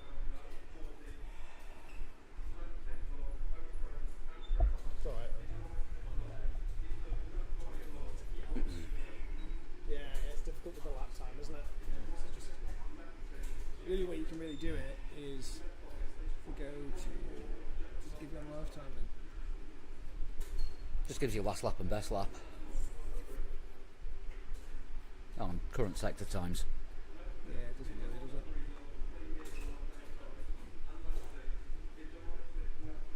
If I could get Race Labs working properly, for some reason it's just decided to absolutely crap itself. Possibly because I've got the one PC doing everything. I think it's gonna be a 2-computer job in future.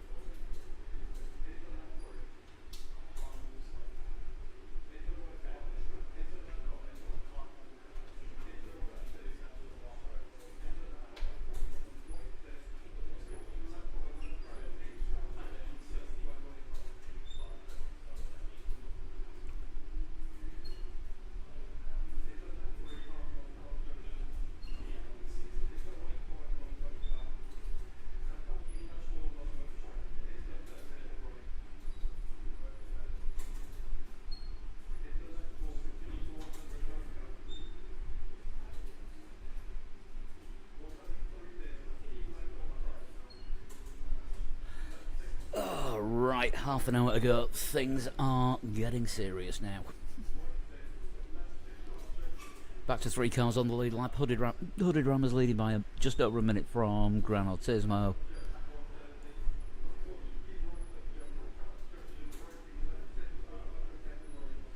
And Helmet Squad Junior up to third, but I think they've got to stop again.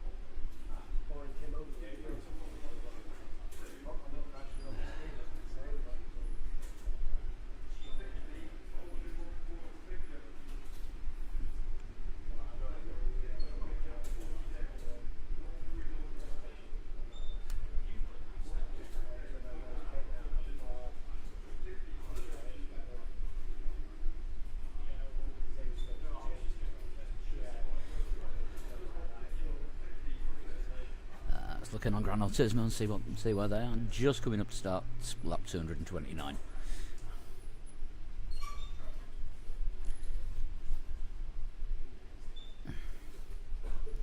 .33 seconds off the lead, and it looks like that is their last pit stop done. So I think they've got it all to play for.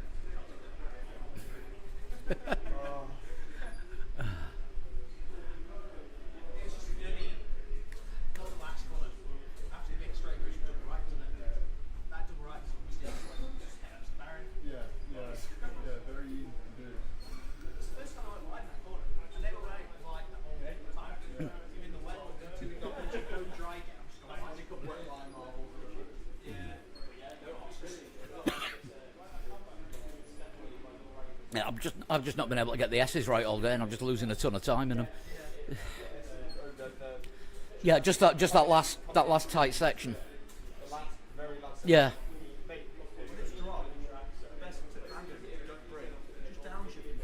Mm. Like this qualifying lap, he posted. He didn't break into that section. Oh God. Just downshift into the right. Yeah. Downshift into the left, and then a little bit of acceleration, brake, but like just get in there lovely. Just lift off. Yeah, I've been driving it in a GT4 all week, so you can't do the downshift. So I've. How did you know? Hey? How did you know? That you can't downshift. No. You've been driving this track in a GT4. I've been driving this track in a GT4 because. Hang on. Right. Visual proof. I am in an iRacing league that races on a Friday night, and last night's race was meant to be GT4s at Mosport, which I didn't get to race in the end. Because it got cancelled because everyone was complaining it was too hot to race. So,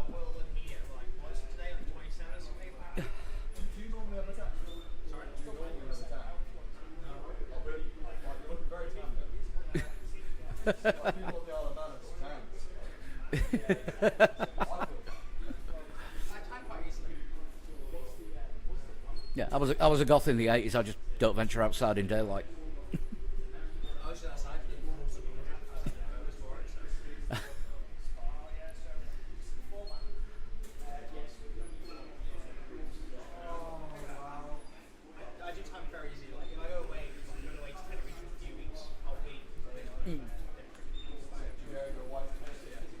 No, whereabouts in Tenerife are you going?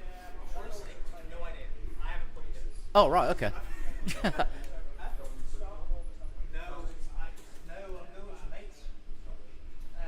So yeah, literally one of them's booked everything, booked planes, booked where we're staying, booked everything. So I've got no idea. Oh, right, okay. Yeah. Yeah, I mean, my mum lives over there, so I've been over quite a bit. He literally just went, right, this is how much it is, and I cannot book it all. So it's just like, alright. Why not? See anything. He's getting trusted with everything. So you'll probably end up somewhere like Los Cris, Las Americas, or Adeque. Yeah. Every time we go over, we always stay at the Hard Rock Hotel in Playa Parisa. Oh, that is good. That is good.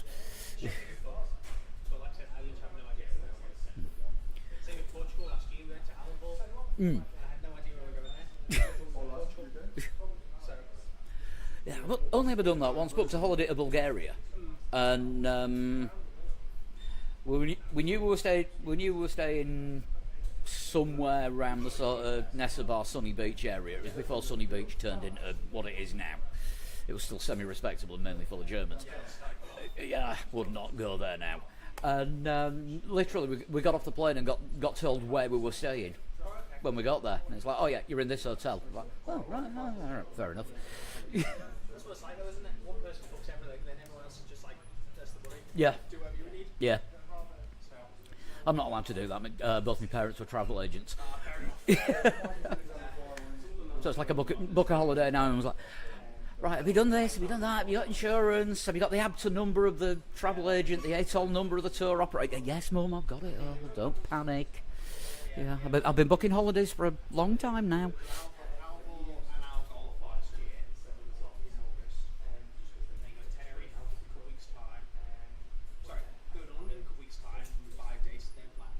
Mm.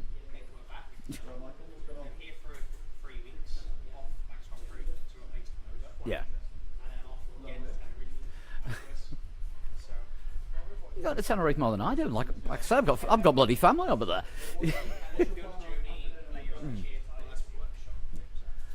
I need another holiday. It's been 2 months since my last one.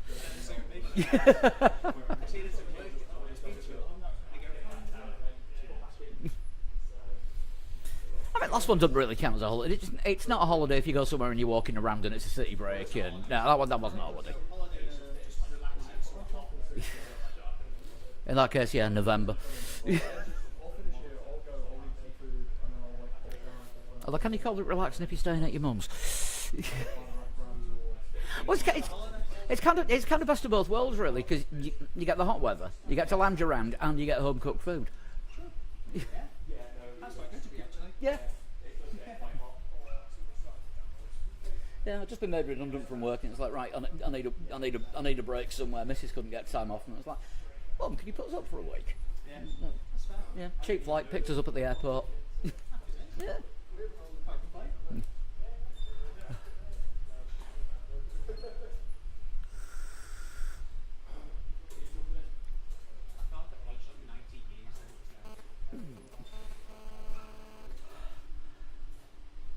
I'm bloody feeling it.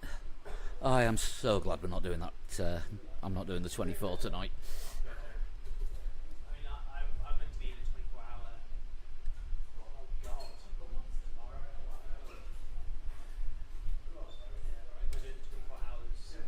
You're in Spa. Yeah, we had a team all set and ready. We were going to do the 5 o'clock split, and our American pulled out.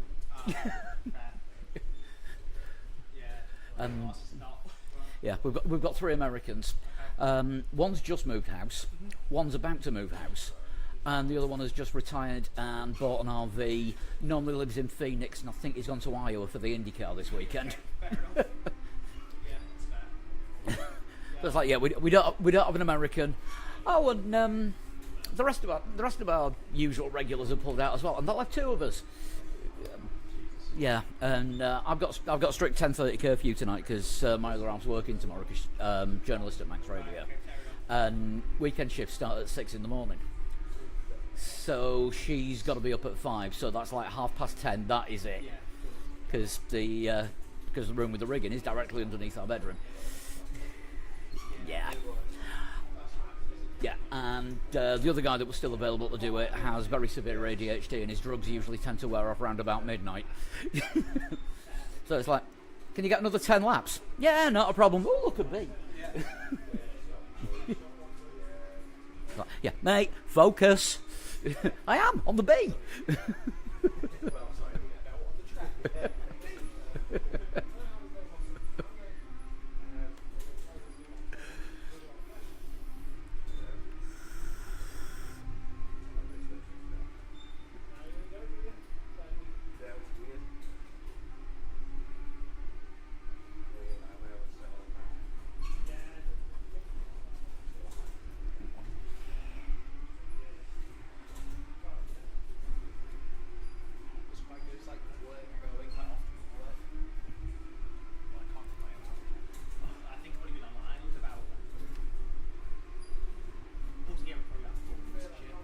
God, what is it you do?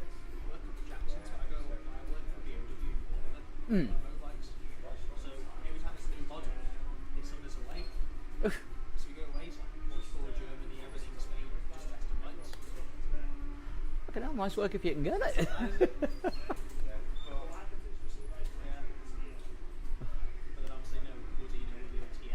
Yeah. So is it Jackson's that supply the beamers to the TMs? Right. Yeah. Yeah.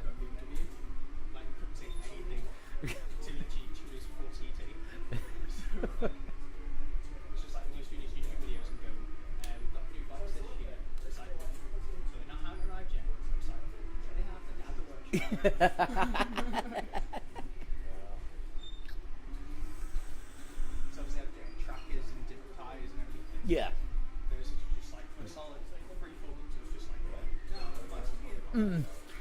Yeah, cause I'm probably sure they don't come off the boat in that spec. No, they don't.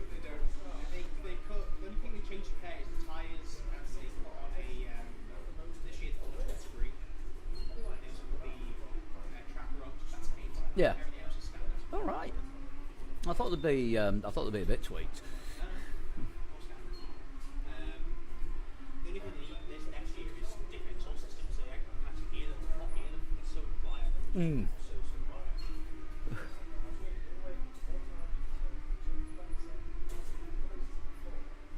Oh, right, coming in at the last 15 minutes. I think everybody's made the final pit stop, probably except us.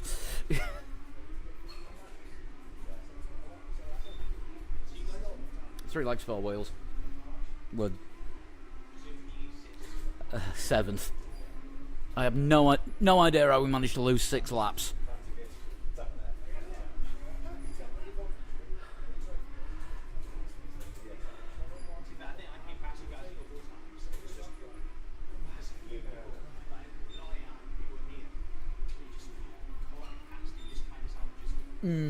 I've just been moving out of the way. I just could not get comfy with the car and track. And I can never get comfy with R Factor because I don't practice enough. So I'm expecting. Muscle memory is expecting it to do iRacing things, and it's like, oh, hang on, no, that don't move like that.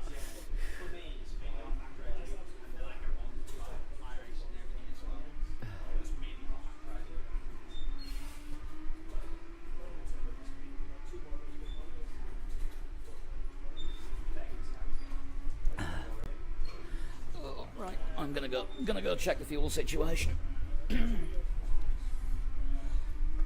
have 10 laps left, and if not,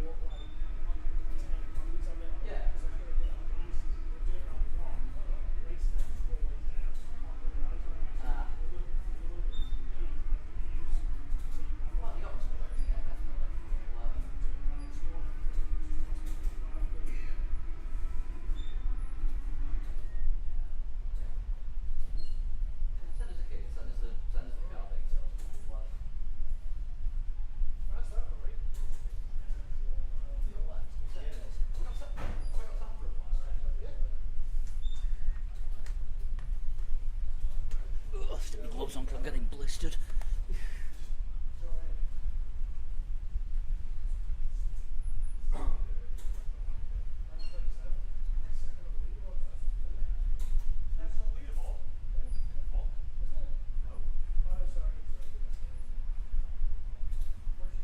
I did it 857, I think. And then Dan did something ridiculous, like an 840. I swear it's a bit of I've no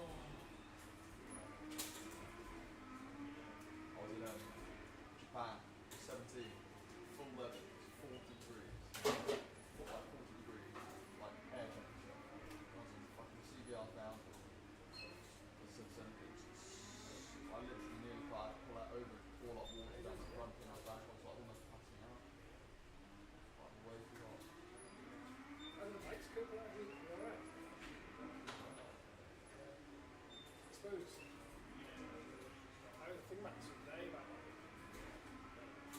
if it's hot, why don't more engines go for heat? But at the end of the day, if an engine's meant to be like between 80 and 100 degrees, whether it's 17 or 27, ambient, they don't care. Doesn't make a difference, does it? But the radiator can disperse the heat, I guess. What dodgy Irish range? For sure. For sure. Hell of a ball. No, but it's only It's got 70 grams of sugar in it, yeah.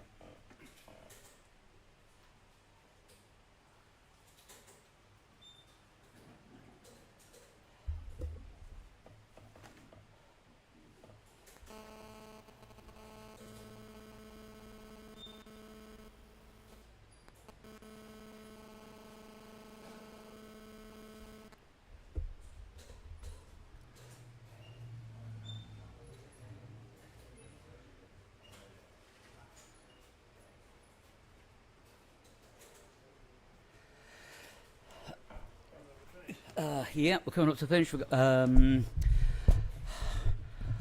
Managed to get the coverage working again, and we are on hooded rammers. The ram is just completing, I think, their penultimate lap. I think they're going to have to do one more after this, just to bring it home. This is lap 250. I think it's been a decent race. It's been a good race. I still don't know why we lost all that time. I don't know where you lost it either. I still can't work it out.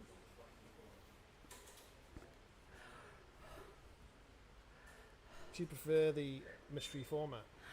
Would you like to practice it? I think I'd like to practice, but announcing it a week before would be good because. Yeah, I was thinking of announcing it last night. Yeah, if you'd have done it last night, I'd have switched sims and gone on to Mosport at this instead of iRacing. Right, I think we are coming up to the last lap. I think that might be it. They're pulling over. Pulling over. That is it. We are done. The hooded rammers have won it.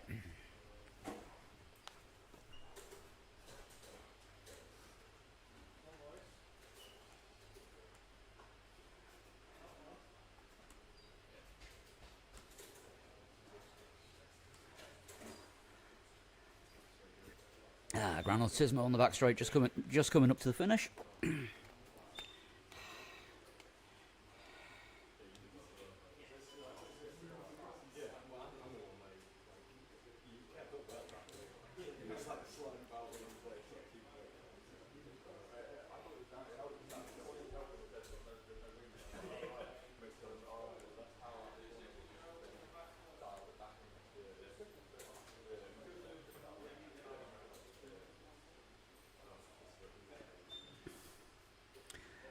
Right, we'll get the camera and the mics prepared for the finish.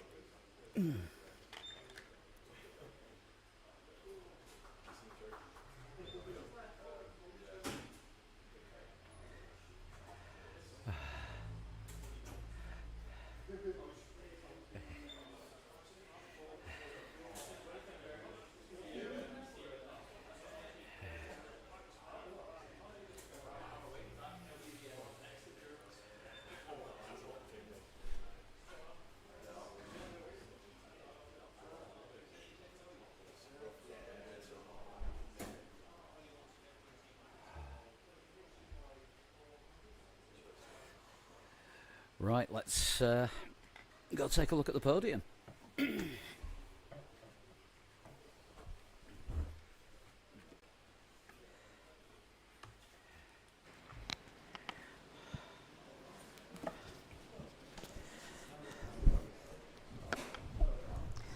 Actually, we'll start at the back.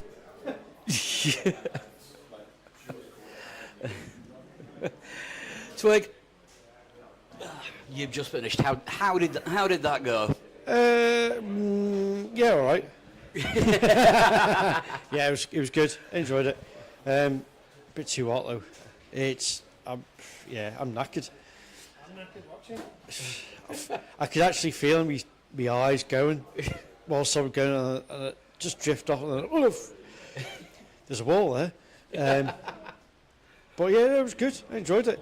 Bit of secrecy about the track and the car, but it actually worked quite well. Yeah, and obviously all that practice I did all last week really paid off. Yeah, you're the only one that actually did any practice because nobody else knew what the track was. But neither did I. Yes. Well, yeah, there is that. Yeah, I was playing it on a completely different sim, so... Well... In a different car. Yeah, but you had more experience than anybody else. Yeah, basically, I sucked. Yeah. You did. Right, well, I think we're going to get some kind of podium presentation.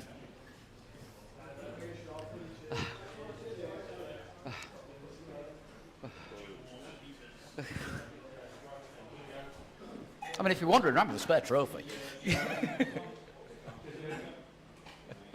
Oh, is that what the trophies look like? Never seen one. No, we tend not to. We are the mobile chicane. I know, always got room for another wooden spoon in the kitchen drawer. Well, there is that as well, yeah. I don't know what happened to the ones I had.